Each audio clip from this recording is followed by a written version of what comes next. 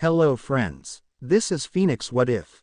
How are you all? So in this video, we will see what if Naruto unlocked new bloodline and got massive harem. But before we start, if you want more amazing stuff like this, then be sure to subscribe to our channel and like this video. Also, if possible, share this video with your friends. Now without wasting any more time, let's begin the story. She sat on a chair in the corner of the room looking out at everybody. Everybody there had big smiles while congratulating the engaged couple and wishing them the best for their future wedding. The young woman began to let her ashen eyes wander to a certain blonde ninja who was in the middle of a discussion about the best mission with a gray-haired man that went by the name Kakashi. She continued looking at the blonde in a trance when she awoke to someone calling her name. "Hinata, are you okay? Would you like something to drink?" "No, I'm okay. I just feel a bit tired from the last mission," Hinata said to the pink-haired med nin. It had only been 10 hours since Hinata returned from a mission to a nearby village. It was true that she was tired, but that wasn't the reason she seemed so out of it. Sakura gave a smile and turned to leave after asking Hinata if she didn't want anything to eat and receiving a negative. Just as she was to take her step away, Hinata stopped her with, "You seem very happy." "Huh?" Sakura turned around, causing some of her pink hair to get in her eyes. As she lifted her left hand to remove the hair, the sparkling engagement ring shimmered, showing off its gem beauty. "Yes, I am very happy, especially with—" "You don't care about Sasuke anymore?" Hinata interrupted her before she could continue. Hinata soon realized the question that she had asked and quickly rephrased it. I mean to say, did you stop caring about Sasuke and fell in love, or how?" Sakura was not surprised so much of the question, but that a person had finally said it out loud to her. Everyone had thought it, but nobody had dared to ask her, and she knew it. Sakura just gave a smile and said in a soft voice, "I still do care about him, but I realized that he did not feel the same for me. It hurt, but I decided to let go and find happiness somewhere else. He," Sakura pointed at her future husband to be, "had always loved me, so I gave him a chance. And now I am happily getting married." Sakura stood quiet for a moment that the silence was shared with Hinata. Finally Sakura broke the silence with words that hit Hinata harder than Sakura knew. "I had to let go of the one I loved to find someone who could love me and actually be with me." With this, Sakura heard her name be called by Ino and left Hinata ponder her last few words.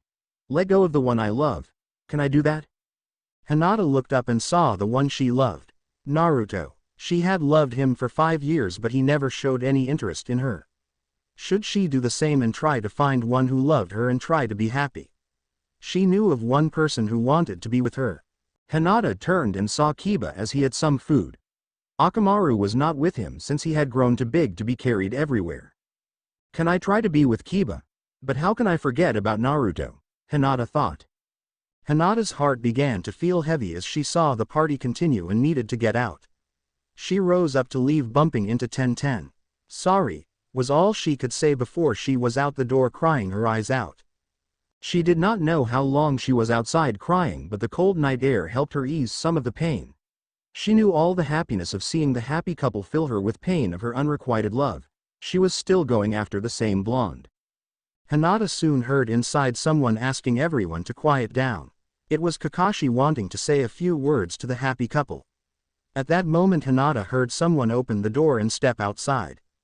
Hinata did not know who it was because she turned away and looked at the ground, trying to hide her tears from the person who exited. It was all done in vain when Hinata suddenly heard a very familiar voice. "Hinata, is that you? Are you okay?" The person behind her had seen the tears flowing down her cheeks before she turned around. The voice came again. "Hinata, are you okay?" This time the voice sounded concerned. Hinata stood frozen, realizing whose voice it was. She didn't dare turn around and look up. Her thoughts were soon racing. "It can't be. Why is he outside? Why is he here? It can't be. Why is he outside? Why is he here?" Hinata's mind kept racing, thinking what to do as the voice continued to question her. She was too afraid to turn around and face Naruto. At length, Hinata turned around and saw the two bluest eyes she had ever seen. Naruto was right in front of her and she could do nothing but stare. Hinata has recently been able to overcome her difficulty of falling over every time she saw Naruto, but the stuttering and fidgeting of her fingers never left.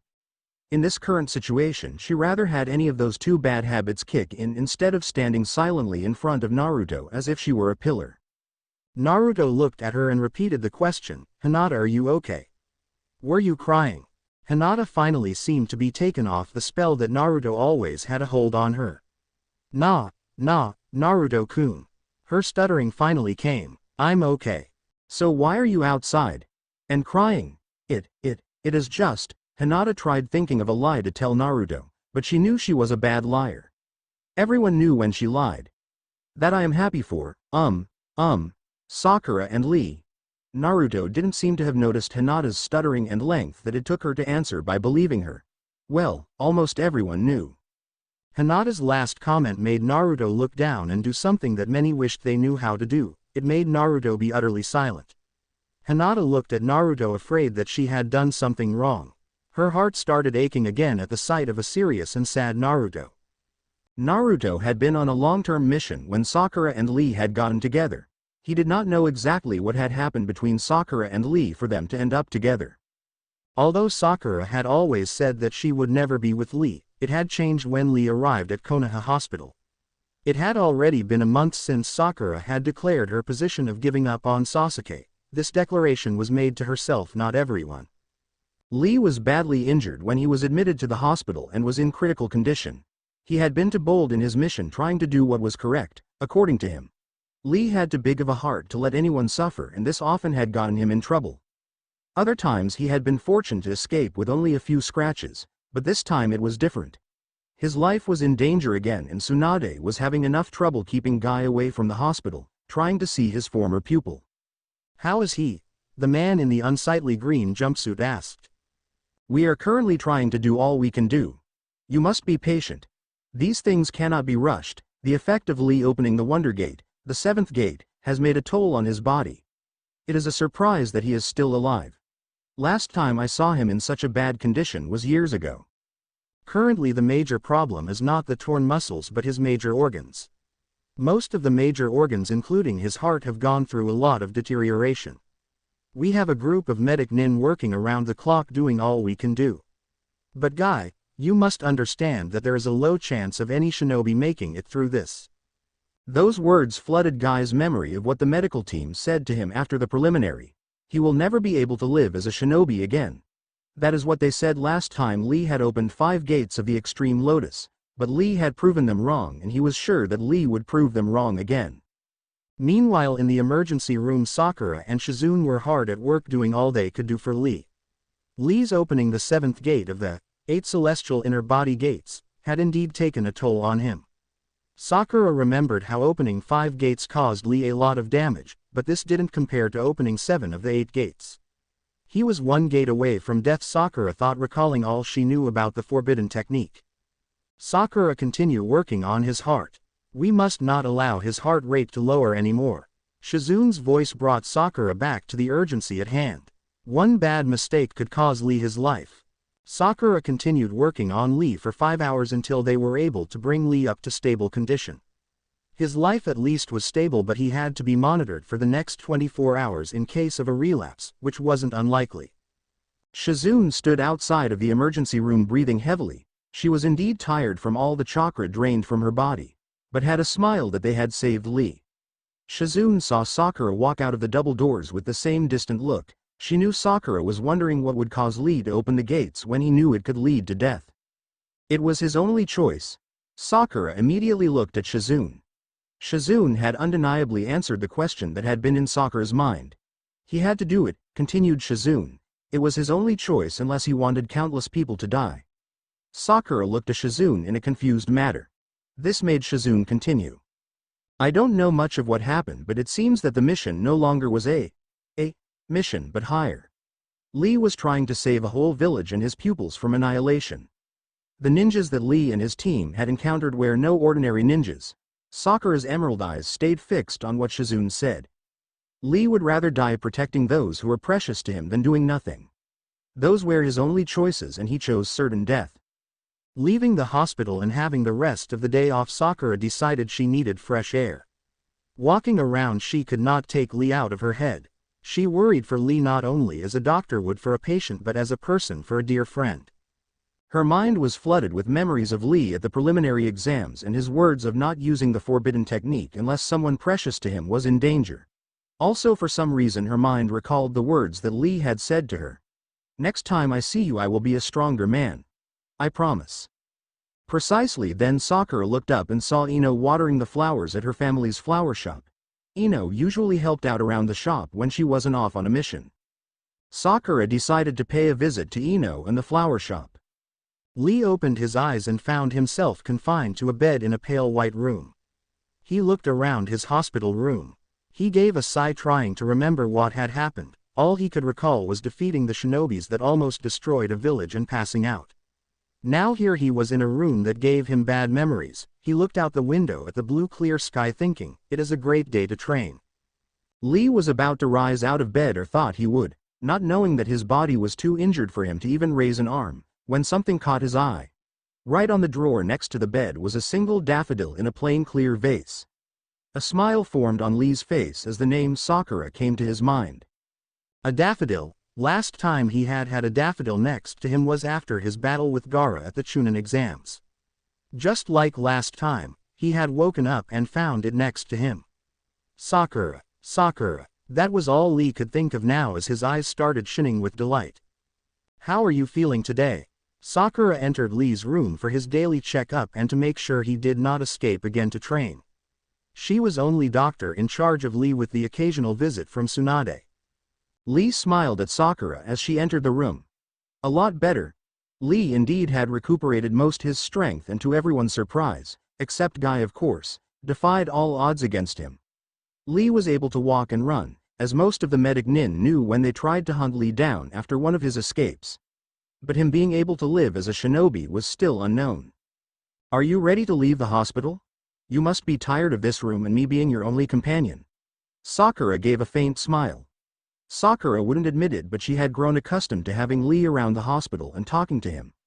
Lee had grown on Sakura and had almost become an intimate friend. Lee's face did not show the face happiness that Sakura's gave out. He did not hide the fact that he didn't want to leave.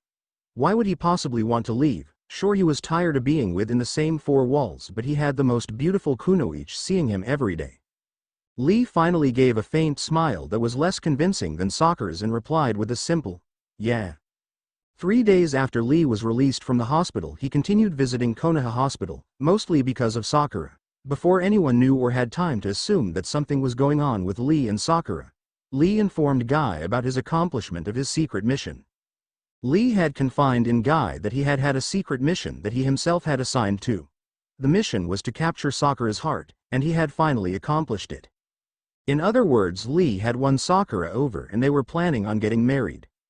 To everyone this news came as a shock, especially Naruto, who found out after returning from a mission. Ever since the day of Naruto finding that the girl he loved finally forgot about Sasuke but was now with Lee, changed him. Naruto still continued to be loud and obnoxious on the outside, but he was in pain on the inside. Hinata could see the expression on Naruto's face as they stood outside in the cold night air. She recognized the expression immediately. That was the same expression she usually wore when she thought of Naruto and his love for Sakura. From outside the building, Hinata and Naruto could hear Kakashi talking about how love was important or something of that matter. Naruto couldn't help but smile at how Kakashi could actually give a pretty decent speech. Hinata felt happy to see Naruto finally smile a bit, even if it was for a second. You know what? Hinata looked up to see Naruto now had his head up high. I also get emotional about Sakura and Lee. I mean, I am also happy for them. Naruto gave Hinata a smile that made Hinata's face burn. I need ramen or a drink, Naruto then said as he put his hands behind his back and looked up at the sky. Want to join me, Hinata? Hinata was shocked to say the least at this question. It sounded to her as if he was asking to go out with her, which was not his intention at all. He just thought that being with a friend could help him out. But before Hinata could even reply, someone interrupted them. Hey Naruto, how about we make a bet?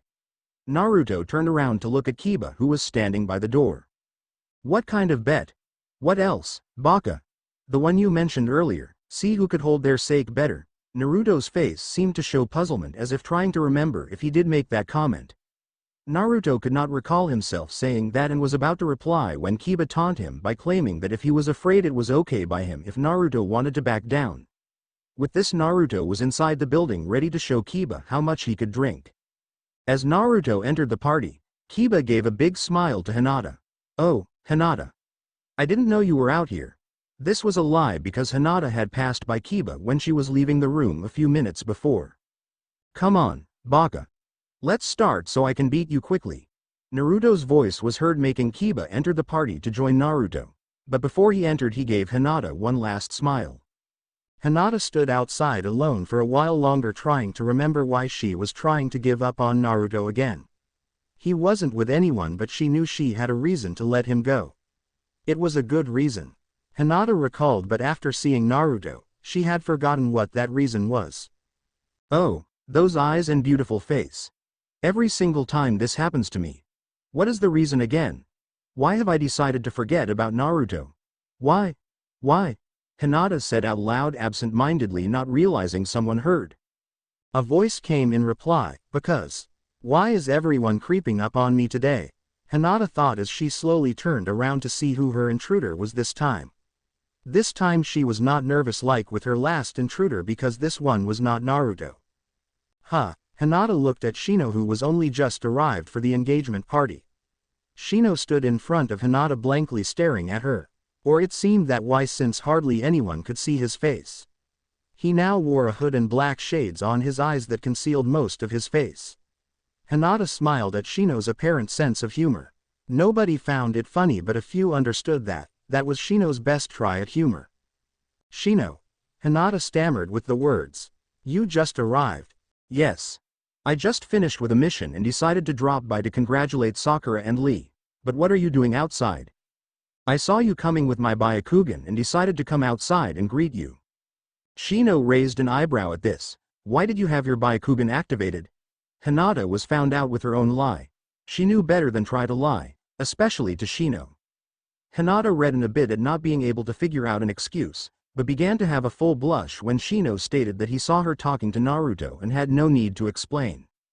Out of all the people that knew Hinata and Naruto, only a handful knew that Hinata held feelings for Naruto, most of them being their former senseis.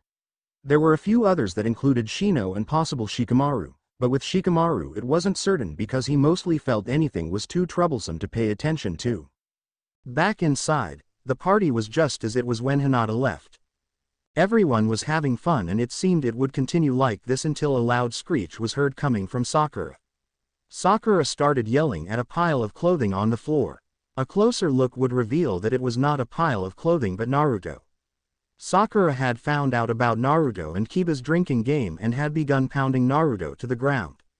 It wasn't that she minded the game itself, but that they were trying to make Lee drink as well. Naruto was already drunk when he grabbed Lee and started pressuring Lee to drinking. Kiba was still a bit sober and tried to hold Naruto back, but when Sakura saw this, all hell broke loose and Sakura was on the verge of putting Naruto in the hospital when Lee held her back. Now Sakura was fighting to get out of Lee's grip to get the pile that was now inching its way towards the door. This seemed to Hinata the best time to go home. Morning light started to shine over the trees and illuminated a small figure on a training ground. Hinata had been training since before dawn. She started training before anyone in the compound would wake up. Although her father had stopped pressuring her as hard as when she was a child, she still trained hard to keep up with Neji. Neji had accomplished to be a Junin and was working on being an Anbu. Hinata finished her morning training and went to the Hyuga compound to have breakfast. After eating in silence with her father and Hanabi, she rose up to leave. "Continue training." The voice was the type that could send shivers down any shinobi's spine. "You must be strong. The Hyuga clan is only as strong as its leader, and if you are weak you are letting down your clan. Do you understand, Hinata?" Hinata stood still at the screen door as she heard her father's words. They caused a stinging pain in her chest, but she had grown accustomed to those words enough to keep herself from crying. Her hands clenched the frame of the screen door as she turned around and gave a bow to her father and bid goodbye. Out in the middle of the compound, Hinata stood looking at a tree. The tree stood tall and firm in the ground.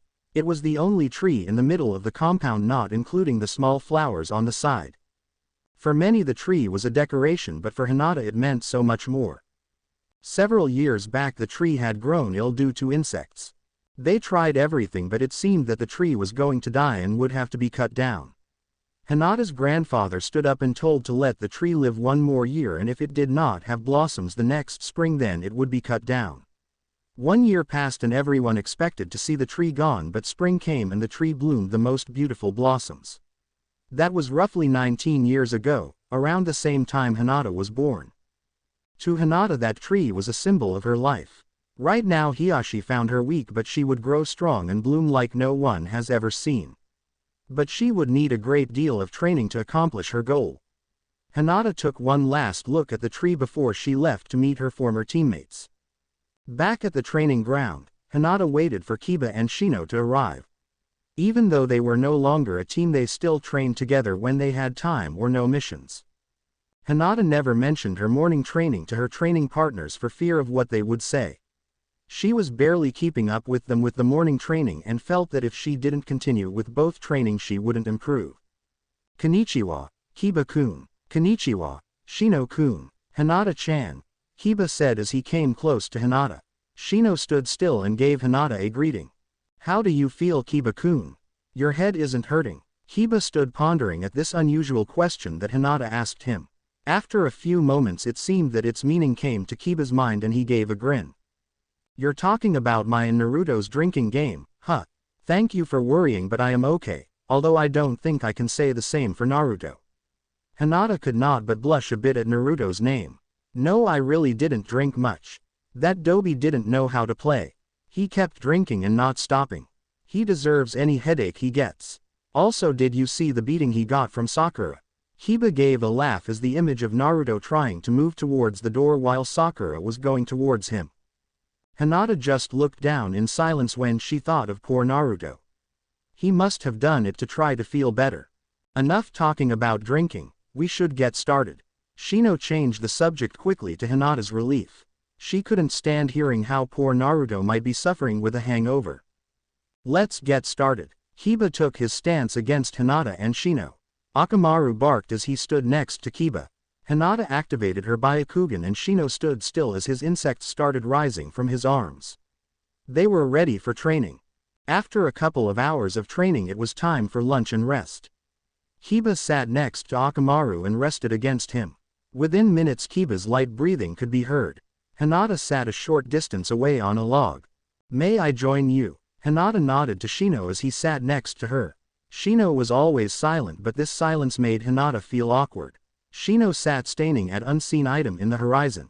Finally he broke the silence. Hinata, I need you to be honest. Hinata became very alert and her whole body became tense. Shino's voice was so serious and Hinata preferred the awkward silence. She began staring at the floor and Shino continued to talk to her. Hinata, I want you to be honest. Hi. Hinata managed to squeak out. Her throat felt very dry as if she had ran all day. She didn't dare look at Shino. She had no clue what he was going to say, but his voice continued to say that it will affect her. Last night as you stood outside, you weren't waiting for me. This sounded more like a statement than a question. Hinata just stayed silent as Shino continued. Hinata, as you know I saw you with a certain ninja. Hi. Hinata said, not truly knowing why, but she felt as she should say something. She tried to say more but the words seemed to die silent when she would open her mouth.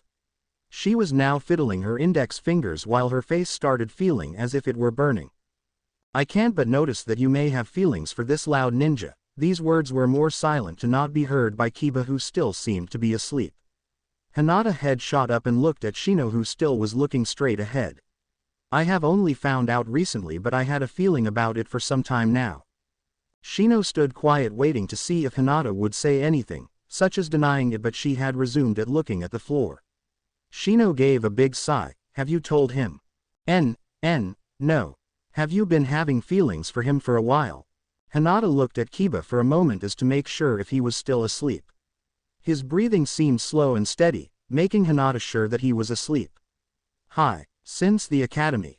This stunned Shino. He knew that it had been at least 2 years, but to be since the academy. That had been almost 6 years. Shino took some time to compose himself after that information. That has been for almost 6 years. Hinata, have you thought of telling him? For so many years I would have presumed that you would have tried to inform him of your feelings. Again silence between them resumed, giving Hinata time to think. Why is he asking me this? How did he know that I like Naruto? Now, I just told him that I have liked Naruto since the academy. Why did I tell me? I could have lied. No, he wouldn't have believed me anyways. Hinata, I have known you for a long time. As your friend and teammate, I believe that I should give you some advice. For it being that long, I recommend that you. Hinata looked at Shino when he never finished sentence.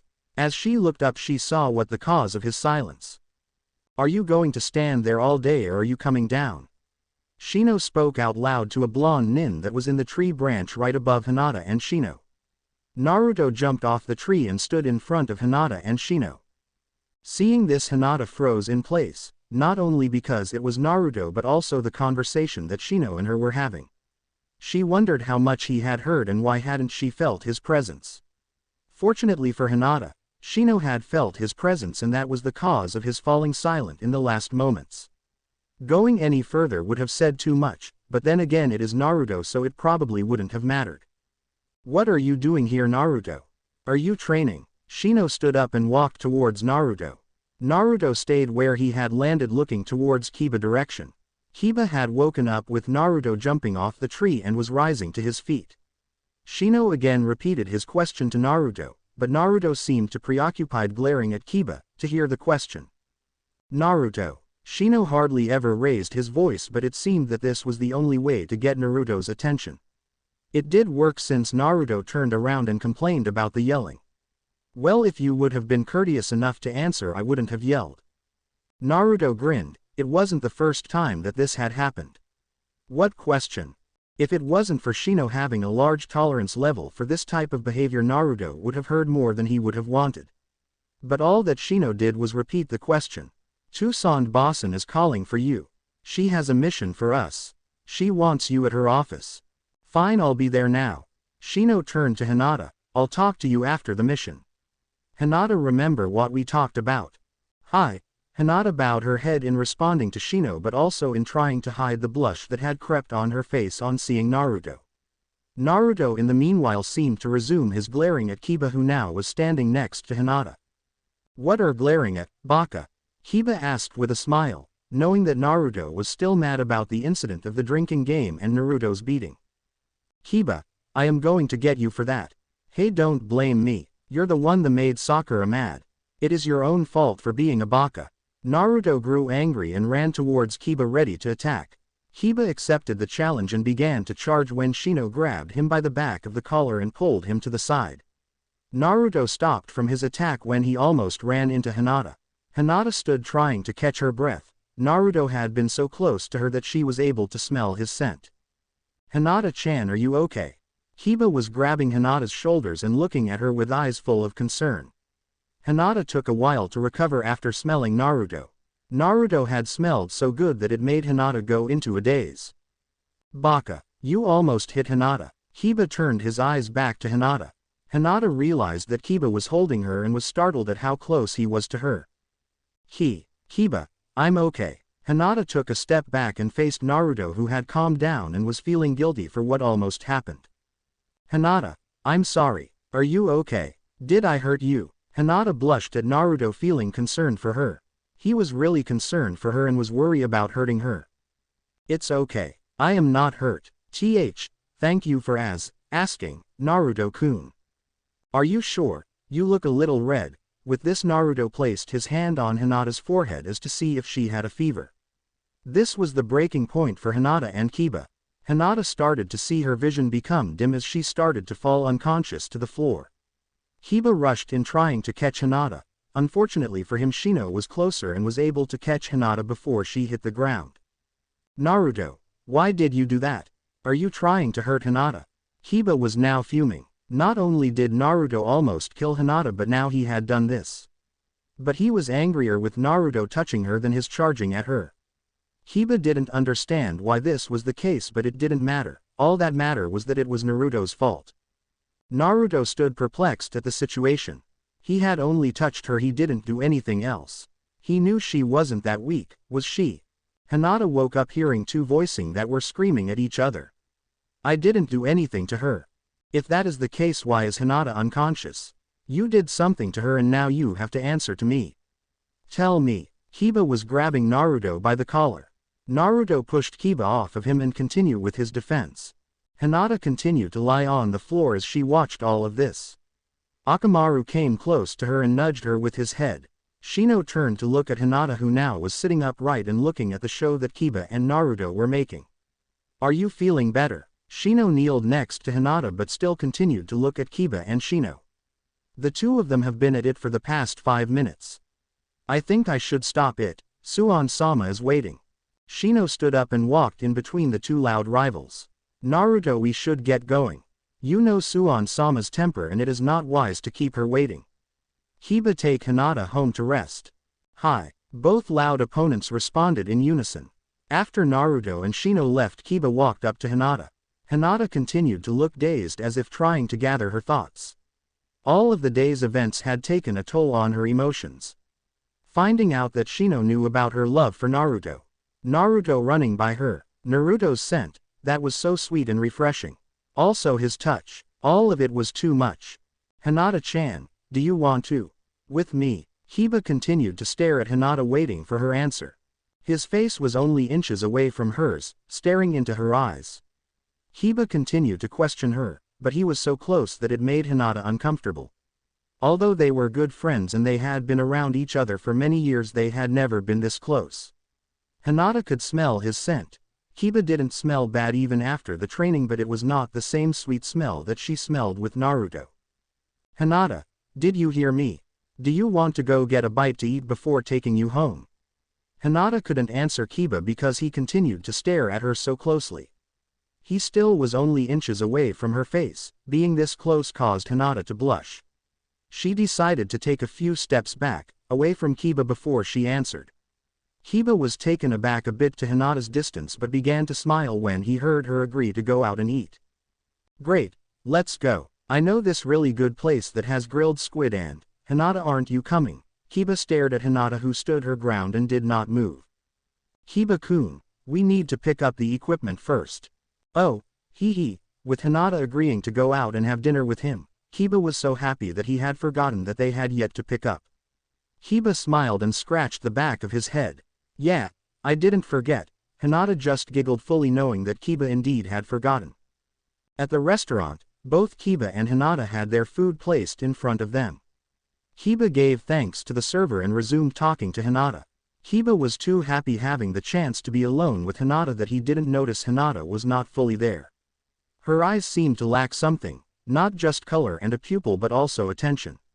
All of Hinata's attention was on another person, the person that was traveling with Shino at that moment. So that is when Naruto. Hinata blinked into the presence at the name of Naruto. Kiba laughed. Yeah, it was Naruto who. Hinata, have you been listening to what we have been talking about? Sorry Kiba, I think the training was a bit much today. I feel really tired and should be getting home. After declining another cup of tea, Hinata rose from the table and headed toward the door. At the door, Hinata turned around and gave a short bow before leaving. Thank you again for the food, Kiba-kun. Good night. Kiba stayed a few more minutes enjoying the moments that he had spent with Hinata when he looked at the plates in front of him. His plate was nearly spotless without the food that he had eaten, but Hinata's plate seemed untouched. She didn't eat or drink her tea, but how could this have passed by Kiba? Kiba at the time was too happy to realize how distant Hinata was acting. Kiba turned towards Akamaru, who was lying on the floor next to him. Did you notice something weird going on with Hinata? Do you think something is wrong with her? Akamaru gave a bark that indicated that he was in full agreement. We're going to find out what it is then.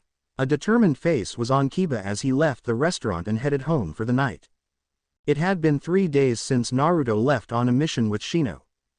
Hinata was still trying to forget about Naruto, but she knew it had been 3 days because of Shino. She was concerned about Shino, and that is why she was counting the days. At least that was the excuse that Hinata kept giving herself for counting. Hinata truly felt that if she wanted to find happiness she had to let go of Naruto, and although Shino couldn't finish his advice, she was almost positive that he was going to say to let him go.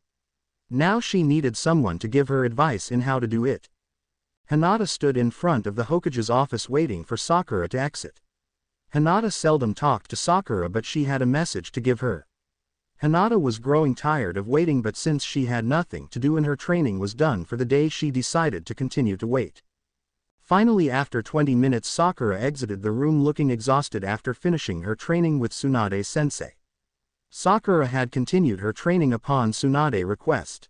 She didn't understand why, since she was the best medic nin there was, she was even able to surpass Shizune, but Tsunade still continued the training and she could do nothing but obey.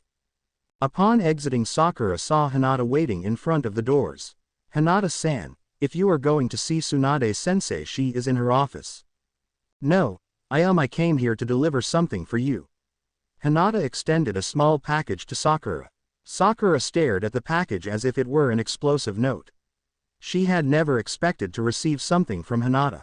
Sakura accepted the package with a smile, but the smile held a hint of confusion. Hinata sensed Sakura's curiosity and felt she must put an end to it. "It's from Ino. I ran into her while I was walking down the streets. She asked if I was coming here and I told her yes, and she asked me to bring this to you." "Oh, arigato Hinata-san." Sakura pulled off the string that held the package in place. Upon removing the paper wrapping, the smile that she held faded in an instant. Hinata grew alarmed when she saw Sakura's reaction and the fact that the vein on Sakura's temple was pulsing. It shouldn't have been a surprise since the package was from Ino. Ino and Sakura had recently started to get along, but there still was tension between the two after years of rivalry. Hinata saw that Sakura's face seemed to be frozen in the state it was in, glaring as if she would burn the package with her eyes. Hinata knew she should say something but was afraid too much to say anything.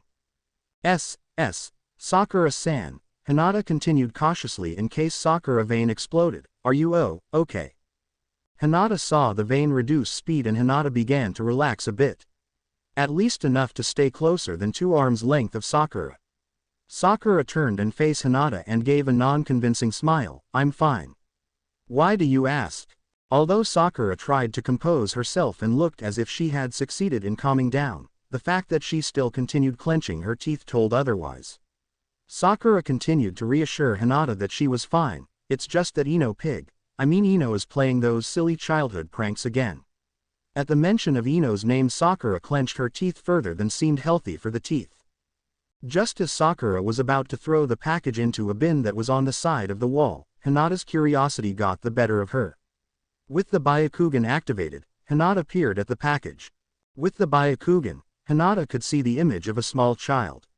The child's forehead seemed disproportionate to the rest of its face except for overly huge eyebrows and perfectly round eyes. It was then that Hinata grasped what it was. It was an exaggerated drawing at the possible future child of Sakura and Lee. Hinata couldn't contain herself and began to laugh. She tried to muffle the sound by turning around and covering her mouth, but it was too much to handle. Sakura heard a soft sound behind her and turned to see Hinata facing in another direction, clenching something in her mouth. "You saw it, didn't you?" Sakura asked, trying to figure out if Hinata would be capable of doing something such as seeing the portrait that wasn't hers. The laughter ceased with Sakura's confrontation and Hinata turned around with her head down. She was ashamed of what she did, but more ashamed that she had been caught. "Hi, but I am sorry for laughing, it's really adorable and I couldn't help it." Hinata hoped that this was enough to compensate for what she did. "I guess it is funny if you think about it." Sakura looked over the portrait. "Do you really think that it is adorable?" Hinata nodded in agreement. "Fine, I'll keep it. I think Lee-kun will defiantly like it. Thank you for bringing it to me, Hinata-san." Sakura then turned around to leave. Sakura looked at the hand that had kept her from walking away. She had taken only a few steps when Hinata stopped her from leaving. "Hinata-san." Instantly Hinata removed her hand, looked at the floor. At this rate she would be able to know every single fiber in the carpet. Sakura did not reproach her for what she had done. Instead she stood silently waiting for what Hinata had to say. Sakura knew that Hinata wasn't the type of person who grabs hold of people without a good reason. It astonished both girls the next words that Hinata spoke. I was wand. Earring if you would have tea with me. I need some advice." Sakura was taken aback that Hinata wanted advice. Hinata was stunned that she had the courage to say what she needed to say. Sure. One simple word, but it made Hinata happy and nervous all at the same time. Hinata felt tense as she sat in front of Sakura with the tea between them. She began wondering what had caused her to ask Sakura for help. Did she honestly plan to ask Sakura for help? Hinata was starting to feel that it was a bad idea. A very bad idea. Sakura, on the other hand, was full of curiosity. Hinata and Sakura weren't exactly friends. They were nice to each other, but that was the extent of their relationship. "What can I help you with, Hinata-san?" Sakura asked as she took a sip from her tea. Sakura's emerald eyes stayed settled on Hinata's eyes, waiting for an answer from its owner's mouth. Hinata's eyes darted from left to right, scanning the room as if ready to flee. But instead of fleeing, Hinata spoke in a soft voice, so soft that Sakura had to lean in to listen. "What?" Hinata spoke a little higher to help Sakura from staining her ears in attempt to hear her. "I wanted to know how you gave up Sasuke." If Sakura was surprised at Hinata's boldness of asking for tea, she was now shocked at this question. Sakura almost choked on the bit of tea that she was in the process of swallowing when Hinata finally decided to talk.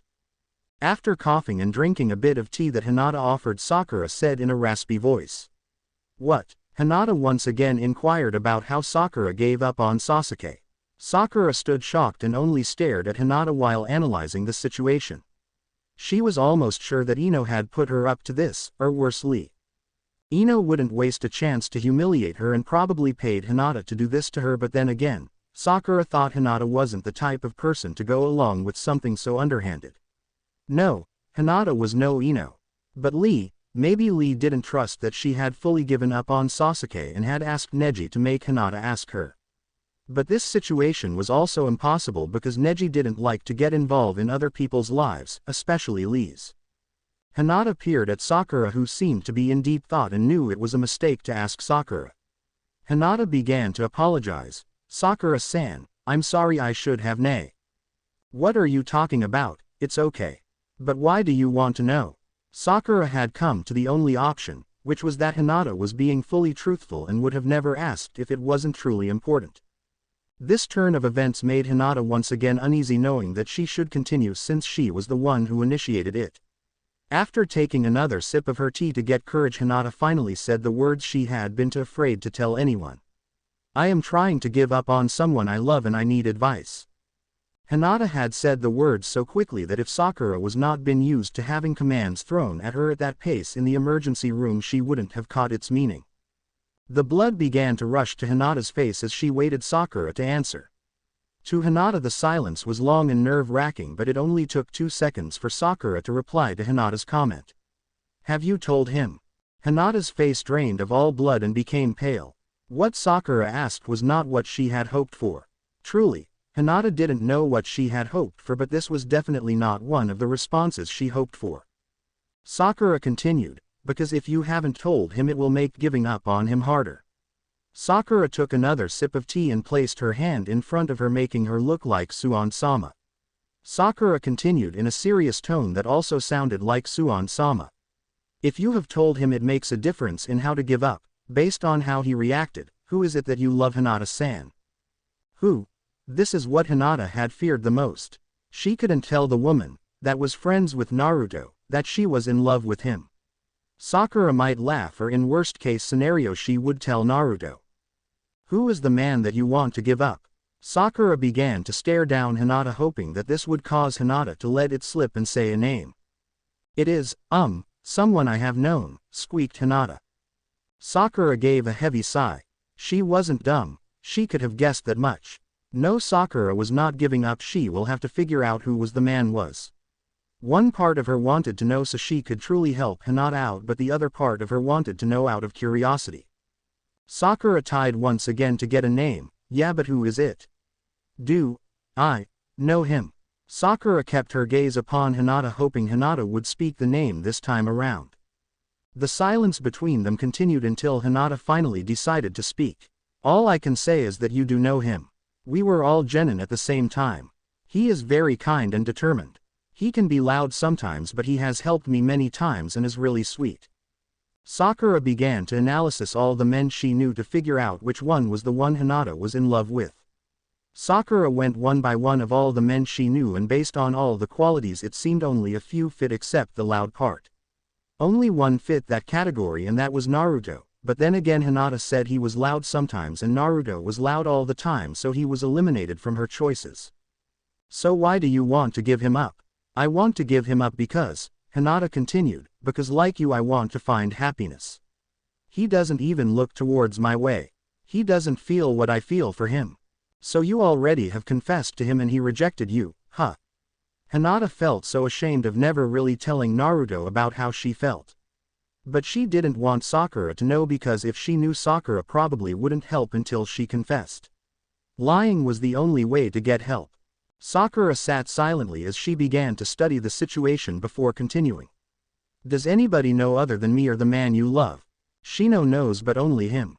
You are the second person that knows, other than that no one else knows. Nobody, and I want to keep it like that. Please don't tell anyone, Sakura-san.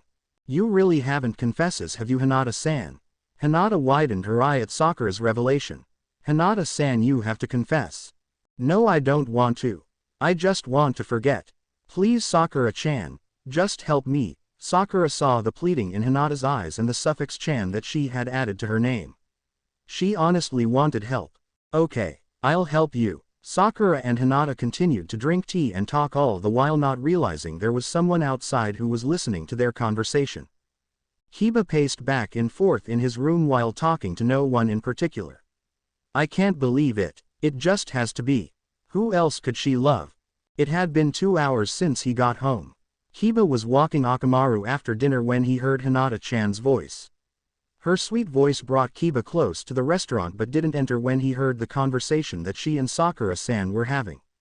Instead of entering, Kiba stood close to the wall as to hear what the two kunoichi were talking about. He felt his heart pounding as each word that Hinata said reached his ears. He heard her say that she was in love with someone who was a genin with her. That someone is very kind and determined, has helped her many times and is really sweet. All of those qualities only point to one person, him. Kiba started to talk out loud to Akamaru, who was lying on the ground looking tired and ready to sleep. Right, Akamaru, who else fits that? I was a genin with her, I am kind and determined. I have helped her many times and I am very sweet. There is no other person that fits that category. Akamaru barked in response to what Kiba had just said. What, Shino? Yeah, he fits the category, but she said the man she loved didn't know and Shino knows. It can't be him. Kiba smiled triumphantly as if he won the argument against his dog. Akamaru once again barked, this time making Kiba become serious. Okay, she did say that he was loud, but come on. Naruto. Haha, that baka. Hinata-chan will never go for a guy like that. She is too smart for that. Also, she said he was loud sometimes, that baka is loud all the time. Kiba continued to laugh at Akamaru's verdict of who he thought it was, as if it were a hilarious joke. Too worn out to continue debating, Akamaru decided to just let his master believe what he wanted and sleep.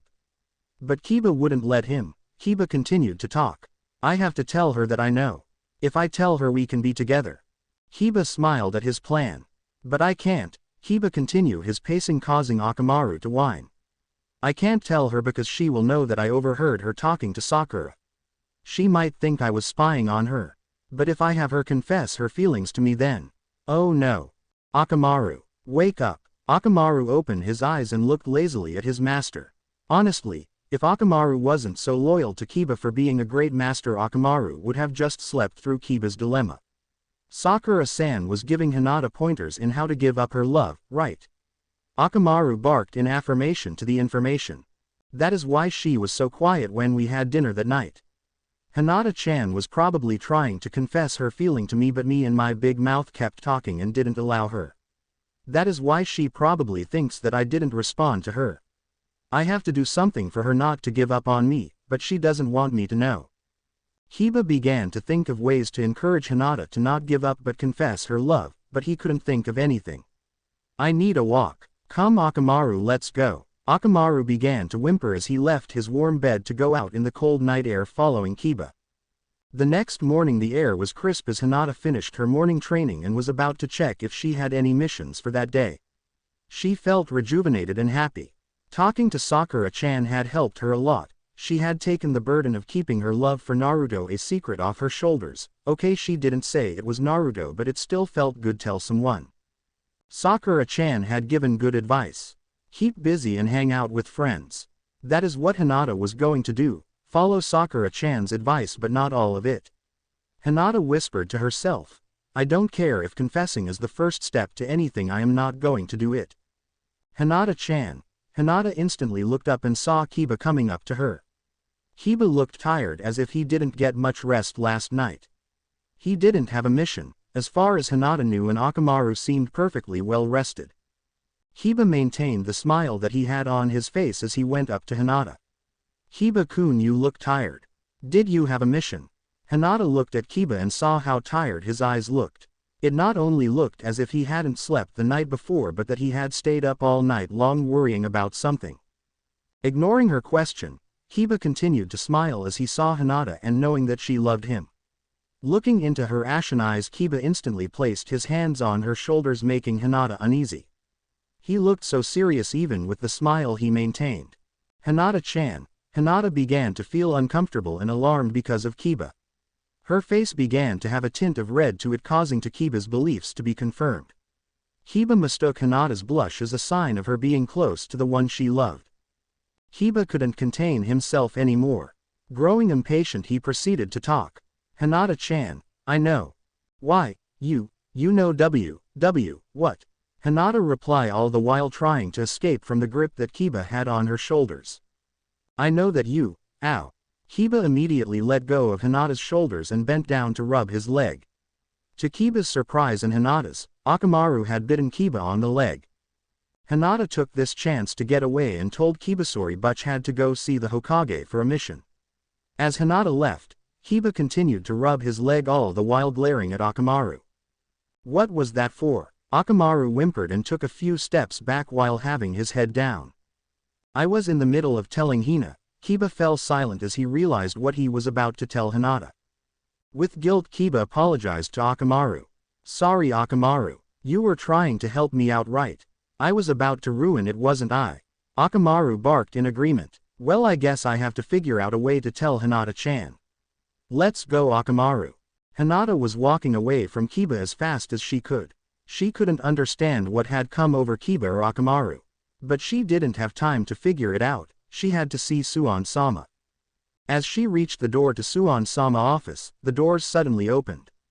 Hinata froze in place as she saw Shino exit the room with Naruto was right behind him. Hinata's first reaction in seeing Naruto was to yelp. The second reaction was to hide behind a corner. As Hinata hid behind a corner in an adjacent hallway, it brought back so many memories that made Hinata ashamed. She didn't want to do this anymore. This is one of the reasons that she was giving up on Naruto. She needed to overcome this type of acting. Hinata took a deep breath and courage to turn the corner and see Naruto. Surprisingly, she was more nervous with this than in any class mission. As Hinata turned the corner to walk towards the Hokage's office, she was greeted by an unexpected surprise, Naruto's face. Naruto was surprised to see Hinata standing in the middle of the hallway with a frightened expression on her face. She was standing there with her lower lip quivering as if trying to say something. She looked as if a war was about to happen. With Hinata looking terrified, Naruto remembered what had happened the previous week and accounted her facial expression due to the events that happened. He had almost tackled her that day at the training ground and then hurt her afterwards. Although he still didn't know how he caused her to be unconscious that day, but it didn't matter because it did obviously affected her. He knew that was the reason that Hinata now stood before him looking at the floor and frightened. Who could blame her? Hinata-chan. Hinata's heart to beat quickly as she heard Naruto say her name, but his voice didn't hold the same confidence that it usually possessed. The voice sounded soft as a child voice would bet the child was found guilty of an offense. Hinata lifted her head and saw that Naruto's head was looking towards the ground. Naruto's looking at the ground was rarely seen due to the shinobi having high confidence and always holding his head up high. Naruto looked vulnerable to Hinata in that instant, and it only made her heart beat even more. Hinata-chan, I want to apologize for what occurred last week. I know that what I did was irresponsible and I could have hurt you. Shino told me. Shino. Hinata looked up realizing that Shino was nowhere in the hallway. She had seen him leave before Naruto, and now Naruto was telling her that Shino told him. Hinata began to wonder if Shino would be capable of telling Naruto about her feelings. Naruto did not see the distress that was increasing in her features. Shino told me that I was too irresponsible and should control my actions around Kiba, especially since I almost caused someone to get hurt. That wasn't Kiba. I want to truly apologize, Hinata. I hope you can forgive me. Hinata let out a breath of relief. She should have known that Shino was incapable of telling Naruto-kun anything. Naruto-kun, it's okay. Naruto lifted his head and looked at Hinata as if she said the greatest thing, such as if the Ichiraku's ramen shop was giving out free ramen. He was happy that she forgave him and he could be without the guilt that Shino had established in him. Really, although quiet, Shino had a way of making someone feel guilty. Naruto gave a smile and began to scratch the back of his head. Thanks, Hinata. After seeing the smile, Hinata didn't know if it was that she had been deprived of Naruto's smile for the past 5 days or if it was that she still was too weak due to her feelings, but she felt her body doing something all on its own. Her mouth began to open. Naruto-kun, I need to tell you something. Naruto withdrew his attention away from scratching the back of his head and set it on Hinata. Hinata's face was starting to change to its usual crimson color that it usually held while she spoke to him. I need to tell you that I have always. Hinata couldn't believe how traitorous her own body was being.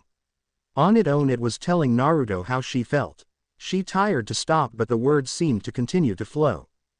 It was all over. Hinata knew that it was all over. I have always low. The last part of her confession did not achieve to leave her mouth when a ninja interrupted. Hinata felt the greatest joy of seeing that ninja. She didn't even know his name, but it didn't matter, she was happy to see him. He saved her from humiliating herself by confessing to Naruto. Hinata, sorry to interrupt you, but the Hokage is waiting for you. She is not in the mood to be waiting today. Her patience today has been shortened by someone. The ninja glanced towards Naruto when he said the last words. Hinata gave a big smile of relief and said she was going. She then turned to Naruto and apologized, but she needed to leave. Naruto didn't think anything of what Hinata said or would have said and left.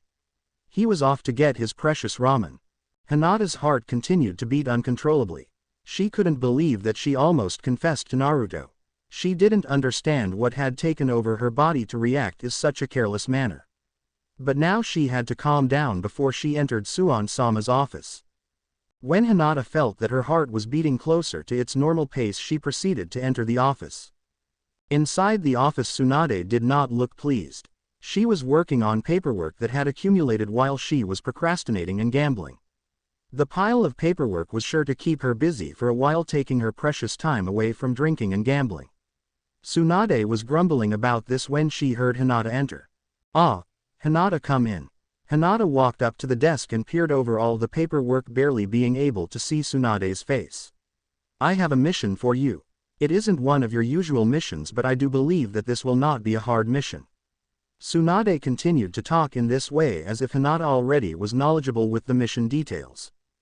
Hinata saw that Tsunade needed to be informed that she did not know what the mission consisted of. Was it traveling to the hidden village of the stone or having guard watch for the week? Hinata was in total darkness.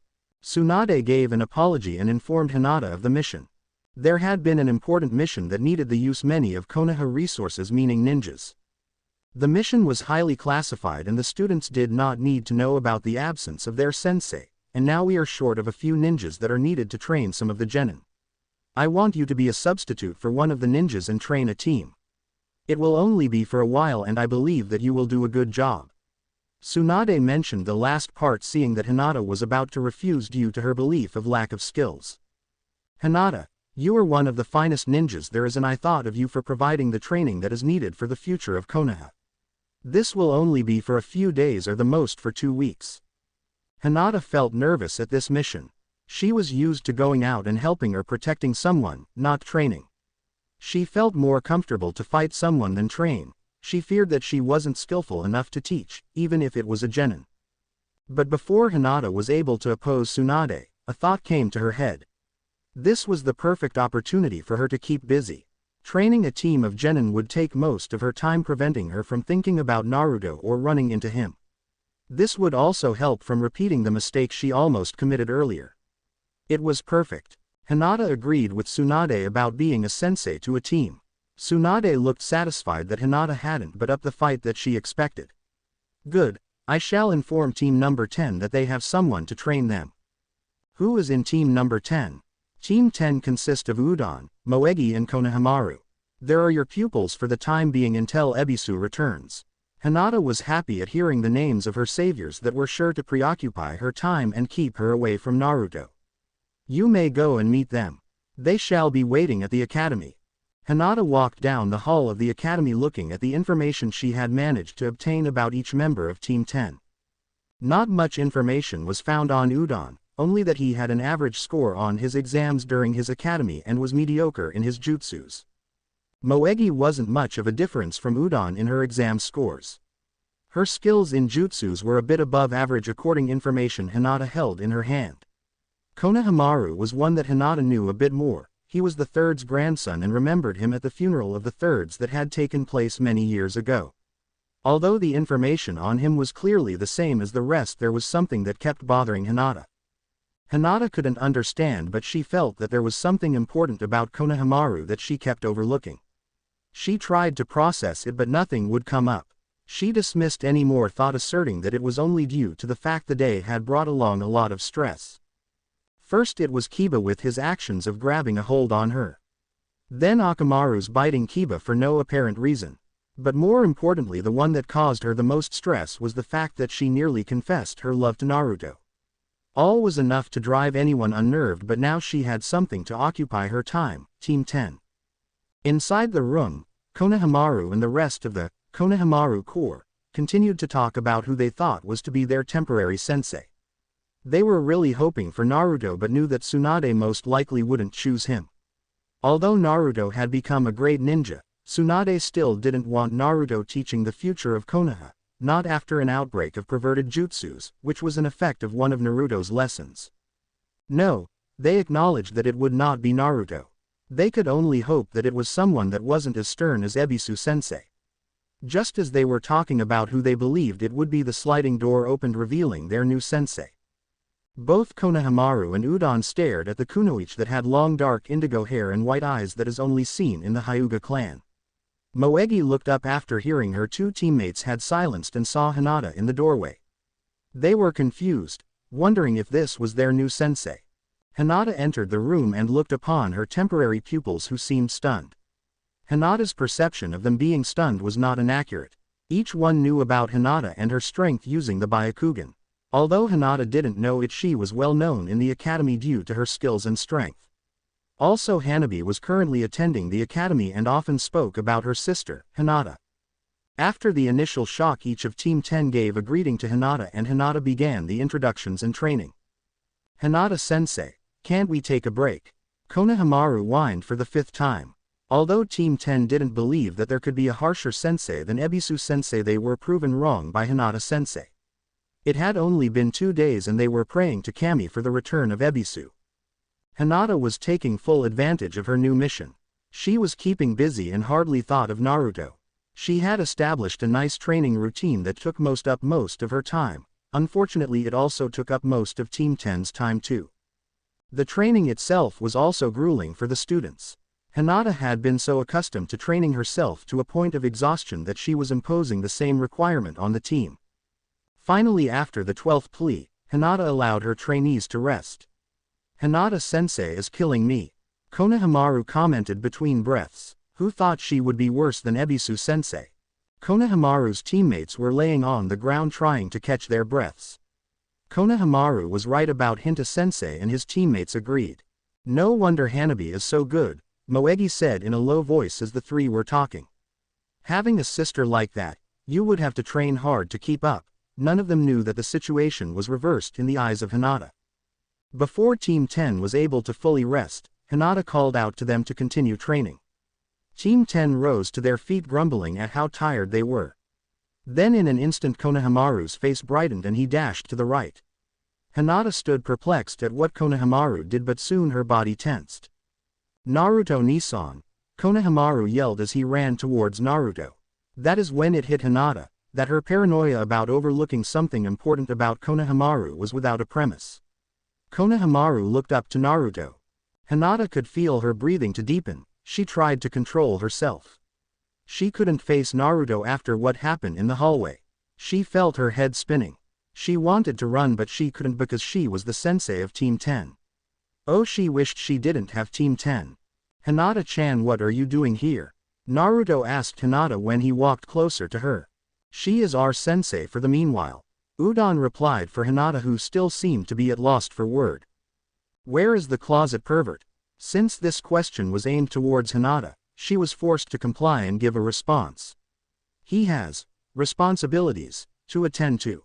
Naruto knew that responsibilities meant that the nature of Ebisu's departure could not be discussed, especially in front of Genin. Since Ebisu is not here, let's go get something to eat, Konohamaru. Konohamaru's eyes beamed at the thought. He liked to spend time with Naruto, who was like an older brother to him. Konohamaru began to say yes when he saw Hinata behind him. Although Hinata was known to be shy and quiet, he had seen enough of her for the past 2 days to know that she was tough as a sensei and his disobeying would cost him dearly. Naruto Nisan, I have training right now. Naruto looked at Konohamaru and then at Hinata. Naruto knew that Konohamaru's resistance was because of Hinata and decided to step in. Hinata-chan, why don't you guys take a break and have lunch? Come on, Konohamaru. Before Hinata could say anything, Naruto took her silence as an affirmative and started walking towards the village. Team 10 was surprised that Hinata-sensei didn't oppose Naruto. She didn't say no but instead said that it was a good idea. They were all at awe that Naruto was able to do this. Thanks to Naruto, that day they were able to have a real break, one that allowed them to rest. Training continued after the lunch break and Naruto leaving. The Konohamaru clan began to discuss what had happened earlier to cause Hinata-sensei to give a break. Did you see that? Naruto got us a longer break. Konohamaru would say every moment that he and a teammate were close to each other as they tried to attack Hinata. Yeah, I was surprised too. Moegi blocked a kunai that went flying past her. Hinata-sensei didn't say anything. Konohamaru and Moegi stopped talking as they went running toward Hinata in attempt to catch her off guard.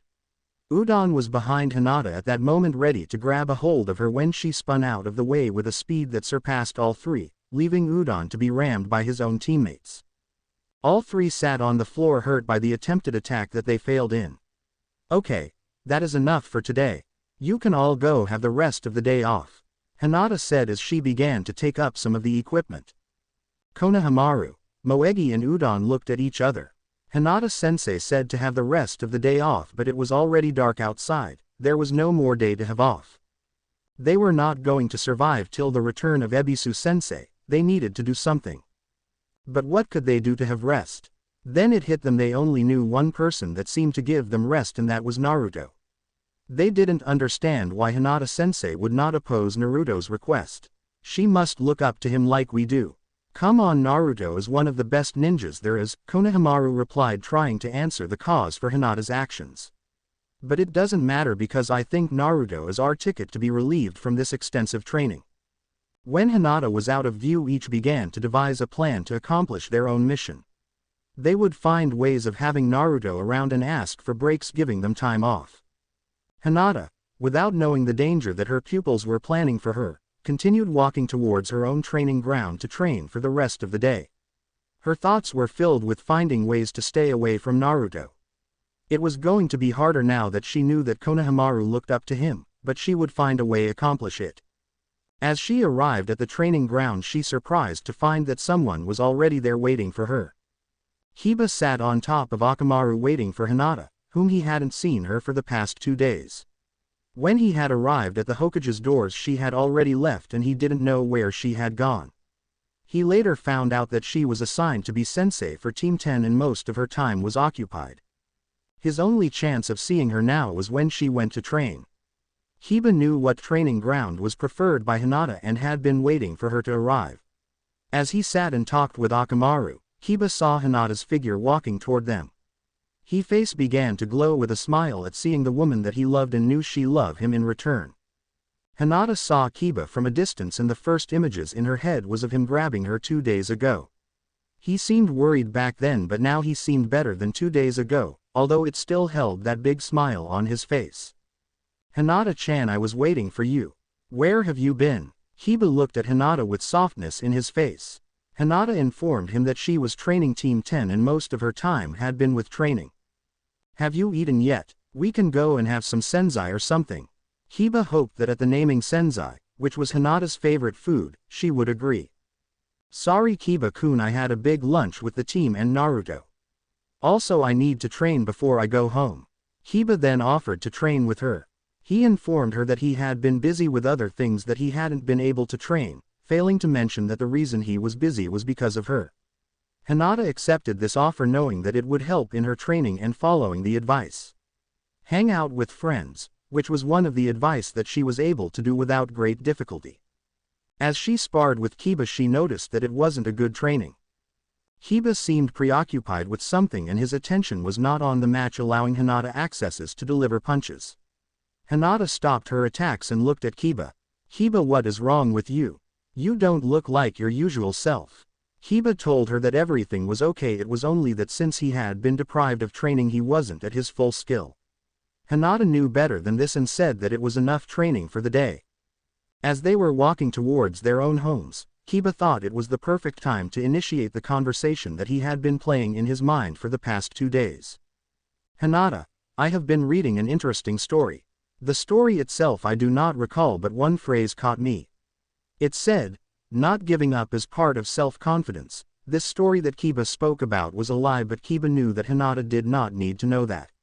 So Hinata, it said that no matter what it is, not to give up. What do you think about that? Hinata didn't know how to answer the question that Kiba had thrown at her. Not giving up is part of self-confidence. Hi, that is what it said and I believe it, Hinata. Kiba then turned to face Hinata and grasped her hands within his. Hinata-chan, no matter what, don't give up. Just don't. No matter what you believe, there is always hope. Don't give up and have self-confidence, not even in. Kiba's face then brightened to a red color, in training or love. Hinata was shocked by this as Kiba quickly dropped her hands and started walking again. Kiba could feel his heart beating quickly as if it were to jump out of his chest. He said what he wanted to say to Hinata and semi-hoped that Hinata wouldn't get suspicious. He hoped that it was enough to encourage Hinata to continue her love. That night in her room, Hinata kept thinking about what was said by Kiba. She never expected Kiba to do that, encourage her to continue loving Naruto. Yes, he had said not to give up training, but he had emphasized the word love. She had thought that Kiba would have been happy to hear she was giving up on Naruto. Then it hit her, Kiba, how did he know about her love for Naruto? She began to think and only answer was that he wasn't sleeping that day that Shino spoke to her. But that still didn't answer why he was cheering her on to continue to love Naruto. Kiba was the one who a few months ago kept asking her out for lunch or dinner and seemed to like her more than a friend. Hinata then guessed that she was wrong about Kiba having a fondness for her and he only saw her as a friend. He was looking out for her as a friend and wanted to cheer her on. This in a way felt like a good thing for Hinata, but it made her think whose advice should she follow, Kiba who said not to give up or Shino who didn't say but she knew was going to say give up on Naruto. Give up on Naruto or have self-confidence, those are her choices. The morning did not bring any relief to Hinata. She had spent the whole night deciding what to do concerning the matter with Naruto and Kiba's encouragement. She had decided to continue in her plans to give up on Naruto. But as she arrived to the training ground to meet up with Team 10, he was there. Naruto stood next to the genin as he talked about missions. He was in the middle of discussion about how ramen was the best choice for food on a mission when Konohamaru spotted Hinata walking towards them. Hinata-sensei. Konohamaru gave a big smile, look who decided to come today. Naruto says he wants to train with us.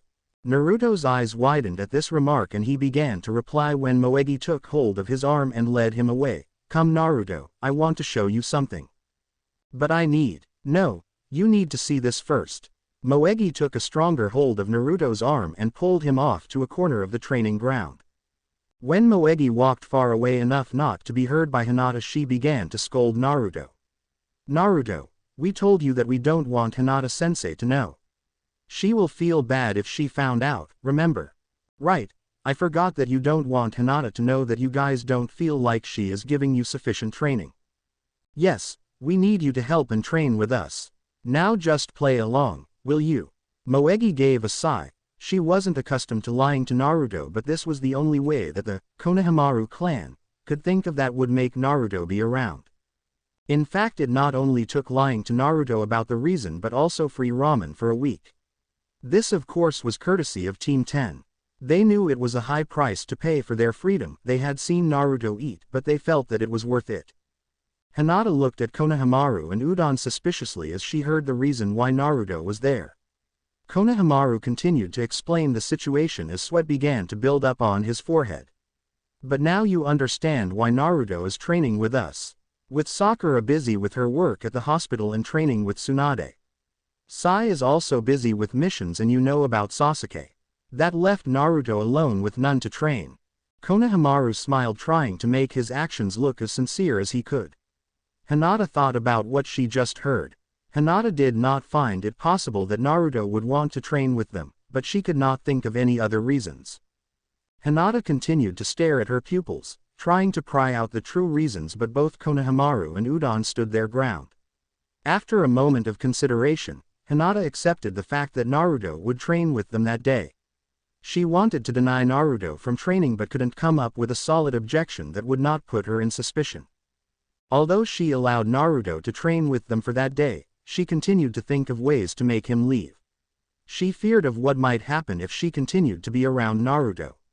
She feared that she might try to confess to him again. All throughout training, Hinata was nervous as she came into contact with Naruto. Her concentration kept breaking, her punches kept missing its target, and her body kept getting caught by Team 10. Overall, training was going terrible and Hinata decided to end early. Konohamaru and the rest of Team 10 were happy.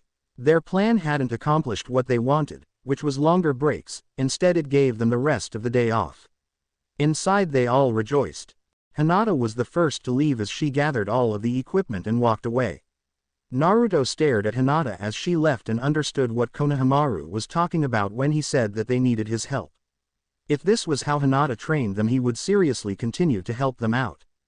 Moegi stretched as she stood up. Well, what are we going to do with this free time? She directed her question towards Konohamaru, who sat next to Udon. How about some lunch? I am hungry and wouldn't mind having some ramen. Moegi stared at Naruto as he put his hands on his stomach and then back at Konohamaru. Konohamaru shrugged. They had promised Naruto free ramen and now they had to pay up. Although they had freed themselves of Hinata-sensei for the day, they still had Naruto. Hinata did not waste time and knocked on Tsunade's office door. Hinata did not know exactly what she was doing there, but the urgency of the danger of having Naruto around had caused her to take this action. After hearing Tsunade-sama voice allowing entrance, Hinata entered the room. She felt childish as she was in the room and began to tell on Naruto. Naruto is what? Tsunade was confused at what she had heard from Hinata. According to Hinata, Naruto had decided to train with Team 10. Tsunade placed her elbows on the table as she placed her hand before her in thought. She found the situation odd but intriguing at the same time. He decided to train with us in. Is he causing any problems? Interrupting or causing any other problems? Hinata answered no to the questions. Although she didn't want Naruto around and it was true that he kept interrupting her concentration, she couldn't say this. If she said yes to the question, she would not have a valid reason other than telling the truth, which she was not prepared to do. Tsunade looked at Hinata with curiosity behind her eyes. If he is not bothering your training, why did you come all the way to me to tell me about Naruto? Is there something that you are hiding from me? Afraid of the question, Hinata quickly answered with the first excuse that came to thought. No, it's just that I was worried that you might, disagree with it. Hinata tried to compose herself to make the excuse more convincing. I didn't want to cause trouble in case that you found out that Naruto is training with us. Since I was put in charge of Team 10's training, I was afraid that you would disagree with Naruto joining. Ah, yes, I understand completely now. With Naruto's past experiences of training with Genin, you were afraid that I will not allow it. You were correct about that. Upon hearing this, Hinata couldn't help but smile a bit. She tried to hide it from Tsunade-sama, but there was no need since the smile diminished with the second sentence out of Tsunade-sama's mouth. But since he is not bothering anyone, I believe that this would be a good experience for him. Hinata's eyes widened. She couldn't believe what had just been said. With you training, Naruto might be able to see how to train a genin without having to show them that stupid sexy just you he has.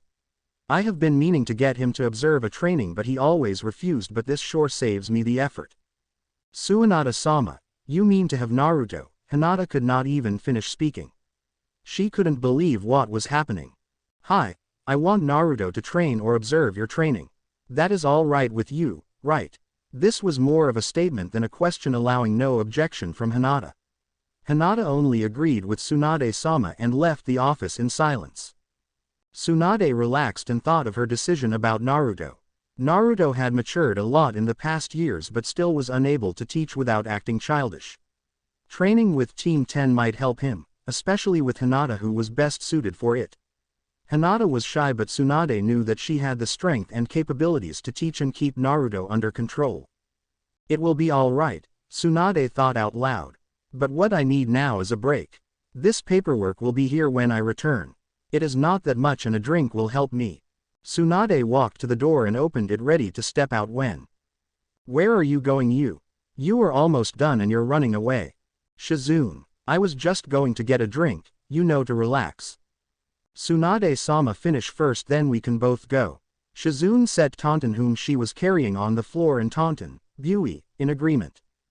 Tsunade admitted defeat and went to her desk to finish the day's work. She couldn't believe it. Hinata could not believe what Tsunade-sama had said. She was to have Naruto around her during training. This was not what she had expected. She expected to have Naruto stopped from being allowed around Team 10, but the opposite had occurred. As Hinata continued to walk, she spotted Kiba walking towards her direction. Seeing Kiba reminded her of another problem. Kiba knew something. With what Kiba had said the day before, it was evident that he knew something. The question was now, how much did he know? Kiba-kun. Kiba looked up at who was calling him and saw the only person who could make him nervous that day. The events of the day before were still fresh in his mind as he saw Hinata and was anxious to know what she had to say to him. Kiba-kun, are you busy?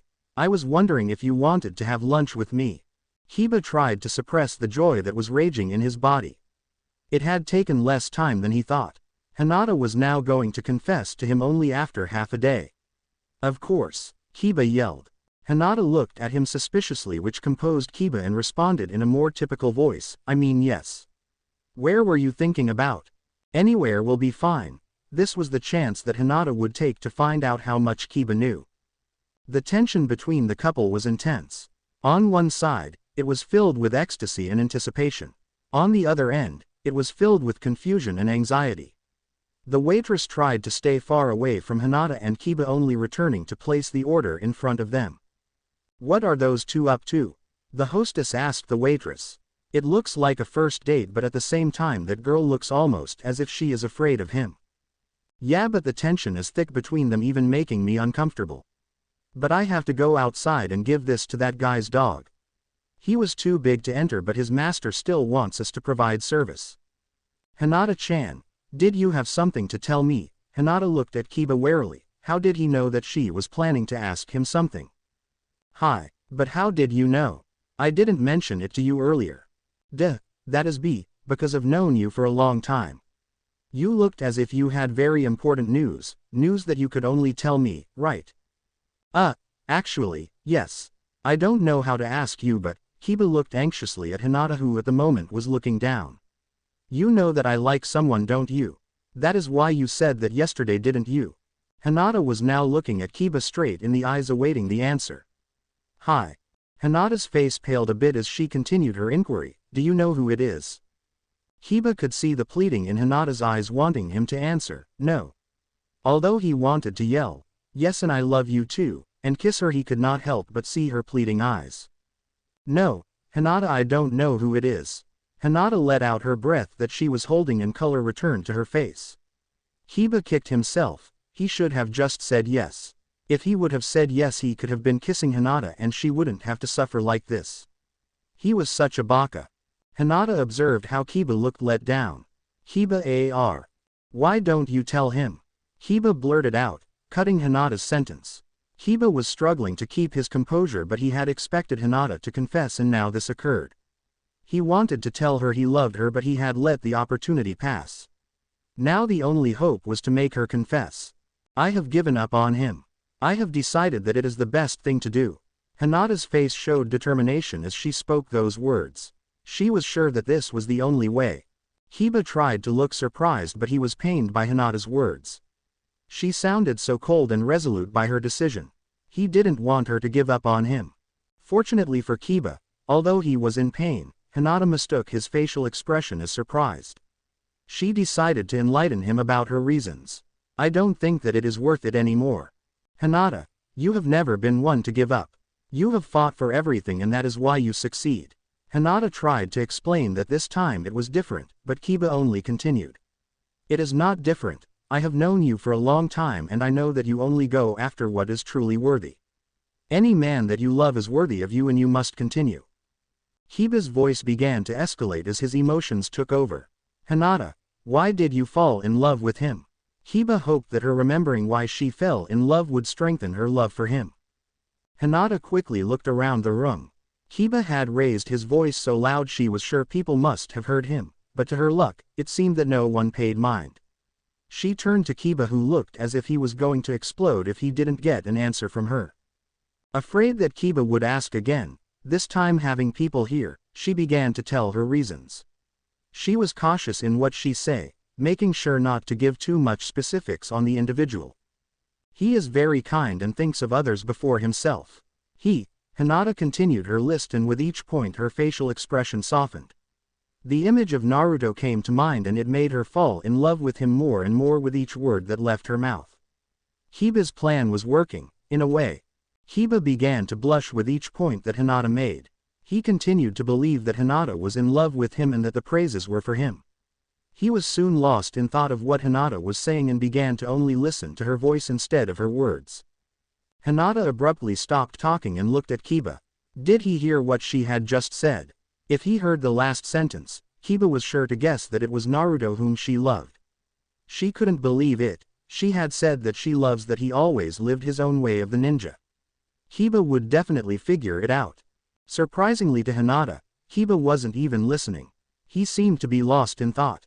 This in a way made Hinata feel betrayed. He asked loudly to tell him, and now he wasn't even listening.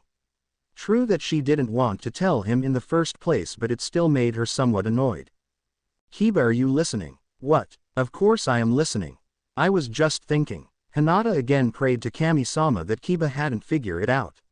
She had prayed to Kami-sama more in 1 week than in a whole year because of her situation.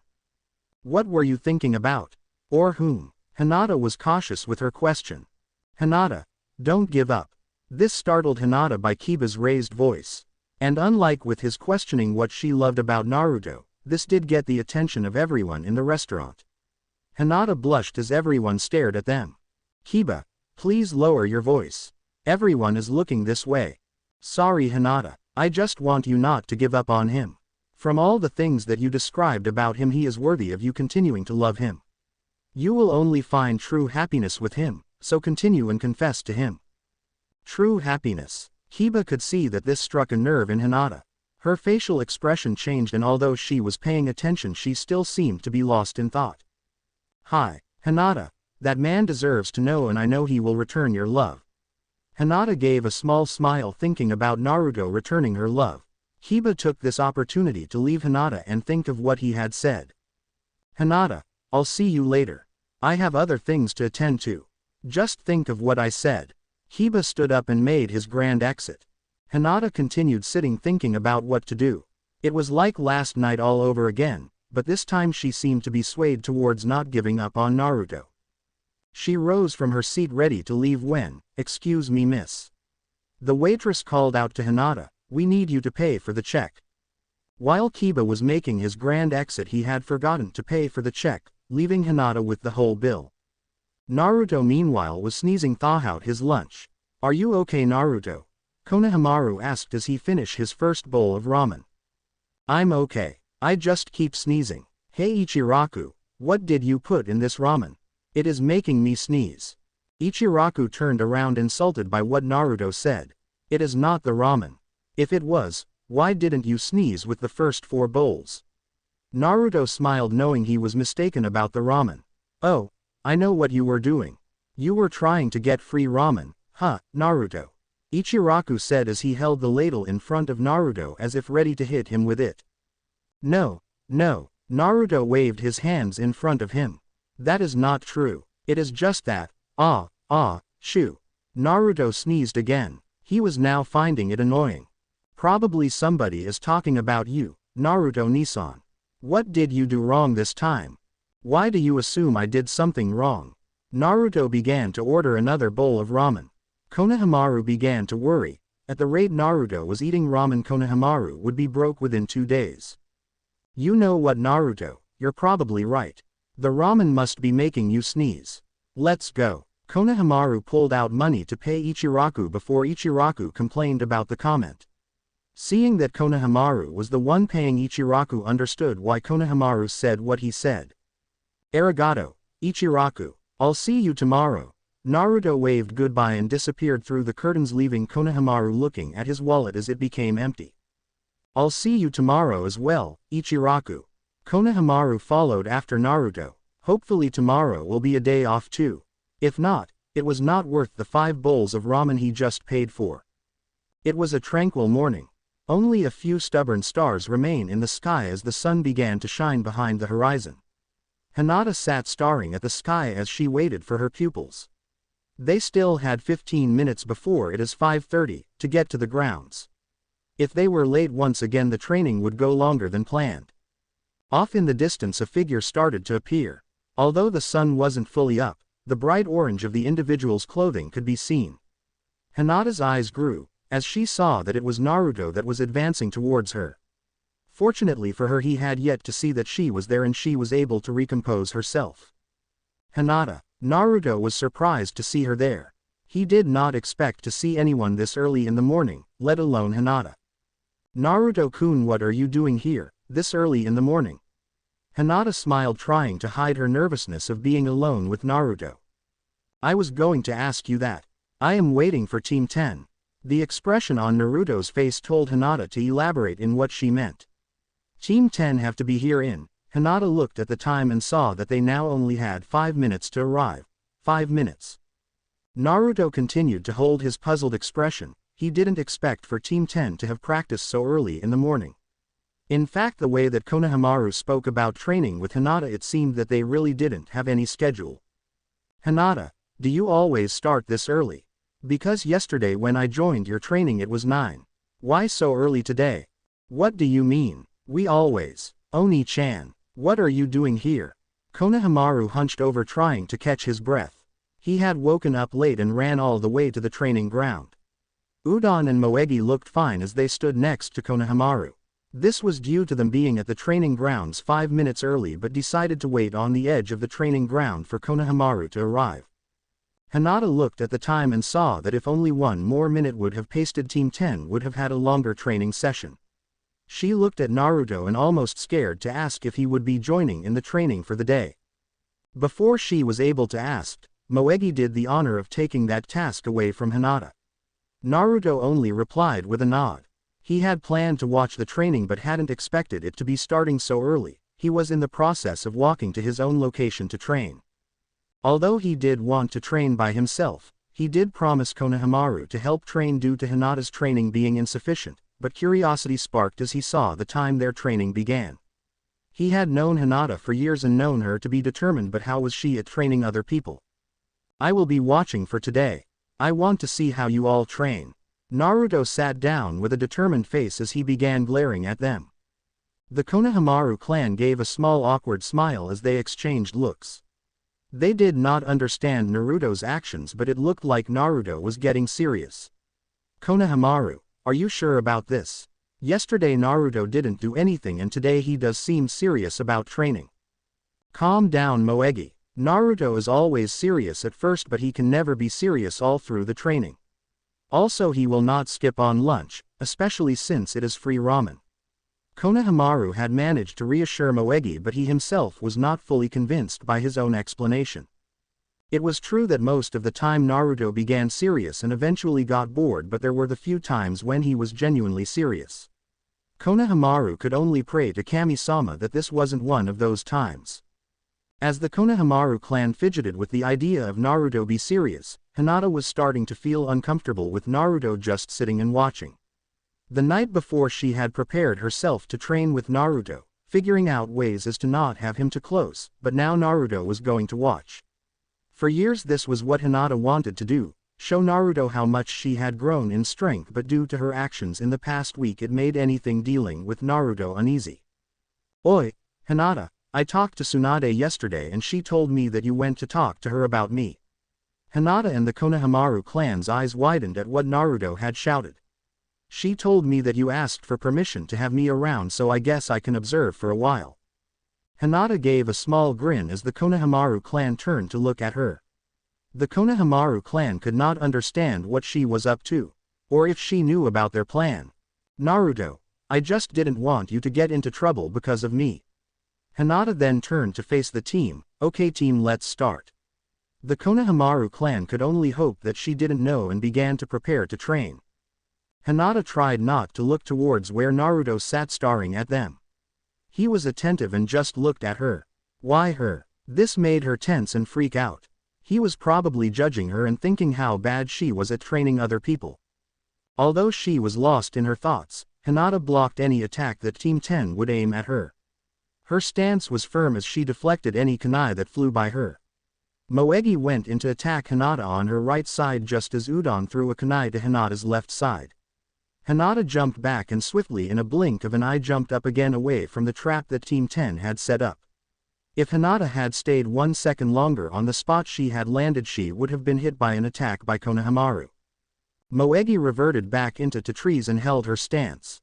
She could tell that Hinata wasn't in full concentration. Although Hinata's speed was fast, she still wasn't her usual speed. She didn't understand her sensei's actions, but now was not the time to figure them out. Moegi jumped out of the tree right above Hinata's head and was nearly able to come into contact with Hinata's head when Hinata grabbed her leg and swung around towards Udon. Fortunately Hinata knew how to control her strength and Moegi landed softly on top of Udon, who broke her fall. Udon gasped from under Moegi, "Hurry and get off me, Moegi. We don't have time, we need to find an opening." Udon and Moegi scrambled to their feet just in time to see Konohamaru do the unspeakable. Konohamaru lost patience after hours of training and began forming seals with his hands, Bunshin no Jutsu.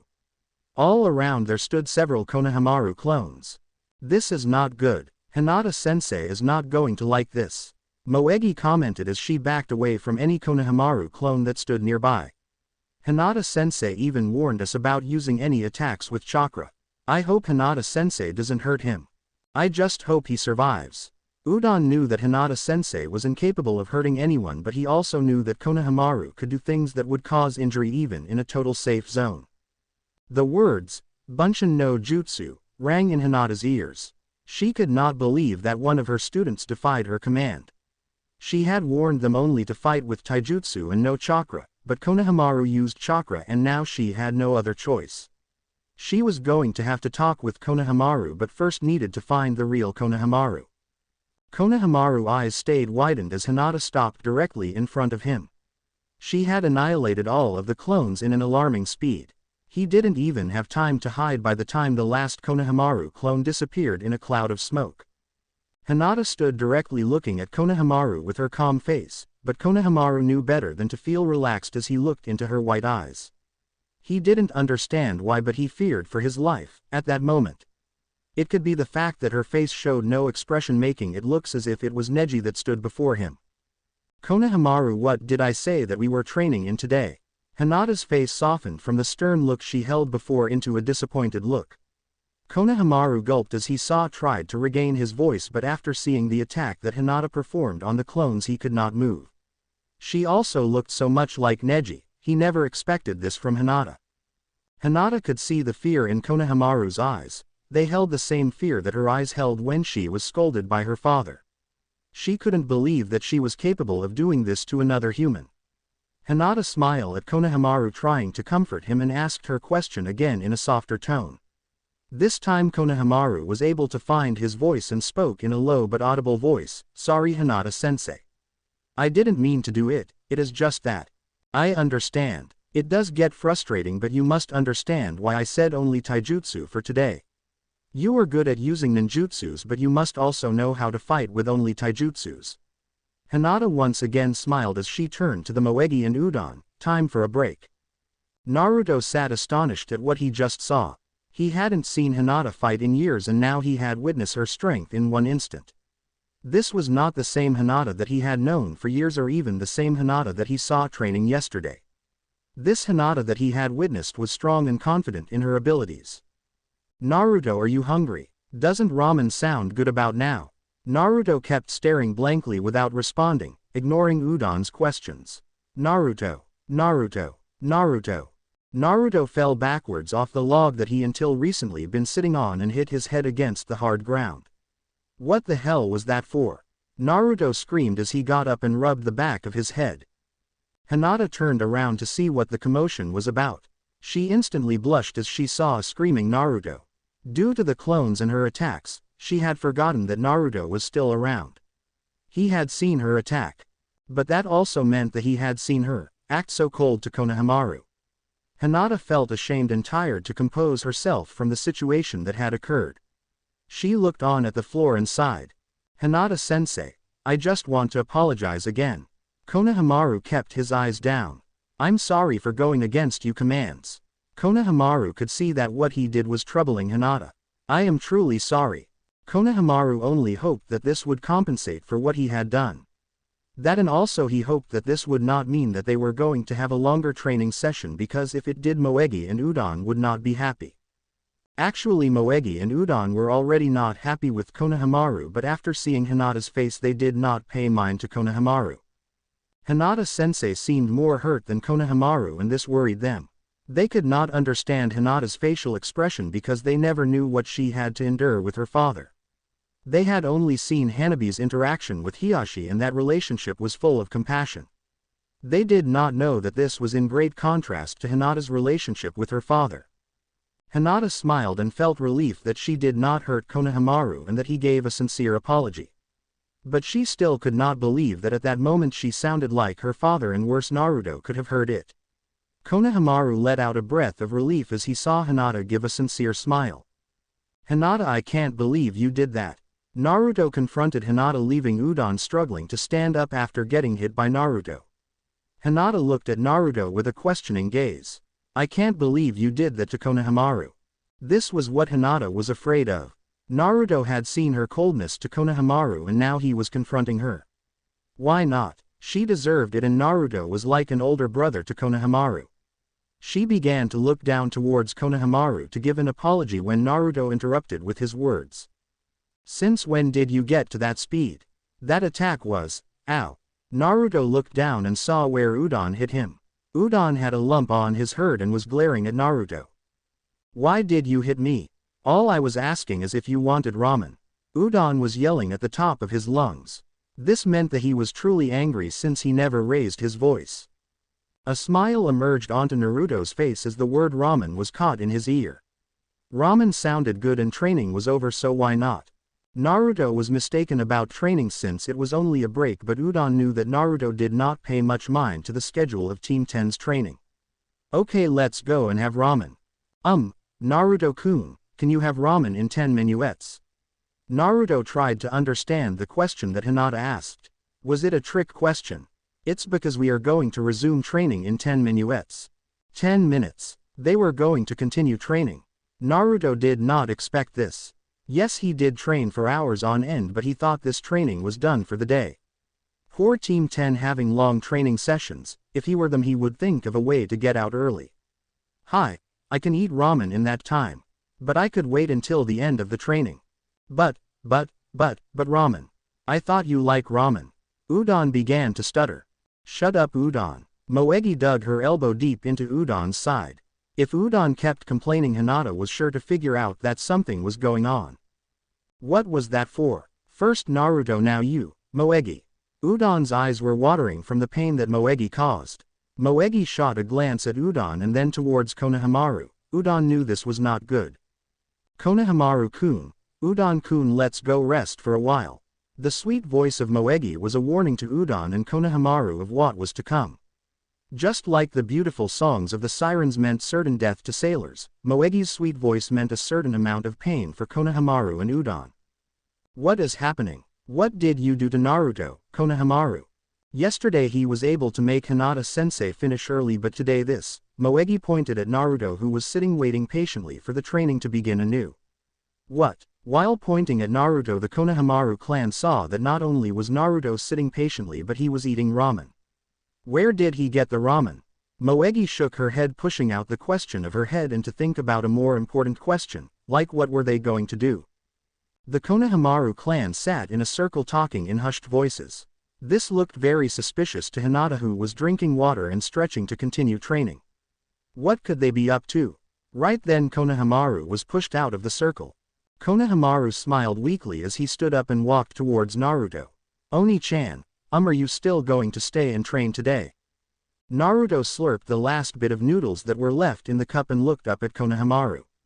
After gulping what was in his mouth, he answered, Hi. This answer was not good for Konohamaru's health. Konohamaru turned to look Udon and Moegi, who were attentively looking at him, for an answer. Konohamaru again only weakly smiled before turning back to Naruto, who was still talking. When you told me that Hinata wasn't giving you sufficient training, I believed it because of yesterday. But today, I can explain about that. Naruto raised an eyebrow while Konohamaru tried to explain. Today I mean yesterday Hinata-sensei, I mean today Hinata-sensei was. Konohamaru, you don't have to explain. I know why you lied to me. You do. I can explain about that. Naruto made a good guy pose and smiled. You wanted me to hang out with you guys and so you lied. I'm not easily tricked. I knew the reason all along. Come on, do you think that the future Hokage is easily tricked? This was a hard question to answer. Obviously the answer was yes, but that couldn't be said to his face. No. Konohamaru held his tongue as Naruto kept grinning. Sorry for lying. So you are going to stay and train. Don't you want to go eat instead? You only had 2 cups of ramen. Konohamaru still needed to get on good terms with the rest of the Konohamaru clan. They were mad that they had already paid a good amount of money for the ramen. Now they needed Naruto to hold up his side of the bargain. Of course Naruto did not know that his side of the bargain wasn't to train with them but to help them get out of training. Naruto, don't you want some ramen? Not the ones from a styrofoam cup but from Ichiraku's. Those are better and they're hot. Naruto's mouth began to salivate as Konohamaru continued to talk about Ichiraku's ramen. Ichiraku's ramen was not a bad idea. 2 bowls of ramen sounded good to Naruto at that moment. Okay, let's continue, everybody. Hinata stood up and looked at everyone including Naruto. Let's continue with the training. We'll go after training, okay Konohamaru. Stretching his back, Naruto heaved a sigh. Oi, Konohamaru, you still paying for my ramen, right? I am still here in the training, that was the deal, right? Hi. Konohamaru smiled weakly. He knew that once Udon and Moegi found out about this he would wish that Hinata-sensei had killed him. Now he would have to face 2 people that would not show any compassion. That's enough for today. You guys are free to enjoy the rest of the day. Hinata smiled as the Konohamaru clan gasped for air. The Konohamaru clan hated that phrase that Hinata-sensei always used, enjoy the rest of the day. Was that some sort of sick twisted joke? There wasn't any rest of the day. It was already 7 and the sun was already going down. Konohamaru, I thought you were going to fix this. Naruto didn't do anything. Udon yawned as he patted one of the sore spots on his shoulders. I tried talking to him but we need to do something or else this will happen again tomorrow. Moegi stretched as she picked up her bag. Well, I'm going home. I'm tired. See you tomorrow. Naruto still expects us to pay for his food today. Udon and Moegi shoot a look at Konohamaru as if he was saying that he was declaring war. What? No. He didn't get us out early, we shouldn't pay. Udon whined as Moegi looked towards Hinata-sensei. Hinata-sensei was busy gathering her equipment but she kept looking at something. Moegi noticed that Hinata-sensei was gathering her thing faster than usual. Something was causing Hinata to act strange for the past 2 days, but what could be the cause? There must be something different in those 2 days compared to the others. Moegi looked around and could not think of anything, but she was curious to find out. Hey, you two, come on, let's just go. Let's escape from Naruto this time. With that great idea, the Konohamaru clan disappeared from the training ground. Hinata and Naruto looked up and saw that they were alone. This was bad news for both. For Hinata it meant she was alone with Naruto, for Naruto it meant that he was not getting his free ramen for the day. Bye, Naruto-kun. I'll see you tomorrow. Hinata gave a small bow and began to walk away. Hinata-chan, do you want to have dinner with me? Hinata turned around with a slight blush on her cheeks. Sorry Naruto-kun, I can't, I'm going to train a bit before heading home. More training. Naruto began to wonder if Hinata was okay. Could there possibly be a person who trains so much? Okay, I just wanted to ask you about the training. Do you mind if I walk with you and ask you about it? Hinata swallowed the lump that had built up in her throat. Hinata cleared her throat and tried to answer again. Yes. The moon shined upon the couple as they walked between the trees. The atmosphere seemed perfect for long romantic walk and for two people to talk about. The training. Naruto nodded as Hinata repeated the question that he directed towards her. Why was only taijutsu allowed in the training? It's because taijutsu is only hand-to-hand combat without the use of chakra, unlike any ninjutsu that uses chakra. With taijutsu you are more vulnerable to attacks and less likely to deliver successful attacks. That is if you don't think ahead and come up with a plan.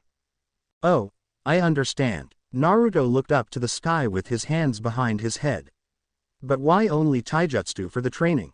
Hinata smiled. She didn't know why, but she liked that Naruto and her were talking casually, even if it was about training. Since you have to think about your actions more to have a successful attack with only taijutsu, using only taijutsu in the training encourages Team 10 to use their minds. Naruto nodded in agreement as Hinata continued. So you see, if they developed better skills in analyzing the situation and attacking with only taijutsu and learn to deliver successful attacks, then when they do use ninjutsu their chances of successful attacks increase even more. It is a way for them to train their minds, not to only use chakra and physical strength. Naruto pondered at what he heard for a moment. There was a calm silence between the two as they continued walking. So that is why you were annoyed with Konohamaru when he did the Bunshin no Jutsu. Hi, okay, I understand now, but I have another question. Why are you going to train right now? You already trained with Team 10. Naruto gazed his blue eyes down to Hinata's ashen eyes as he asked her the last question. She didn't know if she could answer it. Naruto kept gazing at her waiting for an answer, but Hinata stayed silent. She couldn't answer because all she could think about was having Naruto close and hearing Kiba's word. You will only find true happiness with him, so continue and confess to him. Naruto, I have to confess something to you. What is it, Hinata-chan? Naruto, I have always. Hinata's heart began to beat vigorously as she built up the courage to continue. I have always trained to accomplish a goal that I have. That is good, Hinata. What is that goal? Naruto's gaze was steady as he looked at Hinata. Hinata answered with the first thing that came into her head. To grow strong for the one I love. Hinata blurted it out and quickly wished that she didn't say the truth as she saw Naruto blush a bit. Naruto then smiled a big grin. You mean your father, right? Hinata shook her head saying yes, but she felt ashamed of herself. She was so close to confessing to Naruto, but at the last moment she held back. Well, I have to go, Naruto-kun. Okay, Hinata. Hinata turned and started walking toward her training ground but stopped when she heard Naruto call out to her. Hinata-chan, be careful and don't train yourself too much. I know how it is to train for a cause. It can get pretty tiring. Arigato, Naruto-kun. Hinata stood a while in place as she stared as Naruto walked away. Once he was out of view, she turned around and continued to walk to her destination. Coming into her own training grounds, Hinata looked up in shock at a man who was in orange clothing standing before her. It is also tiring to train alone. Those were the only words that he said. Those were the words that made Hinata blush and smile. Naruto-kun, what are you doing here? Hinata felt happy. Could he have realized that it was him that she was talking about? Hinata's heart began beating faster as Naruto walked closer to her. Her face became flushed with every inch that he pressed forward towards her. Naruto was now only 3 inches away as he leaned towards her, never letting the smile on his face wavier. "Let me take this from you." Naruto took the bag that Hinata held in her hand and then turned to face the training ground. "Well, let's start the training." All the blood in Hinata's face drained as she saw that Naruto only advanced towards her for her bag. She had thought he was going to do something else, and then her face became bright red as she saw the image that only seconds ago she thought was going to happen. Shaking off the image that Hinata had in her head, she looked at Naruto, who was already preparing for training. Why was he doing this? Did he know, or was he doing this for another reason? "Naruto-kun," Hinata needed to know the truth. "Why are you training with me?" Naruto looked up as he set Hinata's bag down. "Because I told you that it gets tiring to train alone." Naruto still held that smile on his face. It then was caught to Hinata's attention that the smile he held was not of a happy Naruto. She had seen that smile before, and the meaning behind it was always something that held some pain for Naruto. Is that the only reason? Hinata knew that it wasn't, but Naruto did not venture any more in his reasons. Hinata did not want to press Naruto for an answer, so she let it go as they began to spar. Hinata and Naruto sat silently as they ended their sparring. The cool breeze relaxed the two individuals as they drank the last bit of water that each carried. Both seemed to be lost in their own thoughts as the silence between them was only broken by the sound of the rustling trees. Naruto was the first to break the silence as he turned to face Hinata. "Hinata-chan, do you always train after the session with Team 10? "Hi, why do you ask? I was just wondering." Hinata raised an eyebrow as Naruto did not proceed in what he was saying. Instead, he stood up and began to collect his belongings. Hinata soon stood up and followed Naruto's lead in collecting her own belongings. Soon everything was put away and Naruto and Hinata were to take leave of each other. "Good night, Naruto-kun, and thank you for training with me today." Hinata gave a slight bow as she prepared to turn away and walk to the Hyuga compound. "Okay, good night, Hinata. I'll see you tomorrow and we'll train some more." Hinata quickly turned to face Naruto, but Naruto had already advanced quite a distance towards the direction of his apartment. "I'll see you tomorrow and we'll train some more." What did Naruto mean by that? Hinata turned and continued to walk towards her home, still thinking about what Naruto said. Could it possibly mean that Naruto was going to train with her again? Then Hinata remembered, Naruto was talking about Team 10. That is what he meant, that he would see her tomorrow.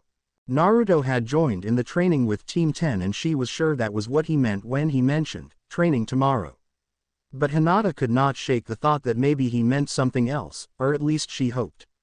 Naruto finished eating his dinner and walked over to his bed. The day had brought many surprises for Naruto and his mind was evaluating everything that he had seen. Naruto laid down on his bed and stared at the ceiling while thinking about Hinata. He thought about what Hinata said, her reason for training so much. It had shocked him that she has someone who she wanted to acknowledge her.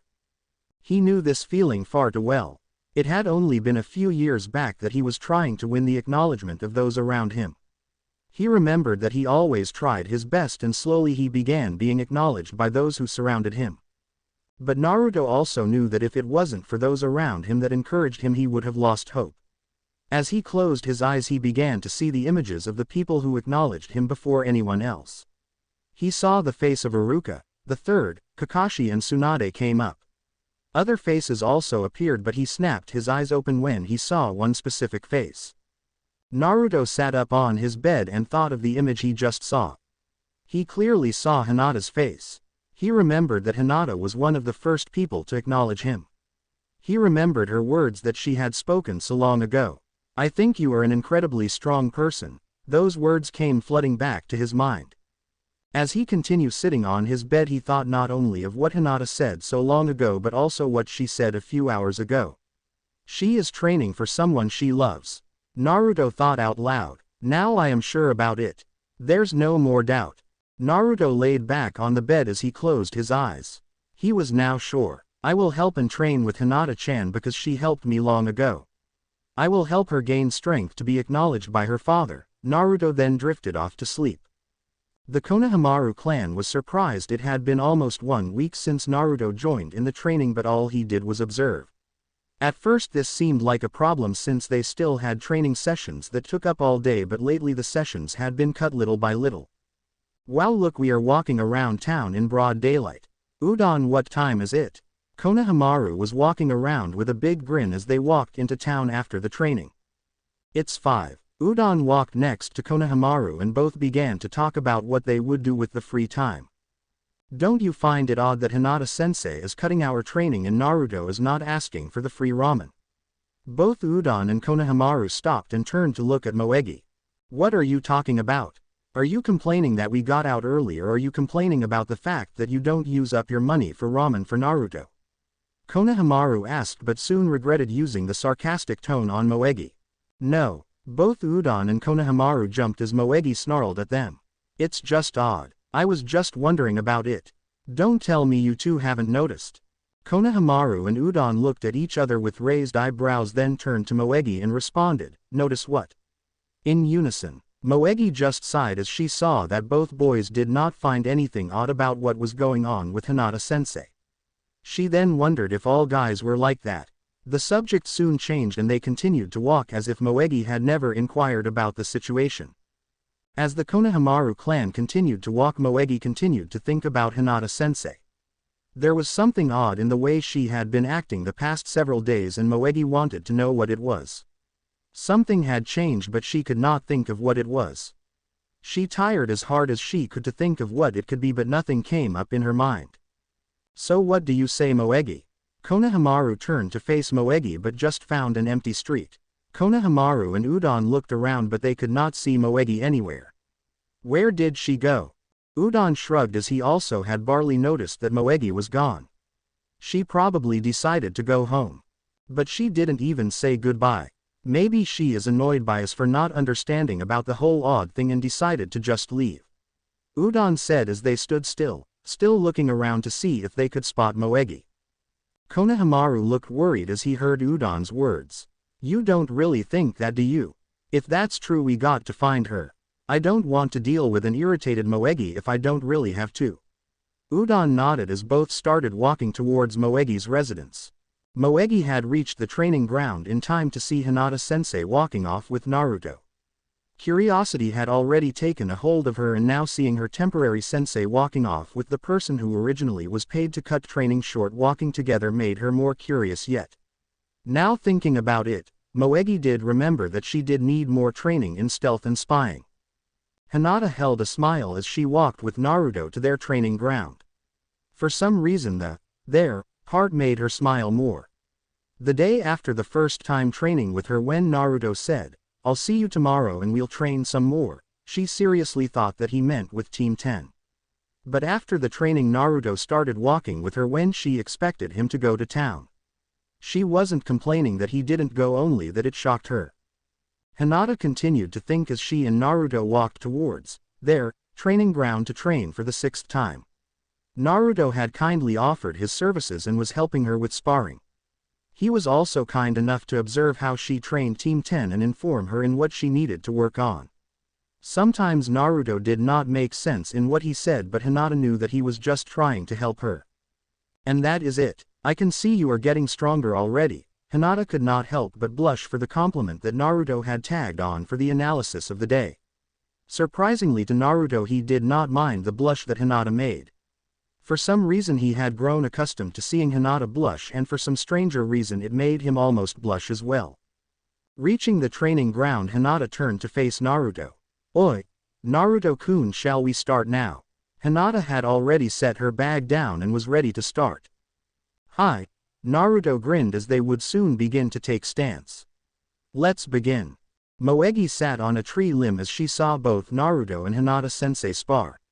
Although she could clearly see that Naruto was stronger, she could tell that Hinata was giving Naruto some challenge.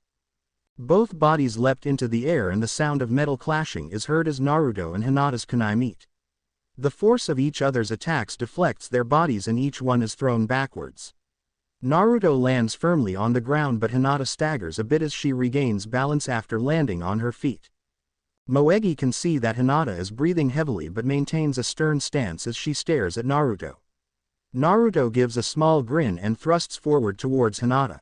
Hinata blocks the punches and kicks that Naruto delivers successfully until one finally makes contact on her body.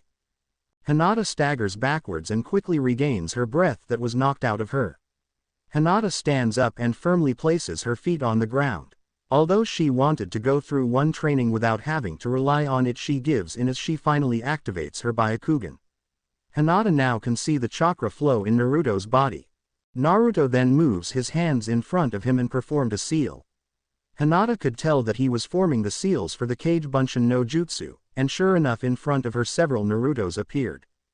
Hinata looks from one Naruto to the other trying to find the real Naruto, but it is a hard task. Her Byakugan is of no use in identifying the real Naruto. All of the clones have chakra flowing in them, which is unlike the Bunshin no Jutsu that Konohamaru used several days ago. Soon the Narutos attack all at once. At first Hinata is able to block all punches, but soon she is overwhelmed. She leaps in the air and lands a few feet away from any Naruto. She sees another wave of Narutos coming towards her and she then decides to use Shugohaku Rokuju Yansho. Moving her hands at an alarming speed, Moegi can only see a blur where Hinata's hands are to be moving in circular motions. Along with the blur Moegi views as a majority of the Narutos turned into clouds of smoke and the number of Narutos is greatly reduced to only 3. Hinata stops and breaths heavily, she still is firmly standing in position. Her chest rises and falls as she tries to catch her breath. She can feel that most of her chakra is gone by using her last attack, but she is not giving up. Hinata maintains her Byakugan activated but deactivates it when she sees 2 of the Narutos disappears in a puff of smoke. Naruto straightens up and smiles at Hinata. I think that is enough, I'm getting hungry. Hinata cannot help but smile as Naruto always ends the training based on the intensity of his hunger. Let's go get ramen from Ichiraku. Hinata nods in agreement while marinating the smile on her face. Hinata-sensei's smile does not go unnoticed by Moegi. Moegi can't help but wonder if there is something that Hinata-sensei is hiding. Moegi lets her eyes wander to Naruto and then back to Hinata. Something tells her that it has something that involves Naruto. Ready, Naruto called out to Hinata. Hinata walks up to where Naruto is waiting, then they walk together towards Ichiraku's. Moegi leaps down from the tree and stares at the couple as they walk away. Something is definitely up. Hiba returns to Konoha with Akamaru as the sun is setting behind him. It is only 7, but Hinata and Team 10 were not on the training ground. It has been a week since he had last seen Hinata and he wonders how she is. He had hoped that his talk would help her decide to continue fighting for her love, but it seemed that it had no effect. Hiba continues to walk aimlessly as the dark sky above him starts to reveal a few stars. Nothing. She has not confessed to me. I wonder if she is continuing with the idea of letting go. Hiba asked Akamaru just as they were passing by Ichiraku's ramen shop. Hiba continues wondering where Hinata could be when he hears Naruto say her name. Hinata, what do you want? Naruto's voice is loud enough to be heard clearly by Akamaru and Hiba, who were 10 feet away. Hiba is stunned to hear Naruto's voice saying, Hinata, but becomes more stunned when he hears Hinata's voice answer back. Hiba swiftly turns and faces towards Ichiraku's. Although the flaps cover the upper half the shop, he can clearly distinguish the orange pants of Naruto and black pants of Hinata. Oi, Hiba-kun, hello. Hiba returns the greeting to Hinata and takes the stool next to her, positioning her between himself and Naruto. Hiba smiles as he sits down and takes in the view of Hinata's face. Naruto also turns to Hiba and greets him, then orders another bowl of ramen from Ichiraku. I'll have one too. Hiba speaks out as Ichiraku turns and prepares the order. Akamaru, seeing Hiba order, decides to lie on the floor behind the 3, taking up the entire space behind the only 3 stools that are being occupied. Hinata-chan, I went to the training ground but you weren't there. Did training finish early? Hiba begins conversation once the order is placed before him. Hi, Hinata replies as she looks down at her ramen and stares at the bit of seaweed that is left. Hiba presses for more than a one-syllable comment, but Hinata does not reply due to her mouth being occupied by some ramen. Finally Hinata responds with a comment of doing her own training afterwards. This reply, although being vague, satisfied Hiba, and the subject then changes to the mission that many shinobi including Ebisu are participating in.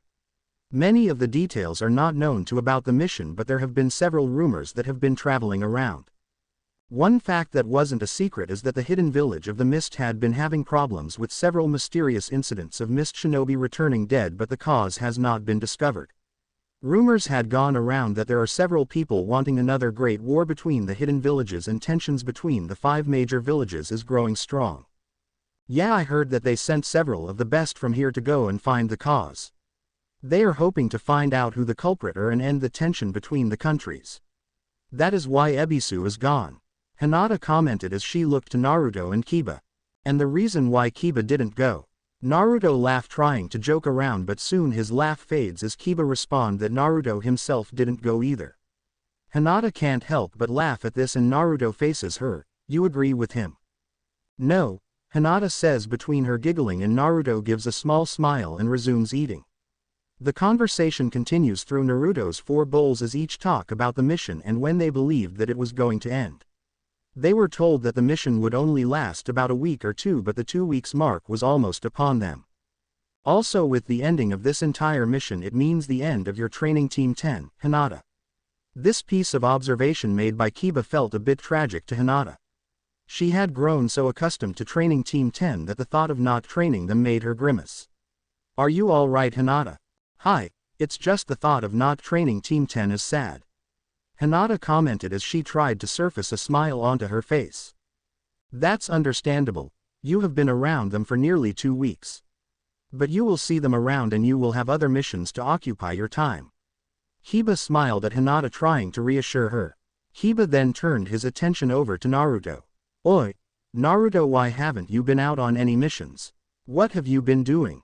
Just. Naruto takes a slurp of ramen and then finishes his sentence, training. All 3 continued talk as they finished their meal. Hinata was the first to take leave as she looked at the time. Naruto-kun, Kiba-kun, I have to be going. Good night. Hinata then stood up and almost walked into Akamaru, who was lying on the ground behind her, but with quick reaction she was able to safely leap over him. Sorry, Akamaru. Naruto and Kiba turned and waved goodbye. I'll see you tomorrow. Naruto called out to her, making her give a slight blush as she looked from Naruto to Kiba and then nodded. Meanwhile, Kiba just looked from Naruto to Hinata with a perplexed expression on his face. After Hinata walked a few feet away, Kiba turned to Naruto and asked the question that was now screaming for an answer in his head. What did she mean that she will see you tomorrow? Oh, I am training with Team 10 and Hinata. For an unknown reason, Naruto did not want to mention the fact that he also trained with Hinata alone afterwards. He did not understand it, but instead brushed the idea off his mind. Kiba only gave a short nod and resumed to finish his ramen. It bothered Kiba that Naruto was training with Hinata. He didn't understand it, but for some reason it seemed that Hinata was using Naruto as the person to forget about him. He was now sure that Hinata was trying to forget about her love for him and she was using Naruto's friendship to help keep her occupied. There was no other reason for Hinata being around Naruto. Well, I'm also leaving. I'll see you around, Naruto. Kiba paid for his meal, leaving Naruto behind talking to Ichiraku. Come on, Akamaru, let's go home. Akamaru rose and followed Kiba as they marched home. The cool air of the night sky brushed Kiba's face as he walked towards his house. Akamaru, do you believe that Hinata is still going with that idea of letting go? I mean, why else hasn't she confessed? And that would also explain the situation of training with Naruto. Akamaru gave a bark and Kiba nodded in agreement. You're right, but I feel that I must do something. It was a dumb idea to wait for her to confess. I should just go up to her and talk to her. I'll talk to her tomorrow after she finishes practicing with Team 10. I'll confess. What was that? Kiba looks down at Akamaru, who had just barked at him. Sorry about that. I'll get you something to eat at home. Akamaru gave another bark to Kiba. You should have told me that you wanted something at Ichiraku's, but I promise something good when we get home, Kiba promised as they reached their destination. During the whole training, Moegi kept looking at Naruto and Hinata-sensei. She was going to figure out what was going on. She did not know what exactly it was, but she knew it involved both of them. She could not help but think how much Naruto and Hinata looked like a couple when they walked away together at the end of their training the other day. But could that mean that they are? Moegi did not have time to finish her thoughts when Konohamaru interrupted her. Where did you go yesterday? We were looking for you, and when we went to your house your mother said that you hadn't arrived. Standing up, Moegi looked away from Naruto and dusted the dirt from her clothes. I had something to do. Sorry for just disappearing on you two like that. It's okay, but are you joining us today? We are planning on going to eat, and then there is this new movie that came out just. I have something to do today, sorry. Moegi said, cut off Konohamaru's words. Maybe another day. Could it be that Moegi has a Koreshi? Konohamaru sang with a smile while Udon overheard and asked what they were talking about. No, Moegi screamed as she tried to control the redness that had crept on her face. I just have something to do. Sorry, I was just joking, Konohamaru said as he backed away. Who has a Koreshi? Moegi, you have a boyfriend? Udon asked as he walked closer to the two. No, I don't. Well, that explains about yesterday, continued Udon while ignoring the warning signs as Moegi was getting more irritated. Why didn't you mention it? Oof. Konohamaru could do nothing but stare as Moegi knocked Udon onto the floor while her face was still bright red. He was not going to risk his own health and stop Moegi just to help Udon. I told you I don't have a Koreshi. Moegi screeched. What was that? Moegi looked up and saw that Hinata-sensei and Naruto now stood over her. They had heard the last part that Udon had said and asked Moegi about this Koreshi of hers. It's nothing, just, Moegi began while moving her hand before her. Hinata. Moegi was never so glad to see Kiba-san as she was at that moment. He took all the attention away from her and her imaginary Koreshi at the perfect moment. Hinata-chan, are you finished with training today? Sort of. Hinata began but was cut off by Kiba. Why don't we go have eat yakiniku?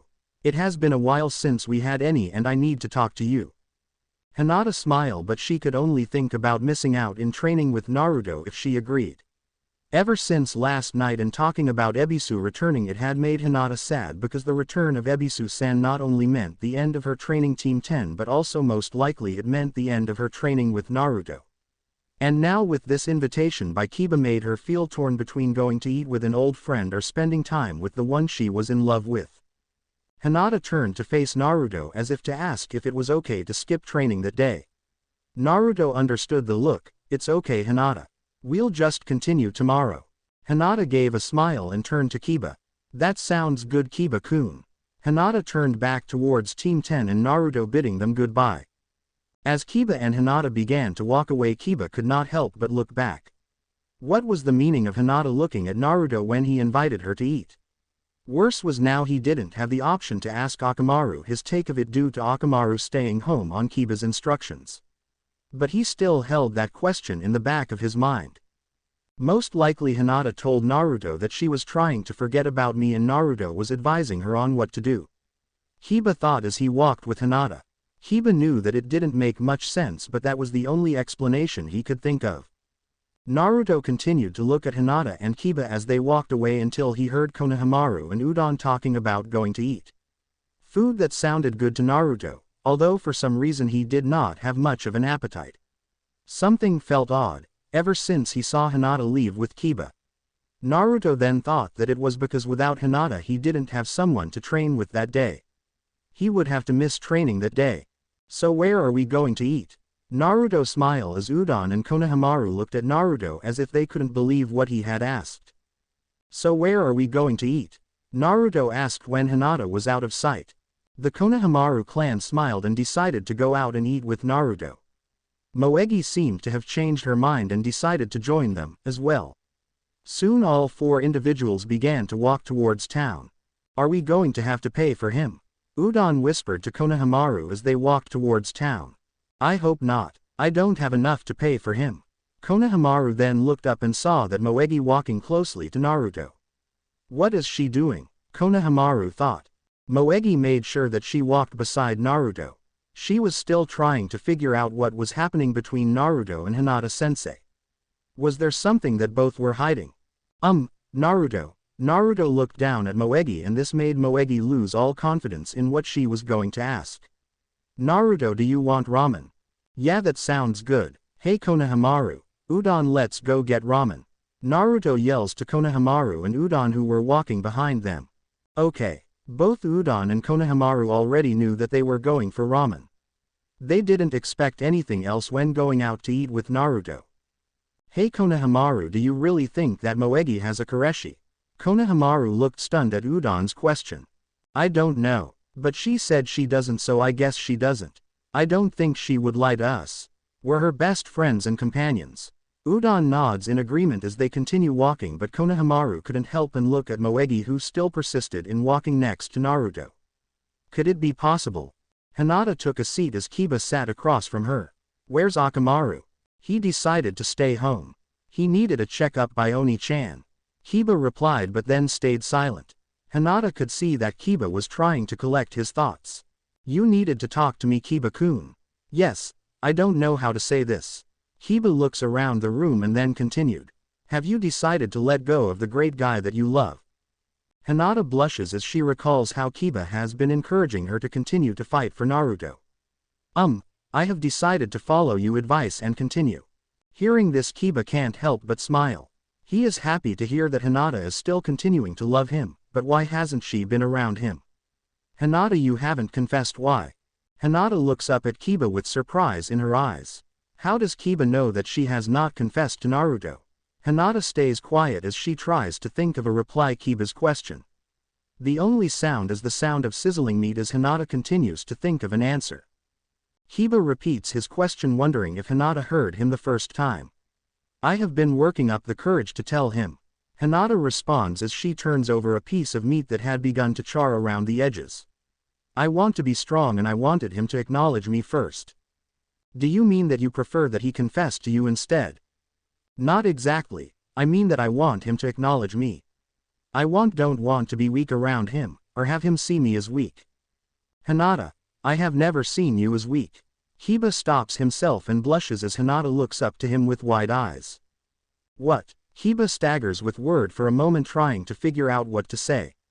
Nothing, it's just that I have never seen you as a weak person. Kiba then smiles, trying to be natural as to convince Hinata that he only meant to reassure her. I know that guy has never seen you as weak. Hinata smiles as this reminds her of the compliment that Naruto gave her about getting strong. Thank you, Kiba, I appreciate you saying that. Kiba continues to gaze upon Hinata as each take their meat off the grill and begin to eat. He can't help but notice that Hinata looks happier than he has ever seen her.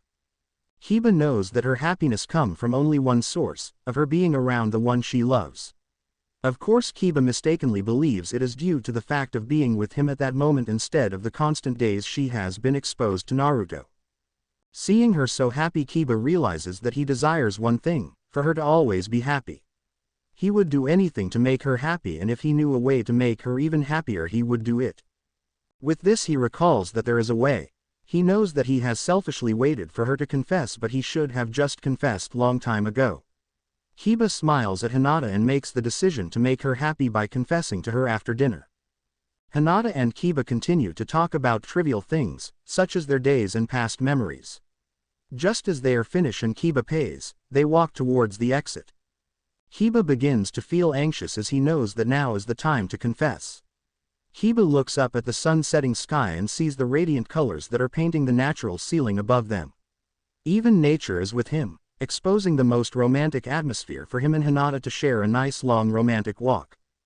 Just as Kiba begins to suggest that they go for a walk, to his displeasure he sees Hinata look at the time and say that she has forgotten that she needed to talk to the Hokage.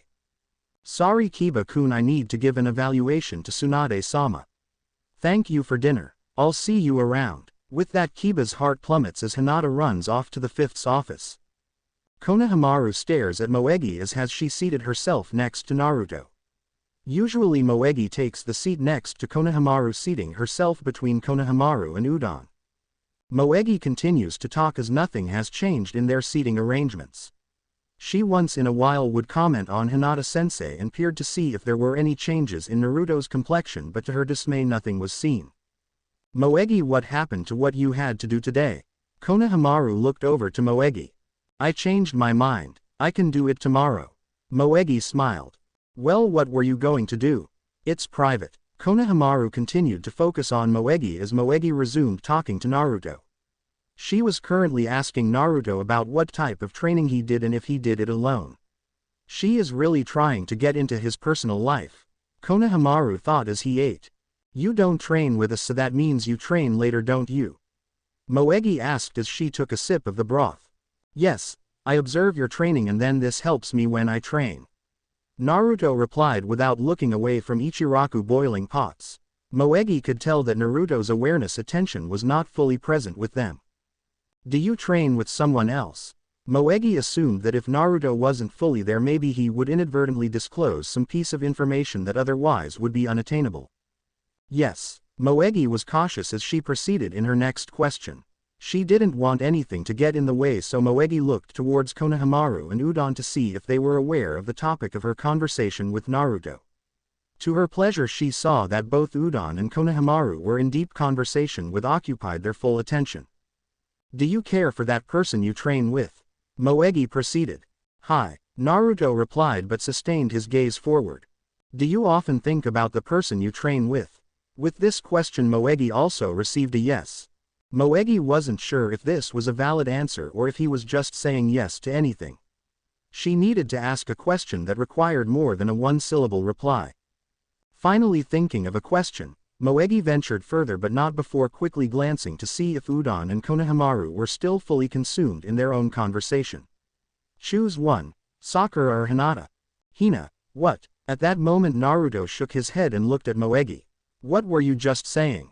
Moegi smiled and thought fast of a reply. I was just asking who was a better ninja. I am just trying to pick a kunoichi that I can look up to. Oh, I can't say. I haven't seen Sakura lately to know her strength in its current state. Although I remember her punches do hurt like hell. But Hinata, she has a different type of strength. One that is hardly seen. Naruto smiled and turned to begin his third bowl. Moegi also smiled and knew that answered more than anything else. She was sure now that Naruto and Hinata had something going on between them, although both were ignorant of it. Konohamaru turned to face towards Moegi and Naruto just as Naruto began his third bowl, and in the moment that Moegi began to smile a big grin. Udon, see, look at her. I think she is hiding something. Konohamaru, weren't you the one who said that she is our best friend and that she would never hide something from us? I know what I said. Of course Konohamaru recalled his words, but he could not help but see that Moegi was smiling too much for her usual self. Also he noticed that her eyes held something. He could not tell what it was. Then it hit him. Moegi's eyes were filled with romance. Hinata walked down the corridor of the building that held the Hokage's office. She walked silently until she reached the two wooden doors that indicated the entrance of Tsunade-sama. After receiving permission to enter, Hinata walked in and was about to give her evaluation when Tsunade smiled. Hinata, I was just about to call for you. I have some information that will greatly affect you. Naruto decided to finish his meal with the third bowl and did something that was never done before. Naruto left before his other company.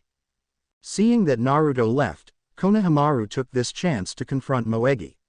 I know that this none of my business, but Moegi, you would tell us if you had a Koreshi or even liked someone, right?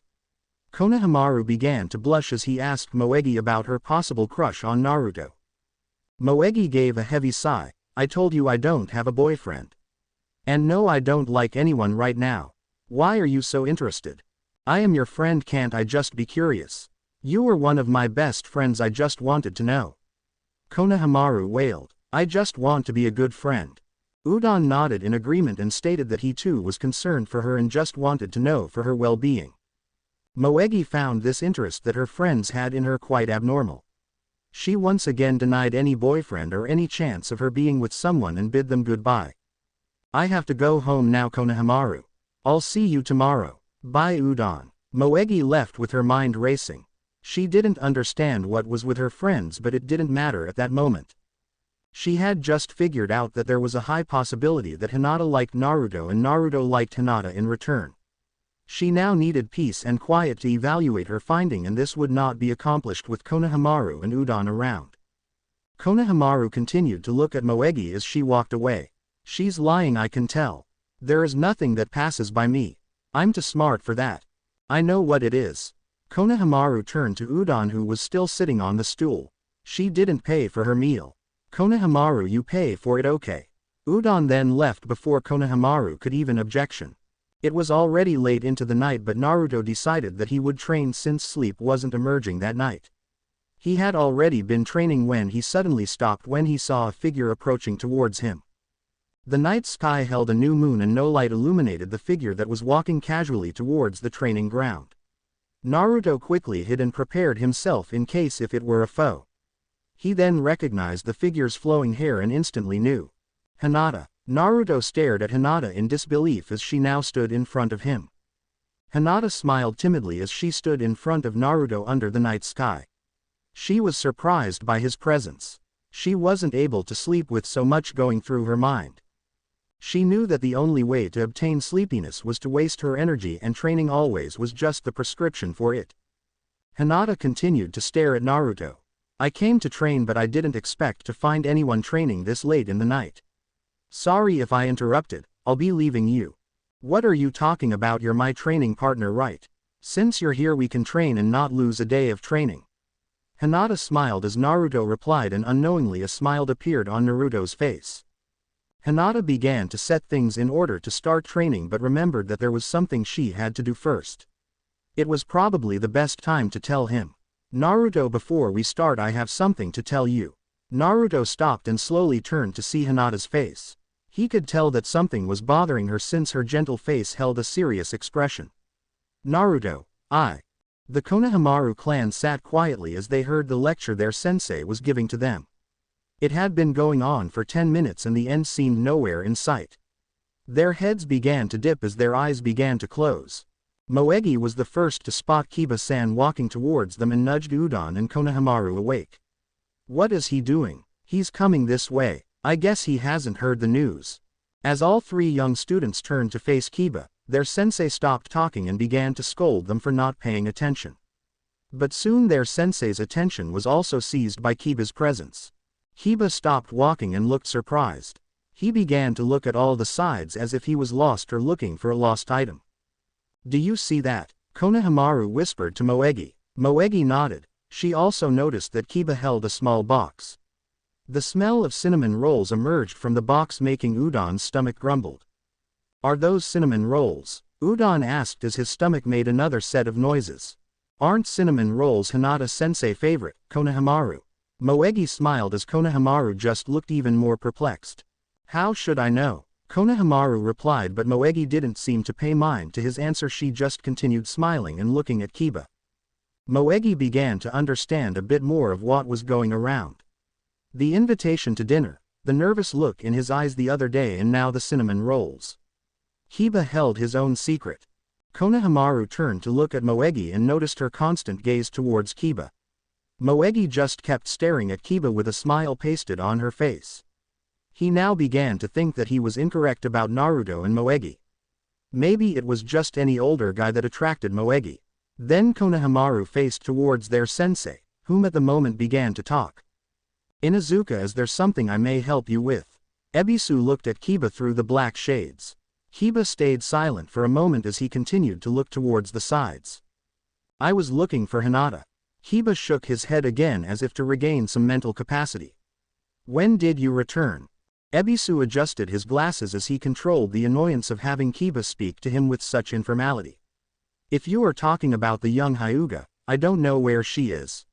She came earlier, but only to tell my students that she would no longer train them since I have returned. But if you ask me, I believe it is rather rude for. Before Ebisu was able to finish his statement, the Konohamaru clan saw Kiba just jump on Akamaru and disappeared in a random direction. For Moegi, she knew that it wasn't any random direction, but he was going towards the direction she knew where Hinata-sensei was training with Naruto. As Moegi saw the speed Kiba left, she began to think of what she had found out. Poor Kiba-san, he likes Hinata-sensei, but Hinata-sensei likes Naruto, and suddenly Moegi stood up as she thought of something and jumped into a tree. Kiba was going towards Hinata and Naruto with a box of Hinata's favorite snack. This meant something. It meant that something was going to occur and she couldn't miss it. Moegi began to jump from tree to tree, leaving Team 10 one member short and one enraged sensei. Older guys are her weakness, Konohamaru said as he saw Moegi run after Kiba. What is going on? Udon looked around confused, trying to understand what had just occurred. Moegi dashed as fast as she could, leaping from tree to tree, leaving the sound of Ebisu-sensei's calls behind her. She did not care what punishment she would have to endure for this action. All she could think of was arriving to the training ground where she was sure to find Hinata-sensei in Naruto training. Hiba had originally planned on interrupting Hinata in her training Team 10 and asking her if she could speak with him. Naruto would have been there and he could have taken over while he led Hinata away. But that plan had been changed with the arrival of Ebisu. Although Ebisu's return had changed Kiba's plans, Kiba believed it was for the best. I would give him the advantage of finding Hinata alone in her training ground. It was the best possible setting that he could hope for. Kiba's heart began to race as he proceeded to the training ground. He was sure to find Hinata there alone training as usual. He could vividly imagine Hinata's blushing face as she accepts the roles and begins to stutter. He imagined how he would tell her that he had known all along about her loving him.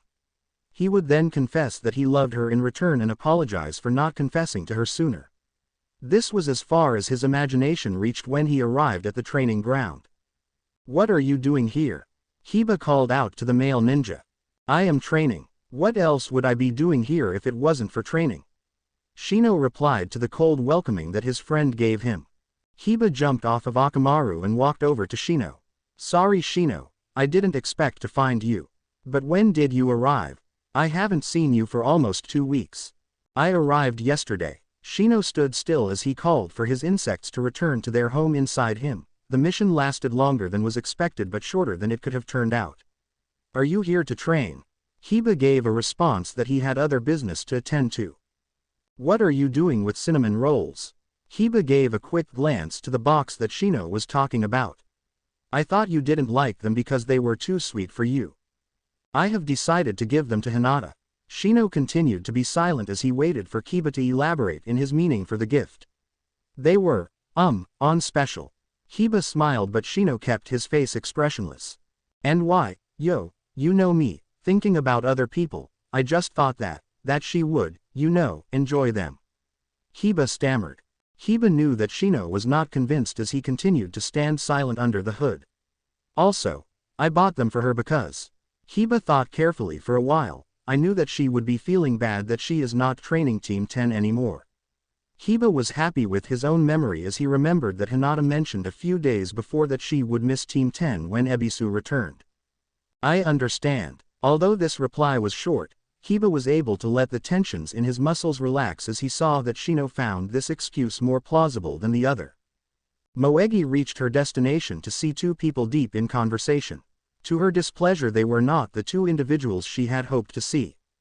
Upon seeing only Shino and Kiba, Moegi decided to leave but stopped herself when she overheard the conversation. It wasn't what she hoped to hear but it was intriguing nonetheless.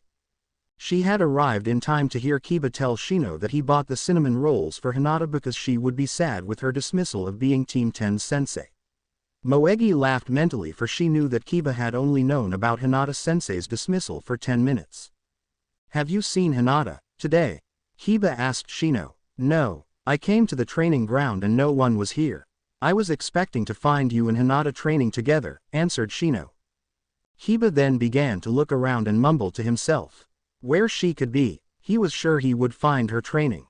"Why don't we go look for her?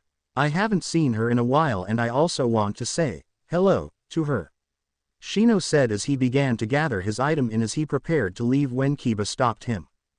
"I think that I'll go later. You should finish your training." Shino complied and began to unpack the equipment that he had just placed away. Hiba felt relieved as he saw this. "Also I really should go see the Hokage about something." Hiba did not truly plan to visit the Suan-sama but it was the only excuse that he could think of in which would allow him to search for Hinata alone. If Shino would have gone along with him it would turn out to be a meeting of old friends. There would not be a chance to ask to be alone with Hinata without raising suspicions. "We'll go in search for her after you finish training if it's alright with you." Shino nodded to Kiba's suggestion. "Great, I'll see you later." Without wasting any more time, Hiba turned and ran in the direction of town. Moegi instantly stood up and was ready to run after Kiba when she heard someone call out to her. "Moegi, right." Moegi stood frozen as she heard her name being called. She slowly directed her sight towards the ground where she saw Shino standing looking directly at her. Moegi knew that she should just run away, but her body did not consider it an option since it held its stance on the tree limb. "Come off of that tree," Shino commanded in a calm tone. Although Moegi's body did not seem to be able to obey her own commands, it seemed perfectly capable to obey Shino's, for she soon stood on the firm ground. Moegi slowly lifted her face to Shino's and waited patiently for any other commands he gave her. "What were you doing in that tree?" Moegi knew that Shino was not the type of person to believe her if she told him she was working on her stealth. "It's a personal matter," Moegi said confidently as she held her head high as if this would help her against Shino. "A personal matter? I am guessing that involves you and Kiba." Moegi blushed at what Shino said, but Shino knew that that was not the case. He only hoped that with this statement the young kunoichi would come out with the truth. Moegi looked at the ground and tried to compose herself as the blood returned to the rest of her body. The idea of her and Kiba was embarrassing, but it was her fault, for her statement made it seem as if it was a truth. "I was just following Kiba to see if he would give Hinata-sensei the roles." Moegi dared not look up to see Shino. "After he came and interrupted our training while looking for Hinata, I decided to follow him and figure out what he was going to do." "Kiba interrupted your training?" Moegi nodded. "Yes, he only knew about Hinata-sensei for 10 minutes. So those cinnamon rolls were for another reason," Shino said to himself. Moegi looked up to see if Shino was still there. He had been silent for a few minutes and this made her tense. She saw Shino face her and asked, "Moegi, can I ask you a few questions?" Forget about feeling tense. Moegi now felt terrified. Kiba walked with Akamaru as he tried to figure out where Hinata could be. He found the news of her not training alarming and wondered if it meant that she had already been sent out on a mission. This was a possibility, but he hoped it'll be contradicted by Suan-sama herself. Kiba walked earnestly to the doors of the Hokage and knocked. He didn't know if this was the correct action to take, but he wasn't thinking straight. All he knew was that he needed to know if Hinata had been sent on a new mission. It hadn't occurred to him until he was in the office that the task could have been completed by going to Hinata's home. Tsunade seemed relieved with the intruder. She had spent most of the morning actually work and hadn't been able to rest since Shizune was constantly checking on her. "Come in, Kiba." Kiba walked in, not sure of what he should do. It was one thing to ask Shino if he knew where Hinata was, but to ask the Hokage was unacceptable. How could he intrude on the Hokage, the most respected ninja of the town, just to ask if Hinata was sent on a mission? He now feared that he had done a great mistake and would find it hard to think of a way out. Tsunade looked at Kiba as she placed her hands in front of her and asked what business he had. Kiba tried to find an answer but finally ventured to ask her. "I was wondering if Hinata is on a mission." Tsunade raised her eyebrow to Kiba, but instead of asking what his business with Hinata was, she asked what was the meaning of the box. "Are those cinnamon rolls? I thought you didn't like sweet items." Damn the cinnamon rolls, Kiba thought. He had forgotten to leave them outside. Now he had to explain about them to Tsunade. But before Kiba was able to explain, Tsunade stood up and walked over and took the box from Kiba. Kiba was about to object, but he held his tongue. "Is this the reason you were looking for Hinata?" Kiba was too embarrassed to answer. He couldn't even tell Suan-sama the same lie he gave to Shino. His mouth was paralyzed with this situation. "Well, they're getting cold." Tsunade closed the box and handed it back to Kiba. "I haven't given her a new mission. If that is all, you may go." Kiba quickly turned around and was out the door in an instant. Tsunade walked back to her desk and sat down. She then reached for a drawer and took the bottle of sake she always had stashed out. "Sake goes good with cinnamon rolls," Tsunade said as she took out the cinnamon roll that she had hidden. She was about to take a bite when Shizune came through the door. "Tsunade, what are you doing? There is no time for a break. We have just received news from." Tsunade sadly placed the cinnamon roll down. There went her sake and roll break. Shino sat quietly as he heard the young teenage girl talk. He had never realized how much a teenage girl could talk. He had only been exposed to Hinata and her conversations were always short and to the point. Now here before him was a female adolescent who seemed more like a parakeet. All he had done was ask Moegi what she meant when Kiba had interrupted, and now she would not stop. Shino wasn't complaining since he found the information that Moegi was uttering useful. As far as Shino could understand, it seemed that Naruto had joined in the training with Team 10. No, actually. Moegi corrected Shino's thoughts, he only observed. He trained with Hinata-sensei, alone at night. Hinata trained with Naruto, alone at night. This was hard to believe. He had known Hinata for years and this arrangement did not seem likely.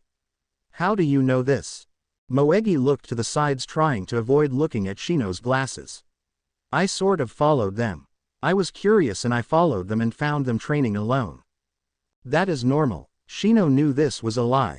It is normal for two ninjas to train with each other. Although it was true that several ninjas did train together at night, it was usual for them to be Hinata with Naruto. Shino then questioned Moegi how long this had been going on. Moegi responded that she believed it to have been going on for a week.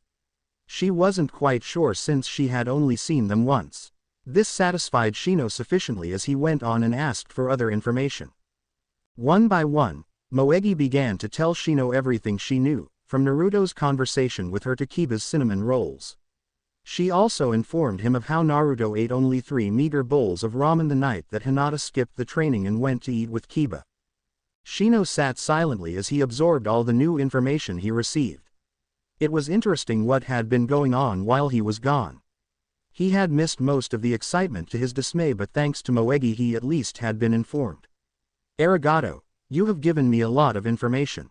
Moegi smiled. She had been some help to Shino, but she didn't know how any of this concerned him. There could be only one reason. You knew about Hinata, right? Hi, replied Shino. Just like you, I was able to tell by just looking how Hinata acted around Naruto. How long has it been? What I mean, how long has Hinata liked Naruto? Several years. Since the academy. Moegi eyes widened. She was stunned that anyone could like someone for so long without being loved in return. But she was more stunned by how Naruto could not notice this. I can't believe it. Naruto has not realized this. How dumb can he be? Baka Naruto. Moegi stood up and began to walk. It took her less than 2 weeks to figure out that Hinata liked Naruto, and Naruto still had no clue after being around Hinata for so many years. Just then a bug flew past Moegi. She was about to swat it away, but seeing Shino she slowly lowered her hand. The bug went straight to Shino and landed softly on his hand. After a few moments with the bug, Shino looked up at Moegi. It seems that Hinata is currently with Naruto. What? Where? Moegi began to fidget. She wanted to find Naruto and beat some sense into him. Since the academy. The academy. How the hell could he not tell? While Moegi was fuming with the idea of Naruto being ignorant of Hinata's feeling, Shino stood up and began to walk away. Bye, Moegi. What? I am going with you. Shino looked down at the girl and saw her determination on accompanying him. For some unknown reason Shino felt it wise to let Moegi tag along, but not without several rules that she must obey if she went. Moegi agreed to Shino's rules and happily followed Shino towards the direction the bug indicated. Konohamaru walked indolently with Udon. Training was cut short due to Moegi going AWOL and Ebisu-sensei not begin able to train without blurting out every minute on how irresponsible it was for Moegi to leave. As Konohamaru walked, he looked at Udon to ask whether he wanted to go get something to eat. Do you want? All of a sudden Konohamaru halted and just stared past Udon. Do I what? Udon replied, but Konohamaru just kept staring past him. Udon turned around but only found trees behind him. Nothing was unusual about this since they were in the forest. Moegi. Konohamaru could not believe it. He stuttered her name just as he saw her run past by. What about Moegi? Udon now wondered if Konohamaru was well. Ever since yesterday it seemed that he was obsessed with Moegi and the possibility of her being with someone. I just saw her. She was jumping through the trees with that guy. What guy? Konohamaru, are you okay? I don't think this obsession you have about Mo. I don't have an obsession. Konohamaru yelled. I am not lying, I just saw her running with that guy. You know, that one that you can never see his face. Kakashi. No. The one that wears sunglasses and a high collar jacket with a hood. His name is, what is his name? It's Shino. Why would Moegi be with Shino-san? Udon looked sympathetically at Konohamaru. Udon knew for sure that Konohamaru had lost all his senses. He wasn't surprised, it was bound to happen. Stop looking at me like that. If you don't believe me, fine, but I know what I saw. Konohamaru said and resumed walking with Udon. But Konohamaru could not help but feel betrayed by his own friend. Udon, you have to believe me. I saw Moegi jumping through the trees with Shino-san. Fine, I'll believe you. Konohamaru seemed satisfied with this answer, but then Udon added, when I see it. Konohamaru took this as a challenge and told Udon that they would go in the direction he saw Moegi go. Moegi tired to keep up with Shino as he leapt from one tree to another. She could not believe in the speed Shino was going. She was already breathing heavily, which was in great contrast to Shino's steady breathing. Fortunately for Moegi, Shino came to a rest and waited till she caught up. She breathed heavily as she looked at her surroundings. She wasn't sure where they were, but the smell of cinnamon rolls came to her senses. Shino stood in silence on the tree limb as the sound of someone approaching became louder. Soon they were in full view. Shino swiftly covered Moegi's mouth with his hand before they were heard. Moegi breathed silently as she saw the two figures walk into view. She could clearly see the box of cinnamon rolls that let out the sweet aroma. Hinata held the box of cinnamon rolls close to her body as the smell lingered in the air. Next to Hinata walked Naruto with a prize of his own, ramen. They continued to walk ignorant of the fact that they were being watched. Moegi watched in disbelief and would have called out if it wasn't for the fact that Shino continued to hold his hand over her mouth. Moegi then directed her eyes away from Naruto and Hinata to the hand that covered her mouth. Wasn't this the same person who had bugs living in him? Remembering this, Moegi tried to move away, causing her almost to fall in front of the Hinata and Naruto. Shino was able to catch Moegi in time and help her to regain her balance, but to his displeasure Moegi was able to let out a small yelp before he was able to place his hand over her mouth again. Fortunately for them, Naruto was currently debating which ramen flavor to eat to notice any sound, and Hinata was too much in thought of the night before to hear anything. Flashback to the night before.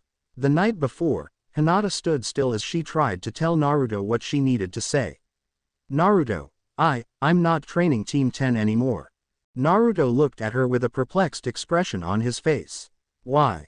Ebisu-san has returned and will resume with his training tomorrow morning. Hinata took a deep breath and continued, Suan-sama informed me about it this evening. Naruto recalled the night when Hinata shared with him and Kiba that she would be sad day that her training Team 10 would end. Naruto looked at Hinata sympathetically as she informed him about not training Team 10. Also, Naruto looked at Hinata as she continued to speak. With the ending of training Team 10, Hinata took another deep breath. She fought against the tears that began to swell in her eyes. I think this is the last time we will train together, as well. Naruto looked at Hinata intently as if hoping to see any expressions that told him that she was lying. He knew that the arrangement that he had with Hinata was temporary, but the fact that it was now ending was bitter to Naruto. It took a while for Naruto to regain his composure and answer Hinata. Since this is the last training, let's not waste time. Hinata looked at Naruto and saw the smile he held as he scratched the back of his head. His eyes were closed as he smiled, and Hinata could not help but blush at how Naruto looked. Let's make it the best training, okay? Hi, Hinata replied, having her spirits revitalized by Naruto's smile. The sparring that night was full of emotions that had no other outlet. Each kunai and punch that were thrown were full of frustration that their masters were venting. For Hinata it was the frustration of not being strong enough to confess her love to Naruto. For Naruto the frustration was from another source. He did not understand why he was frustrated, only that it irritated him.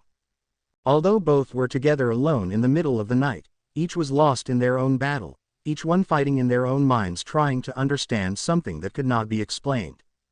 Both Naruto and Hinata fought until they exhausted their energy and decided to stop. Hinata breathed heavily as she tried to regain her normal breathing. The training had been more than she expected, and now her legs felt as if they could not hold her weight. She walked slowly to the old log that had been there for as long as she could recall and sat to rest. Naruto looked at Hinata as she walked slowly to take a seat. It looked as if she was dragging her body to the log. Naruto ran towards Hinata when he saw Hinata beginning to fumble over her own feet. Naruto reached in time and was able to catch Hinata just as her body was going to hit the floor. Naruto held on to Hinata. Are you okay? Hinata blushed, out of embarrassment. Although she was in the arms of Naruto, All she could think about was how she was so weak from the training that she had collapsed in front of Naruto. Hinata was sure that Naruto would see this as a great weakness. After seeing that Hinata was fine, Naruto smiled and helped her walk over to the log. He then walked back over to the bags and threw Hinata a bottle of water. Hinata caught the bottle and thanked Naruto. Naruto then walked back to the log and sat on the ground next to where Hinata was sitting on the log. Hinata took a drink of the cool clear liquid that she held in her hands and looked towards the sun.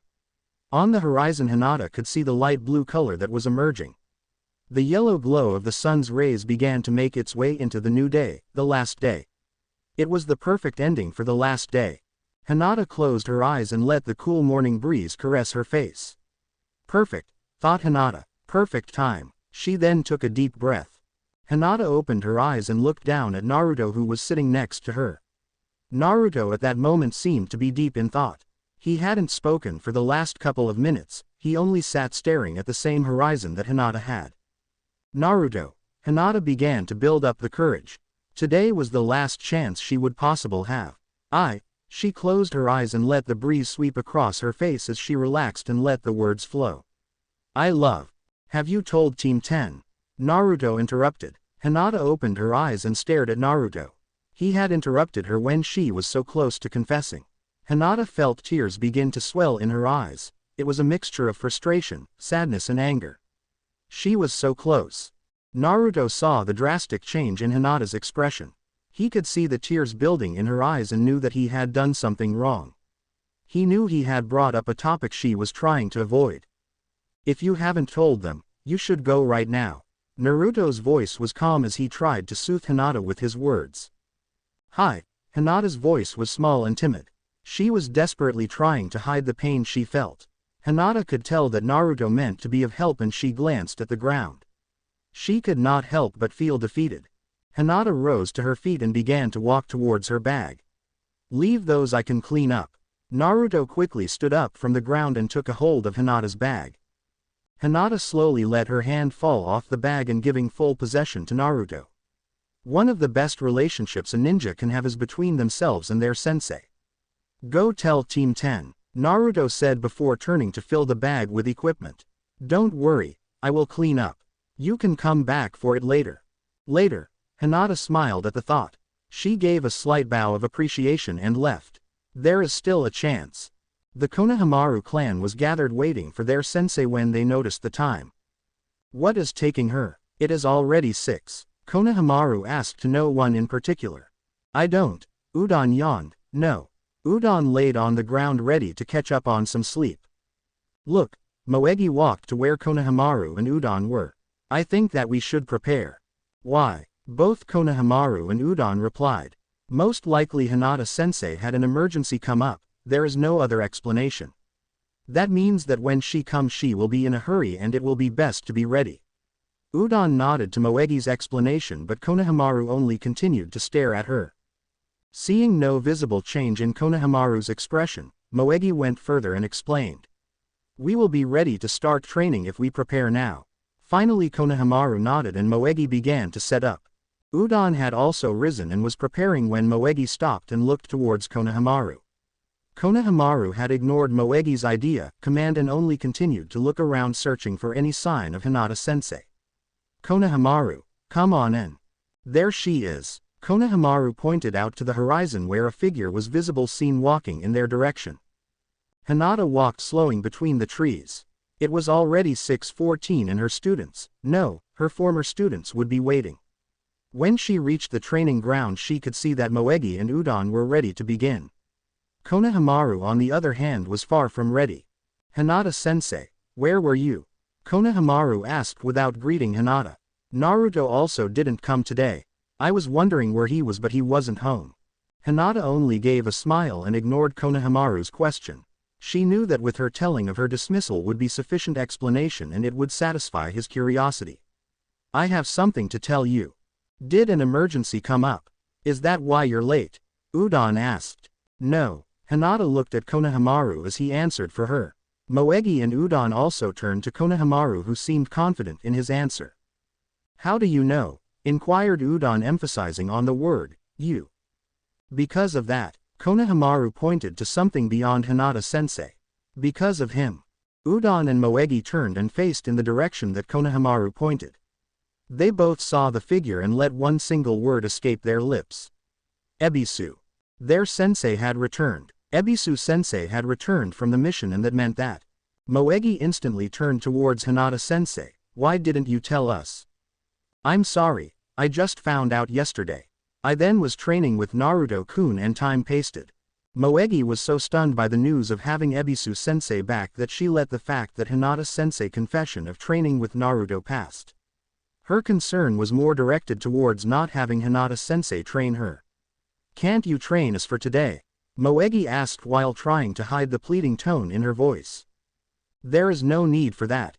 Ebisu-sensei stood next to Hinata-sensei. He had arrived in time to hear Moegi's request.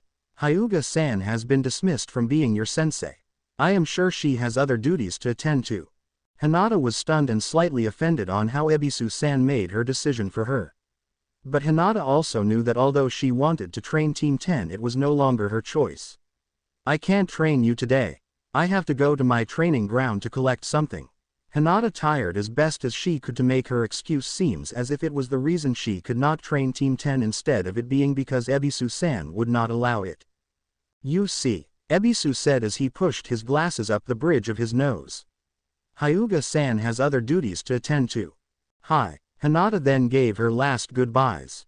As she walked away from the training ground, she could hear that Konohamaru was already starting to complain.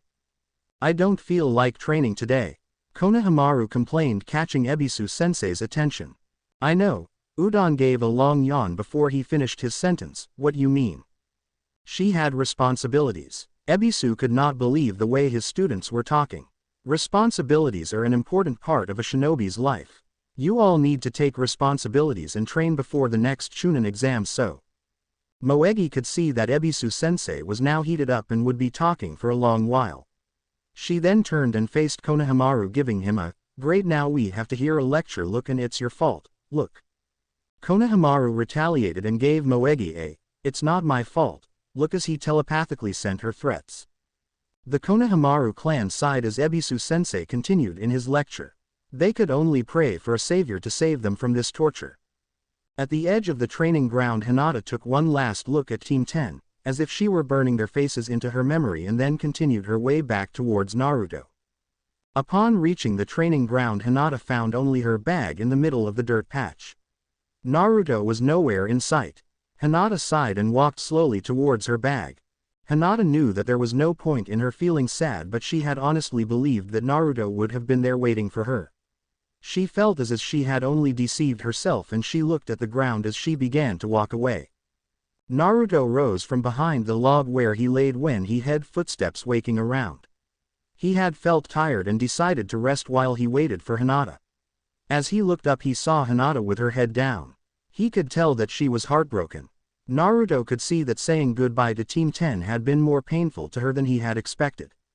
When Naruto saw Hinata begin to walk away, he called out to her, Hinata-chan. Hinata turned around. Hinata, do you want to get something to eat? Hinata smiled. Hi. She could not contain the happiness she felt in seeing that Naruto had waited for her. End of flashback or past. Moegi stood still on the tree limb as she saw Naruto and Hinata-sensei emerge from the corner. Moegi wanted to call out, but she was unable to speak. Something was holding her back. That something was Shino's hand that was placed over her mouth.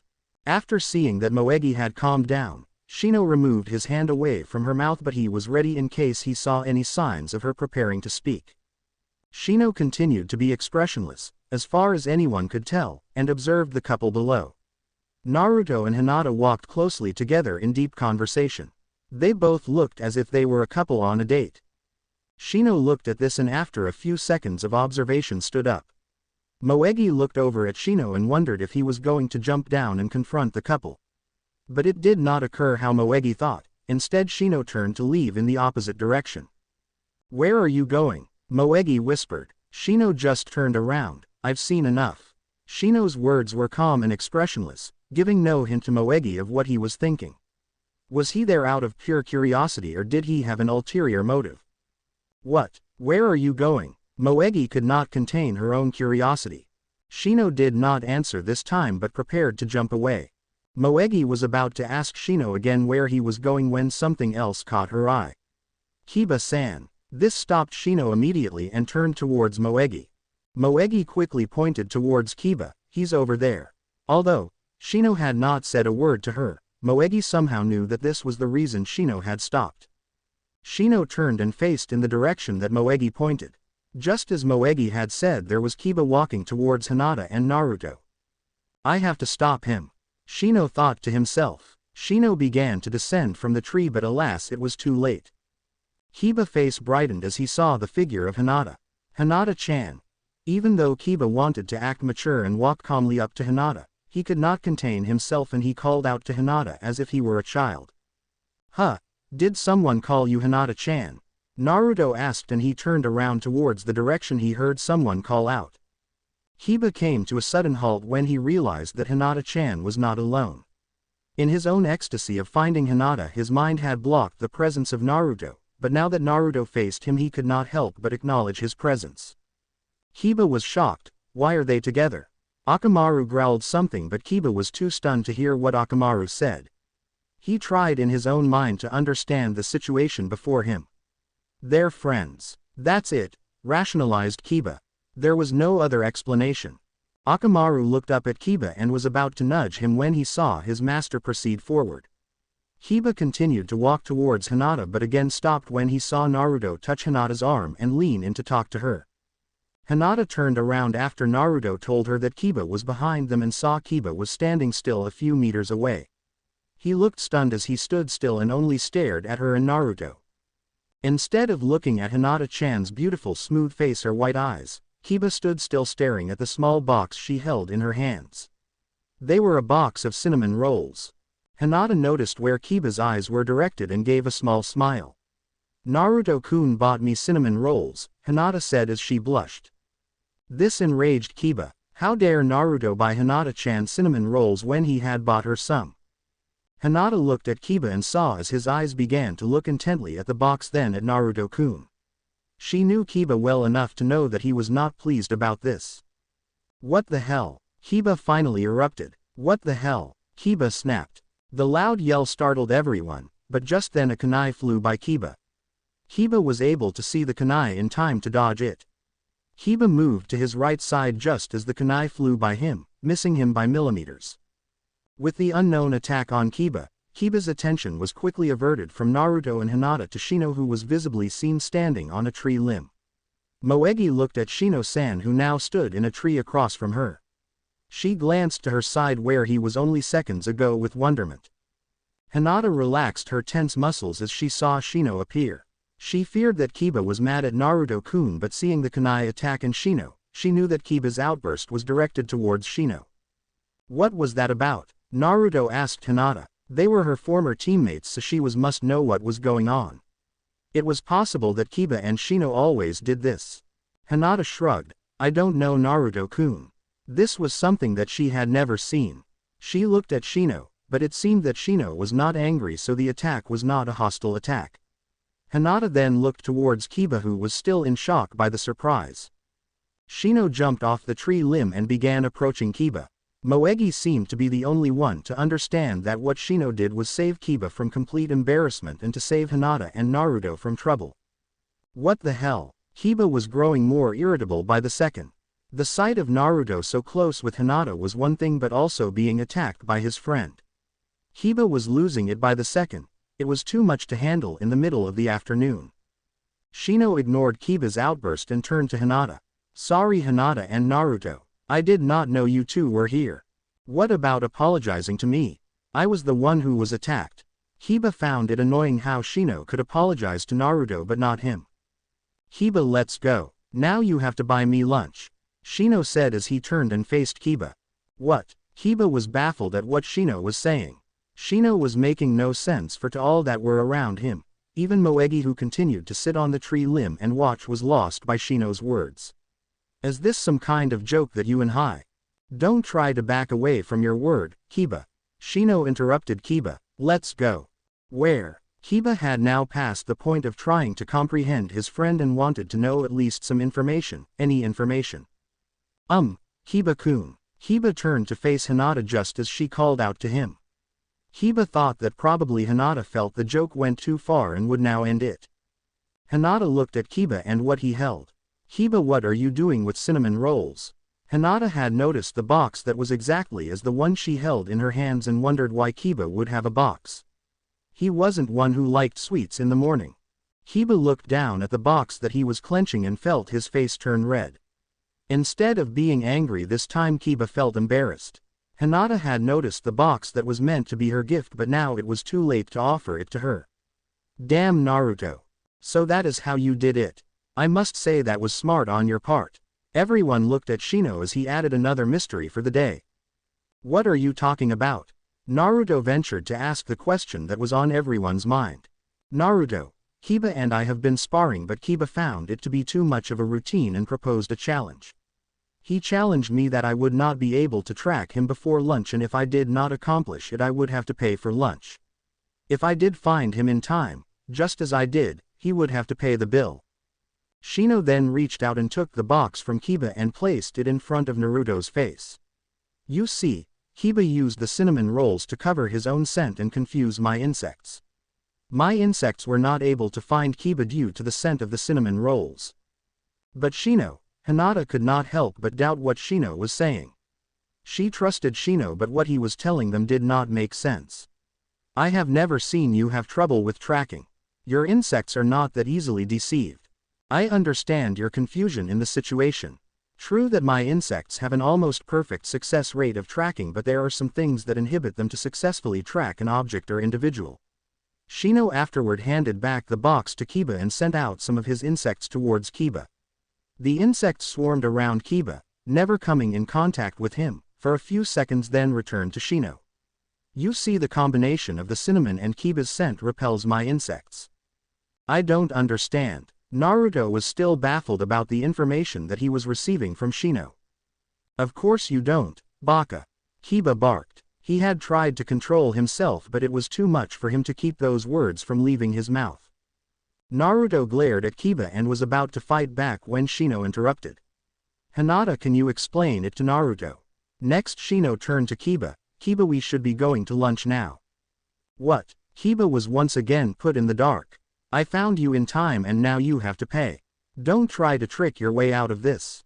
Akamaru, let's go. Shino began to walk away with Akamaru but turned when he saw that Kiba stood his ground. This is not. Before Kiba could continue, Shino went to Kiba and began to drag him away with the help of Akamaru. I told you that you are not tricking your way out of paying. Kiba fought against Shino and Akamaru, but the hold that his own dog had on him was too great. Betrayed by his own friends, Kiba was carried away. Oi, Hinata-chan. Hinata looked at Shino as he called out as he stood a few meters away. Have a nice evening. Hinata stood perplexed as she heard Shino's words. It wasn't so much the words Shino spoke but the way he spoke them. They hinted at something which she could not understand. Hinata-chan, are you hungry? Naruto asked Hinata. While the whole incident with Shino and Kiba occurred, Naruto had accidentally dropped his ramen and was now looking at the spilt remains that was his lunch. Hi, Hinata replied. I think ramen sound good right now. Naruto looked at Hinata-chan as she replied and gave such a smile that caused his slanted blue eyes to look closed. It was the sweetest thing he had ever heard to come out of Hinata's mouth. The way that her lips curled as the word, ramen, escaped from her lips only added to the grace in her face. Hinata smiled as she saw Naruto-kun smile and began to walk. That does sound good. Moegi sat still as she saw Hinata-sensei walk away still holding the box of cinnamon rolls, and Naruto walked with his hands placed behind his head. Shino-san had indeed saved the situation. Moegi, what are you doing up there? Moegi looked down from the tree to find Udon and Konohamaru staring up at her. She wasn't sure how much time she had spent up on the limb replaying all that she had seen happen on between her sensei and her friends. Moegi, are you alone? Being knocked out of her trance, Moegi jumped down from the tree and looked at Udon as he asked the question. Of course, do you see anyone around? Moegi asked. Who would I be with? No one, of course, said Udon as he glanced at Konohamaru. Konohamaru found it annoying how Udon now would never believe him. Moegi, are you sure you weren't with anyone? Konohamaru was not going to let Moegi get away with it. Moegi looked at Konohamaru as if he had lost all his senses. She had just said no. Who would I be with Konohamaru, my imaginary Koreshi? Udon could not help but laugh as he saw Konohamaru turn red of embarrassment and anger, while Moegi gave a triumphant smile. Changing the subject quickly, Moegi asked if they had eaten. Udon quickly replied that they were on their way when Konohamaru had an illusion, most likely due to hunger. I'm hungry, let's go eat, Moegi said. Konohamaru only grunted as they began to leave. He had lost his appetite with Moegi's lies and Udon's doubt. So Moegi, why were you here? Udon asked. I was just enjoying a nice view, Moegi smiled as they walked towards the restaurant. Kiba continued to fight against the hold his friends had on him. He could not believe that he was literally being dragged against his own will. All of a sudden Kiba was dropped as Akamaru let his grip go. With a thump Kiba was now sitting on the ground, grumbling as if he were a child. Let's go in. Kiba looked up and saw Shino begin to enter a restaurant. Kiba, let's go in and have lunch. Fighting the urge to turn and run back to where Hinata was with Naruto, Kiba stood up and walked towards the door. Even if he had decided to run back to Hinata, he knew there was no way. Akamaru was guarding all possible exits. I'm not paying, Kiba finally said as he entered the restaurant. Once they were seated, Shino took up the menu and began to look over the choices. Beef sounded good for that day. Kiba did not desire to lift the menu. What he wanted was not going to be on the menu. He wanted Shino to start talking and explaining all that had occurred. Shino continued to be silent to Kiba's displeasure, and only let his gaze stay on the menu. Why are we here? If Shino did not begin talking, Kiba might as well start the conversation. Why else? To have lunch. That is not what I mean. I mean, why are we here when Hinata is alone with Naruto? Shino finally laid down the menu and looked at Kiba as he asked this question. Kiba, realizing how the question sounded, tried to think of something else to say. I mean, we should be training. I trained this morning and Hinata has also had enough training for the day. I think she should rest. Shino took up the menu again as he responded. No, pork sounds better than beef. Still, why are we here? Kiba grumbled. He didn't even want to look at the menu. He was no longer hungry. He had lost all his appetite when he had seen the box. The box of cinnamon rolls that Hinata-chan carried. The box that Naruto bought her. Akamaru began to sense the anger build up in Kiba and barked, alerting Shino. Shino set his menu down and answered Kiba's mumbled question. Can't friends have lunch with each other? Kiba looked up at Shino and let the muscles in his body relax. Fine, but you are paying. You're the one who invited me.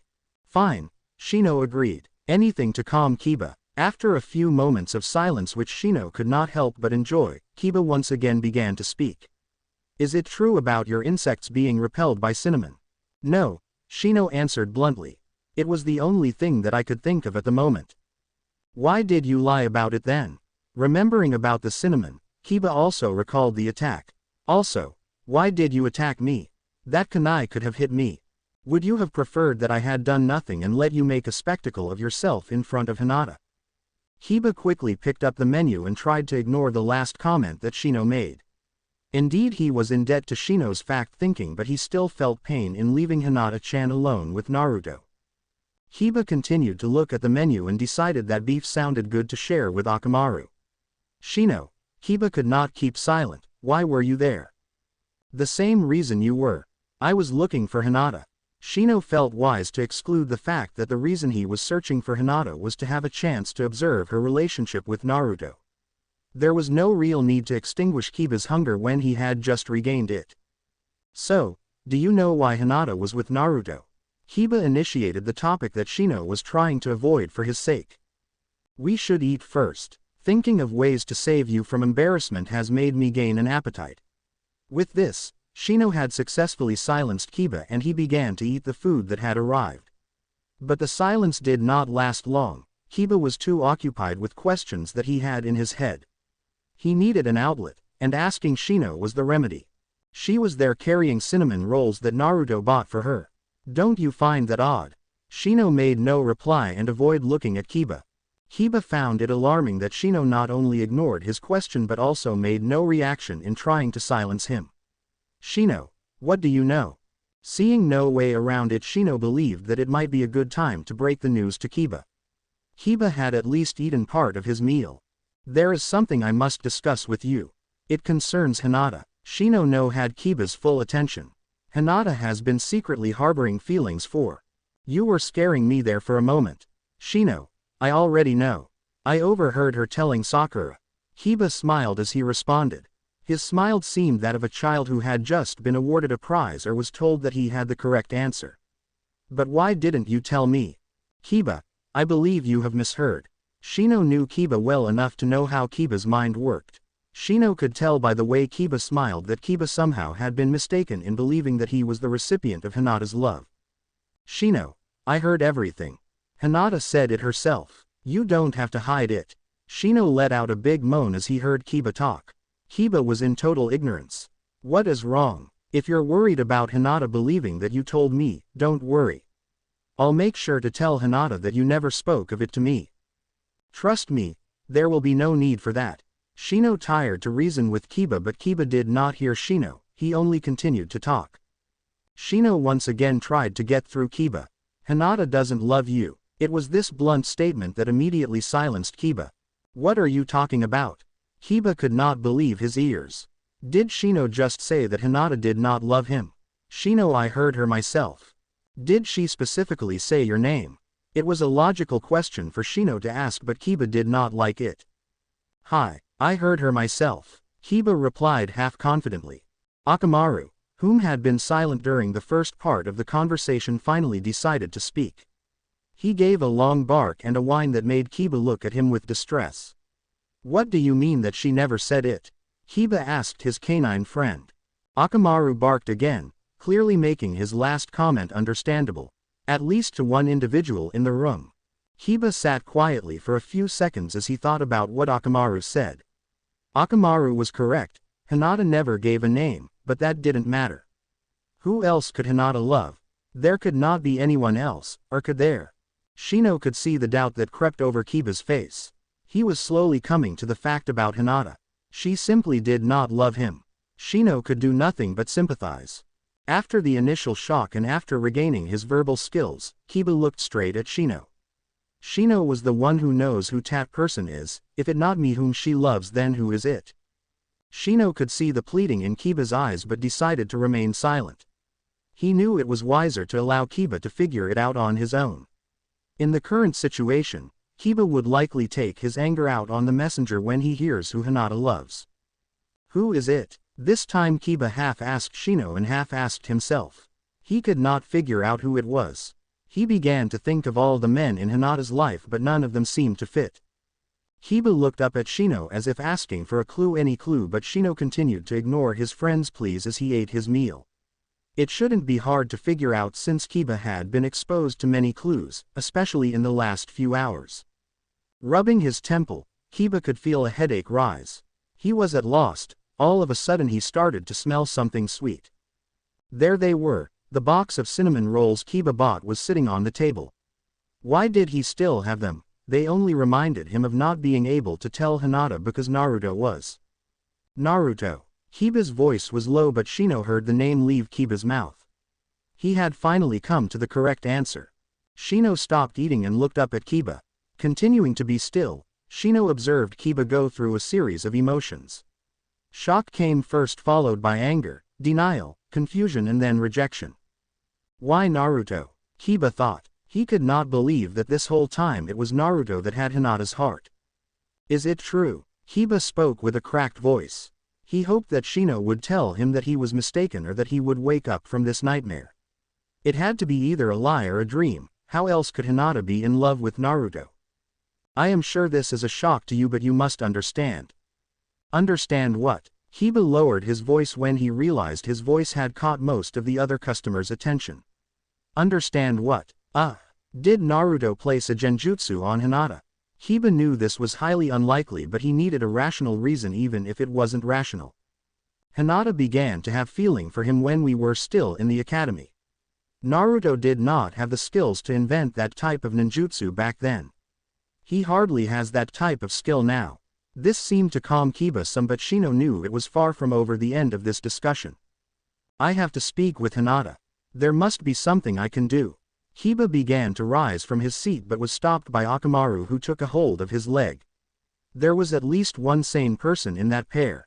Don't be rash. You are talking as if Hinata is sick. Shino then saw Kiba make a face as to say, if she loves Naruto she probably is. All you are going to do is embarrass yourself like you nearly did this afternoon. This made a great impact on Kiba as Shino saw Kiba calm down.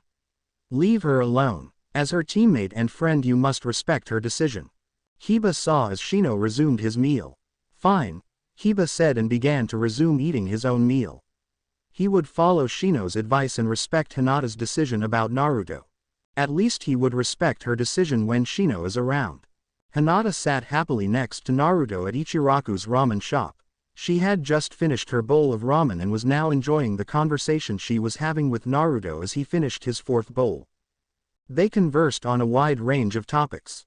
From the different kinds of ramen to new ninjutsu techniques they had acquired and invented. Just as Naruto finished gulping the last bit of broth he turned and faced Hinata. Hinata smiled and spotted a bit of spilt broth on Naruto's chin.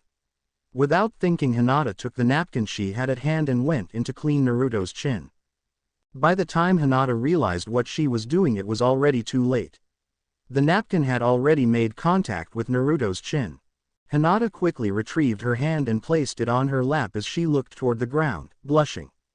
Had she continued to look up, Hinata would have seen Naruto's own face turn a tint of red. Sorry Naruto-kun. Hinata felt her heart racing as she fidgeted her fingers. She had cleaned Naruto's chin. She had touched his face. Naruto only smiled as he saw Hinata look down. Naruto then began to stretch one of his hands and reached toward Hinata's hands when Naruto began to extend his hand towards Hinata's hand when he heard his name called out. Naruto, I have been waiting and this is where you have been. Naruto turned and faced the pink-haired woman as she continued in her loud shrieking. Sakura. Naruto's voice faltered as he saw the throbbing vein on Sakura's forehead. Naruto, I told you to meet me at 2. Sakura began to clench her hand into a fist, concentrating as much chakra as she could into it. It is already 7. Naruto began to wave his hands in front of him as he tried to explain that he had simply forgotten about it. This was not the best answer, for as soon as the excuse left his mouth, Sakura delivered the punch straight into Naruto's face, sending him flying through the air and out of the ramen shop. Hinata only sat in stillness as she saw Naruto land outside on the floor completely still. Although she yearned to run outside and comfort Naruto, her body continued to be still as she stared at Sakura. She could not recognize the women that stood before her. She had known the way Sakura treated Naruto but never to that extent, at least she could not recall seeing it. Sakura-chan. Hinata's voice was meek as she ventured to speak to Sakura, who was still fuming. Hinata, I'm sorry, I didn't realize that there was anyone here. Sakura gave a big smile that did not fit the profile of a woman who had just finished knocking a person unconscious. I just came to find Naruto, so don't mind me. I shall be going first, enjoy your meal. Sakura did not even give Hinata an opportunity to talk, for she soon walked out of the restaurant and went toward the pile of flesh that was on the floor. Naruto, let's go now. Hinata kept silent as she kept her gaze on Sakura. The pile began to squirm when it received the yell from Sakura. But Sakura. Once again Sakura's vein began to throb and Naruto fell silent. Sakura was in a worse mood that day than any other day. Seeing this, Naruto could do nothing, only comply with Sakura's demands and leave with her, leaving Hinata behind. Hinata saw as Naruto left with Sakura and felt a bit uncomfortable about what had occurred, but decided to ignore her feelings and go home to rest. All she had to do was remember that Naruto had bought her cinnamon rolls and that made any uncomfortable feeling disappear. Kiba walked around searching for Hinata. He had only a few hours before Oni-chan would be done with giving Akamaru the physical had taken hours convincing her to give to Akamaru. It did not worry about Shino since Shino was sent out on a short mission with his father. Everything was working to his advantage. All he now had to do is find Hinata and talk to her. Kiba began to walk rapidly through the city, passing all building in search of any scent that told him Hinata was around. He already knew that Hinata was not out on a mission, but he feared that she would be with Naruto. Passing a throng of people, Kiba was finally able to catch Hinata's scent. He began to quicken his step as he began to look to the sides to find her. After a few steps, Kiba found Hinata standing in front of a shop looking at some books. Great, she's alone, Kiba thought as he proceeded to walk towards Hinata. Hinata stood silently. She wasn't sure which book to look at first. There were several that her father believed that she should read in hopes of her gaining greater knowledge for the clan. But none of the books really caught her attention. She had read several as part of her training when she was young, but none caught her attention except one. It was a book that had the word ramen on it. This instantly reminded her of the night before when she had cleaned the ramen off of Naruto's face. Hinata's face began to redden with the thought when suddenly she looked up to find Kiba standing next to her. Soon her face became red-hot, not only due to her thoughts but also the fact that she was close to Kiba. Hinata knew that Kiba would not know what she was thinking, but it embarrassed her to be thinking of Naruto around Kiba. Kiba already knew that she liked someone, and if he saw her face red he would quickly figure out what she was thinking. "Hinata, are you looking for a book?" Kiba asked, ignoring the fact that Hinata's face was a burning crimson color. He looked at the books in front of them and saw the same book that had the word ramen on it. He understood the reason why Hinata was red. He was sure she was thinking about Naruto. "Hi," Hinata replied as she turned her face away from Kiba, trying to hide her face until the blood receded. Kiba continued to look at the books for a few more seconds before asking Hinata, "Have you received another mission?" "Hi, I will be leaving in 2 days. I am in a 3-man team with Yuhi-sensei and Mito," Hinata said as she finally decided on a book that would be suffice for her to read. After paying for the book, Hinata walked into the streets with Kiba at her side. Kiba continued to be silent and Hinata could sense that he was preoccupied with something. "Hinata, have you eaten today? If you haven't, let's go eat." Hinata looked at Kiba as he asked the question. The past 2 weeks Kiba had asked Hinata out to eat several times, and this was unusual for Kiba. Not wanting to be rude, Hinata accepted his offer and they set out to a restaurant. Sitting at the restaurant, Hinata sat silently as she waited for her order to arrive. Kiba was also silent as he tried to figure out a way to talk about Naruto without being too obvious. "I heard that you have a mission in the Valley of the Mist." Hinata was the first to begin to converse. Oh, yes, but there has been a delay in it due to the patrons not being able to make the payment. Since it wasn't a real emergency, Tsunade-sama has decided to wait if they come up with the money or if the situation is really as they say it is." Kiba answered Hinata's question blandly. He was not in mood to be talking about such thing. Silence once reclaimed the table in which Hinata and Kiba sat together. "How is Akamaru? Why isn't he with you today?" Hinata tried to initiate a conversation. The silence made a stale atmosphere. Usually the mood was nice and relaxed when she was with either Kiba or Shino, but this time it made her anxious. "He's fine. He is getting a physical right now. His yearly physical." Another short answer from Kiba. Hinata thought it best to leave Kiba alone for a while as they continued to wait. Eventually, after 5 more minutes of silence, Kiba began to speak. "Hinata, how is it going with that guy?" His voice emphasized the "that guy" with disgust. Fortunately for Hinata, she did not sense the disgust and annoyance in Kiba's voice but was more than happy to have that conversation now. Although she hadn't had a chance to tell Naruto how she felt about loving him, their relationship seemed to be growing. At least their almost relationship. "Fine. Have you?" Kiba paused for a moment as he proceeded, told him. Kiba feared the answer as he saw Hinata's face turn to a shade of pink. This was not a good sign. He might have been too late. "No, but," Kiba felt as if life returned to him as he heard this answer. "Don't tell him." His voice cut off Hinata's sentence, leaving her stunned by his reaction. "You mustn't tell him." "Why?" Hinata sat wide-eyed, her ashen eyes wishing that they could not only see through people but also see what they were thinking. "He doesn't deserve you," Kiba said as he tried to think of logical reasons to back his statement. He knew that Hinata would ask how he had come to this conclusion. "Why? If he hadn't realized how you felt about him, that means he is not interested and not even worth your feelings." Kiba's words came out cold as they reached Hinata. Kiba, you were the one that told me not to give up. You told me that anyone whom I love was worth it because I would only choose worthy people. Why are you now telling me this? Hinata looked at Kiba trying to understand what was occurring with him. He seemed abnormal in his actions, in fact he had been acting strange the past several weeks.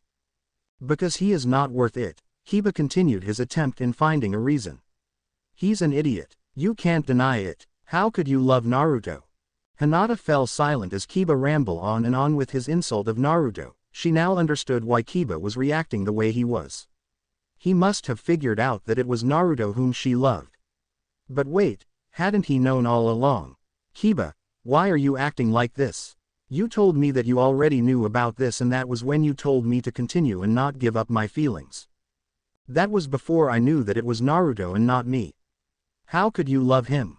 He has always been in love with Sakura and that won't change. Hinata's mind was now enlightened to the full situation. Kiba had thought that he was the object of her affections and now he knew the truth. She would have easily forgiven his jealousy but Hinata felt pain when she heard Kiba continue to talk insults about Naruto. Kiba also continued to emphasize about Naruto loving Sakura. It was true that he had loved her but Sakura was engaged to be married and Naruto knew this. Also Naruto had changed, she just knew it. Kiba, Sakura is getting married and do you think that that will change Naruto's heart? Naruto is never going to return your feelings, Hinata. Don't be delusional. Just then the orders were set in front of them. The waitress easily felt the heavy atmosphere between customers and left as soon as the orders were set on the table. Every single time they dined there was always some unusual atmosphere. The waitress walked quickly back towards another waitress. What is happening this time? The second waitress asked the girl whom had just served Hinata and Kiba. It seems so heavy the situation. Apparently the girl seems to be in love with another guy and this guy is angry. He just insulted her calling her delusional. As you can see she did not take it very well. Both waitresses then resumed their work but continued to keep an eye on the table in the corner. Kiba silently saw as Hinata's breath began to quicken while she just stared at him with infuriated eyes. Hinata only sat silent, making no move towards her food. She was too offended by Kiba's insults. Not only had he insulted Naruto but he had insulted her as well. Hinata, I didn't mean it that way. I only meant, before Kiba could finish Hinata rose from her seat and walked towards the exit. Hinata wait, Kiba yelled as he ran towards the exit. He deceives it, commented the waitress under her breath. Excuse me sir, sorry to stop you but you need to pay before you leave. Kiba stopped right at the door as the waitress stopped him. He didn't have time for this, he needed to go after Hinata. Kiba quickly paid and ran out. Half expecting to need to track Hinata down, Kiba ran out as fast as he could but came to a sudden halt as he saw Hinata just standing still looking straight forward. Kiba was about to begin his apologies when he saw what held Hinata's attention. Out in front of them was Naruto walking alongside of Sakura. They were deep in conversation as they walked out of a bakery and Kiba could clearly see that Sakura held something in her hands. In her hands Sakura held the same type of box that Naruto had bought Hinata the day before. Kiba could see Hinata's body tense as she continued to follow Naruto walk with Sakura with her eyes. She stared as she saw Naruto and Sakura entered a restaurant. Hinata. For some odd reason Kiba felt his heart ache as he saw Hinata see Naruto on what looked as a date with Sakura. Wasn't he supposed to be happy that Hinata had seen this? This proved to Hinata that Naruto will always love Sakura. Hinata. I want to be alone. Hinata's voice was stern and cold. Kiba could hear the bit of sadness in it and wished to say that he was sorry but Hinata would not believe him. He had moments ago told her that Naruto will never love her, how could he now tell her that he felt sorry? Hinata. Hinata turned her head towards Kiba, revealing her watery eyes. I want to be left alone. Hinata replied more harshly as she turned and walked away. Hinata. Kiba began to run towards her when he was pulled from the back of his collar causing him to lose his balance and fall to the ground. Kiba sat on his ass feeling much like one, as he saw Hinata walk out of his view before looking up at the disappointed face. Are you happy now? Shino. I need to talk to her. Shino walked around Kiba and stood in front of him. I believe you have done enough. She is not in the mood to see anyone at this moment, leave alone you. Hey, it wasn't my entire fault. Naruto was the one who was seen on a date with Sakura. Kiba stood up as he defended himself. Are you sure it was a date? Shino looked at Kiba through his dark shades. I saw them right now. I know what I saw. Kiba replied. Shino. You also thought that you heard Hinata said she loved you and we saw how that turned out. Shino said in a calm voice. This angered Kiba and he was about to reply when Shino stopped him. What I am trying to tell you is that you have been mistaken with your quick judgment and I doubt you want to make the same mistake. Kiba thought about what Shino said as he stared silently towards the restaurant that Naruto had entered. He had seen Naruto and Sakura so close, what else could it mean if it wasn't a date? Nothing. The only explanation was that it was a date. That bastard Naruto, he hurt Hinata's feelings. Kiba began to feel anger as he thought about Naruto's date. How could he? No Kiba, the question is, how could you? Kiba looked at Shino would still was not wanting to accept the fact that Naruto was on a date. Kiba, you were the one who made Hinata feel bad and put that idea of Naruto still loving Sakura in her head. But it is true, you have the proof in front of you. Kiba was growing irritable with Shino's stubbornness. Kiba, as a shinobi your observation skills must be high. In a mission any rash judgment can cause you and your teammates' lives. Kiba tried to interrupt Shino telling him that this had nothing to do with missions. But just as in a mission you must use your observation skills in everyday situation. You have already been blinded once with your bias, don't be once again be blinded by prejudice. Shino finished his last sentence and began to walk in the direction that Hinata left. Kiba only stood silent, stunned by Shino's word as he looked toward the building where Naruto was at. I recommend, Kiba turned his head towards Shino who stood with his back towards him. That you do some observation right now. If you truly love Hinata you would at least give her honest news with no prejudice or bias. Kiba turned his gaze back towards the building debating whether to do as Shino recommended. For a few minutes he only stood there as he had Shino's footsteps fade away. Fine, I'll do some observation. If that bastard is a bastard I can tell Shino and Hinata without regrets. If he is not, I'll just have to wait and see. Kiba began to walk toward the building and within 5 feet he could already begin hearing Naruto's loud voice. Please be a bastard, I'll return for your order. Thank you, Sakura said to the waiter, as she took a seat across from Naruto. Naruto sat in front of her drinking as much water as he could from the cup in front of him and gargling once in a while. Naruto, what are you doing? There were a lot of envelopes. How many people can you possibly invite to the wedding? It was only 300, shrugged Sakura as she took a sip of water. It should have been easy for you. Especially if you used your Kage Bunshin no Jutsu. Naruto's only reply to this was a blank look on his face. Why didn't you use your Kage Bunshin no Jutsu? Sakura raised her voice a bit. She could not believe that her teammate could be so dumb. He used that technique almost every single moment except when he could have used it to his advantage. I didn't want to. I wanted to use the closing of the envelopes as training. Naruto tired to cover for his thoughtlessness. What type of training would that be? Sakura said, putting Naruto into a corner. Stamina, replied Naruto. Sakura decided to let Naruto win this time since he had suffered licking every single envelope. Sakura, can I have some of that? Naruto was eyeing the box that sat on the table. No, that's for Lee. Sakura took the box into her hands and set it down further away from Naruto. I want to give him something when he arrives from the mission. I told him I would bake him a cake. But you bought that cake, Naruto pointed out. You didn't make it. I tried but it wouldn't come out, so I decided. Wait, was that what those were? I thought that they were coals in your kitchen. Naruto began to laugh as he now knew that the black heavy items that were in the pans were actually Sakura's attempts in baking. As Naruto continued to laugh, Sakura could not find anything amusing about it and was about to react when Naruto was saved by the waiter returning for the orders. Naruto ordered yaki udon, being the closest thing he could get to ramen, and Sakura ordered kamameshi. She decided to take a break from her wedding diet. After the orders were placed they continued to talk. Oi, Naruto, I heard from Tsunade-sensei that you haven't been sent on a mission. Have you been training? Hi, I have been training with Hinata-chan, responded Naruto. You trained with Team 10. Why did you train with Team 10? Did you make Suanad-sama mad? Again. No, I trained with Hinata-chan after she finished training Team 10. What? Thought Kiba as he sat on the roof and listened to the conversation. He didn't know that Naruto had been training with Hinata alone, and at night.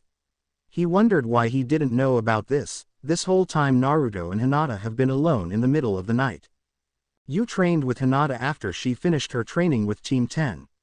That seems like a lot of training. Why did you make her train after she trained Team 10? I know you like to train, but still you shouldn't have done that. Sakura could not help but feel sorry for Hinata being dragged to train by Naruto.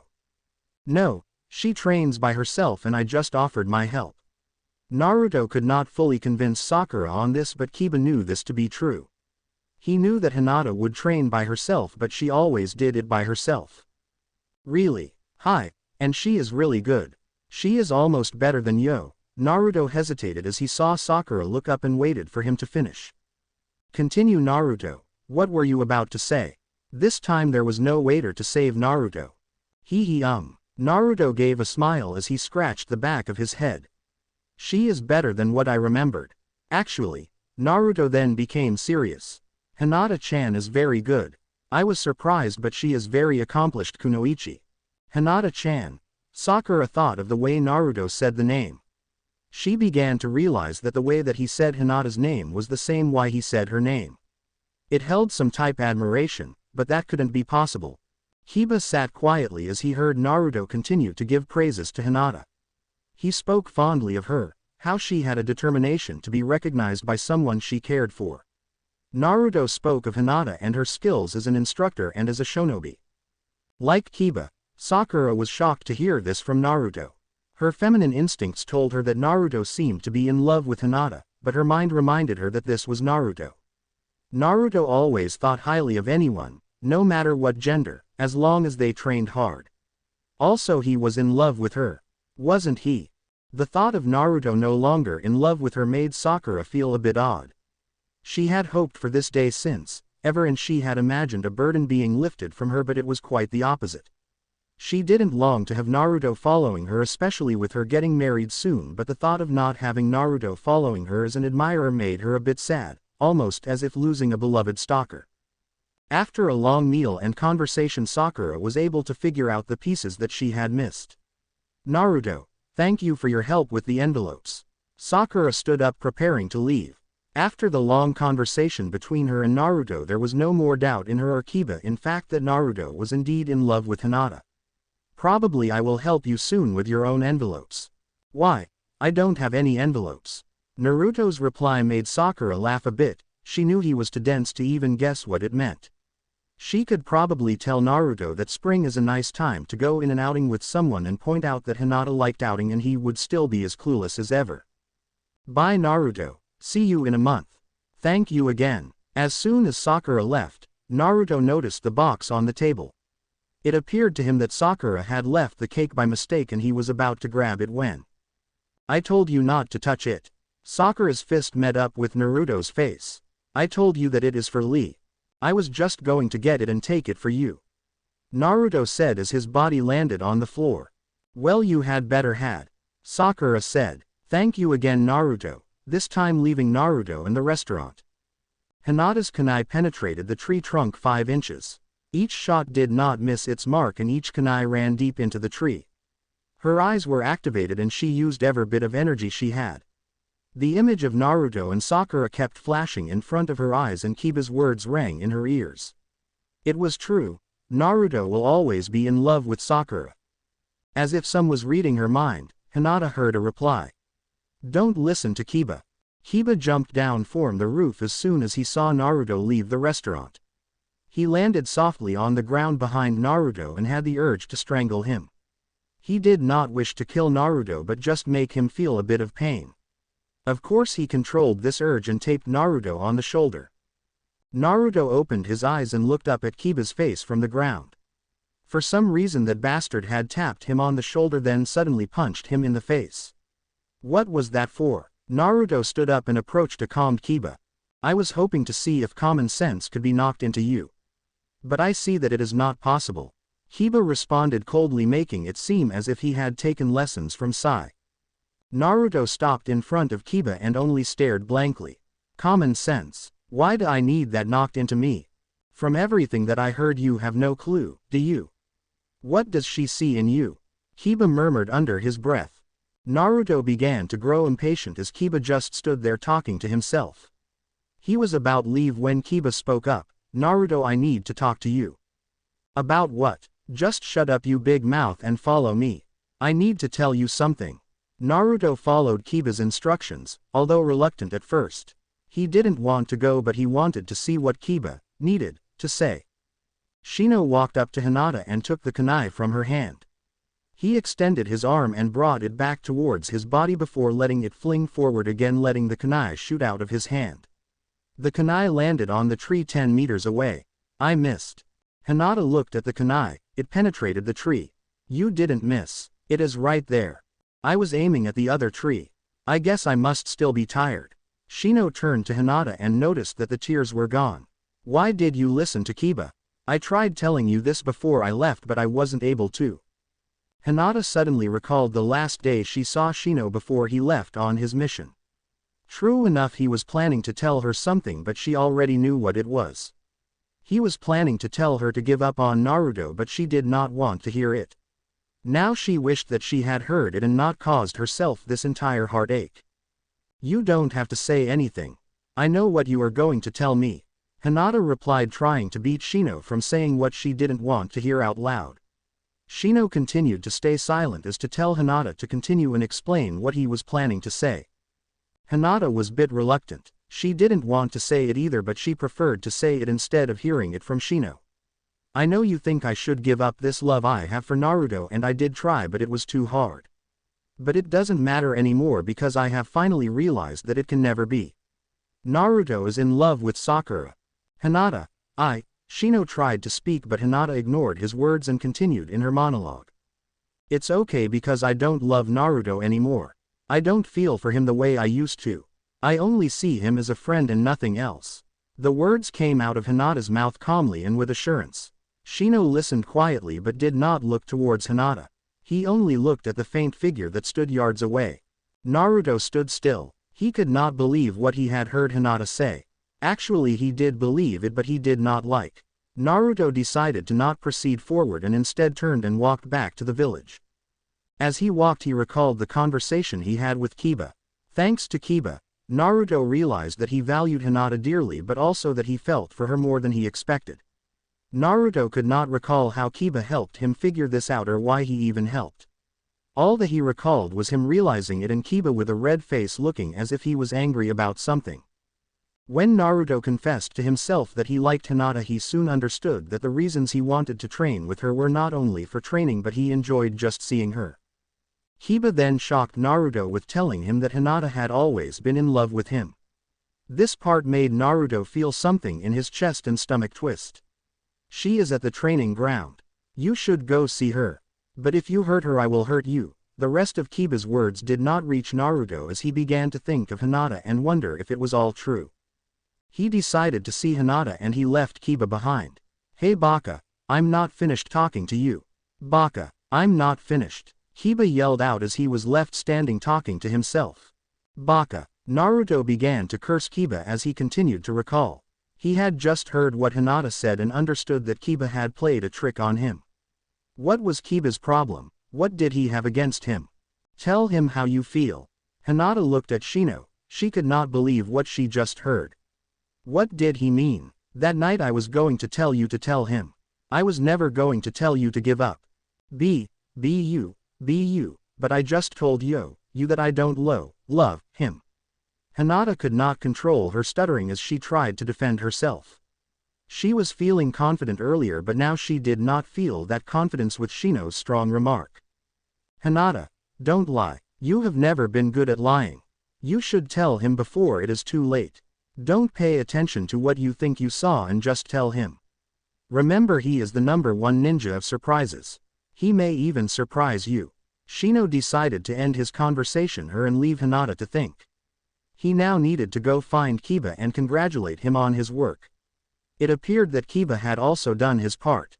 Naruto sat quietly staring at the ramen that sat in front of him. Normally ramen didn't stand a chance when it was placed in front of Naruto, but for some odd reason Naruto could not eat it. He stared blankly at the noodles as they floated in the broth. Had he truly believed that Hinata could love him? She came from a prestigious family, a family with a bloodline to its name. If he couldn't end up with Sakura, who wasn't from a prestigious family, what made him think he could be with Hinata? No, it was not possible. So he continued to sit with only the ramen to keep him company. Hinata walked silently as she thought what Shino said. It seemed so simple to confess to Naruto, but when it came to actually planning to do it, it seemed impossible. There was no way she would be able to get the courage to tell Naruto that she loved him. Yes, even though she told Shino that had given up on Naruto, deep inside she knew that he held his ground in her heart. As she walked through the town, she noticed the lack of people around. It wasn't late in the night yet, the streets seemed almost empty. There were a few people out walking, somewhere coming out of shops. One man in orange was sitting eating ramen. Hinata stopped as she recognized the figure eating ramen. She was sure it was Naruto, but something was odd. His posture was leaning over the counter, but he did not raise his head as he ate. He only continued to stoop. After a few minutes of thought and staring, Hinata thought that possible it was time she became honest. "One bowl please." Naruto was taken out of his daze by the sound of a female customer ordering. He did not look up but continued to stare at the bowl that sat before it. By now he could see that it was cold. Naruto. Naruto finally looked up and looked at Hinata. He didn't realize until he looked up that she seated herself on the seat beside his. Naruto. I. Naruto could see Hinata's face begin to glow a red tint even though she had her gaze towards the ground. Naruto. Hinata breathed heavily as she tried to caught the words. After a few seconds of tiring to control her breathing, Hinata finally was able to speak.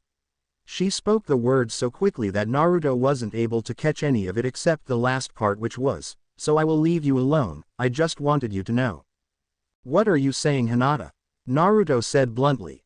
Hinata looked up for a split second and saw how close Naruto's face was to hers. She felt more blood rush to her face as she began again. "Naruto, I love you, but I know that you love someone else, so." Before Hinata could finish her sentence, she felt Naruto's hand over hers. She looked up at Naruto and could see a grin on his face. "I love you too. But, I thought," Hinata did not understand it. She had seen Naruto with Sakura together just hours before. Suddenly, Hinata heard Lee's voice from outside. "You really made this all by yourself?" "Of course, I can make anything." Sakura's voice answered. "I told you I would make you a homemade cake." Hinata turned back to face Naruto but held a smile on her face. Did this mean that Naruto wasn't with? Before she could finish her thought, Naruto again interrupted her, but this time with his lips lightly pressed on hers. The end. Now we will see you in the next video.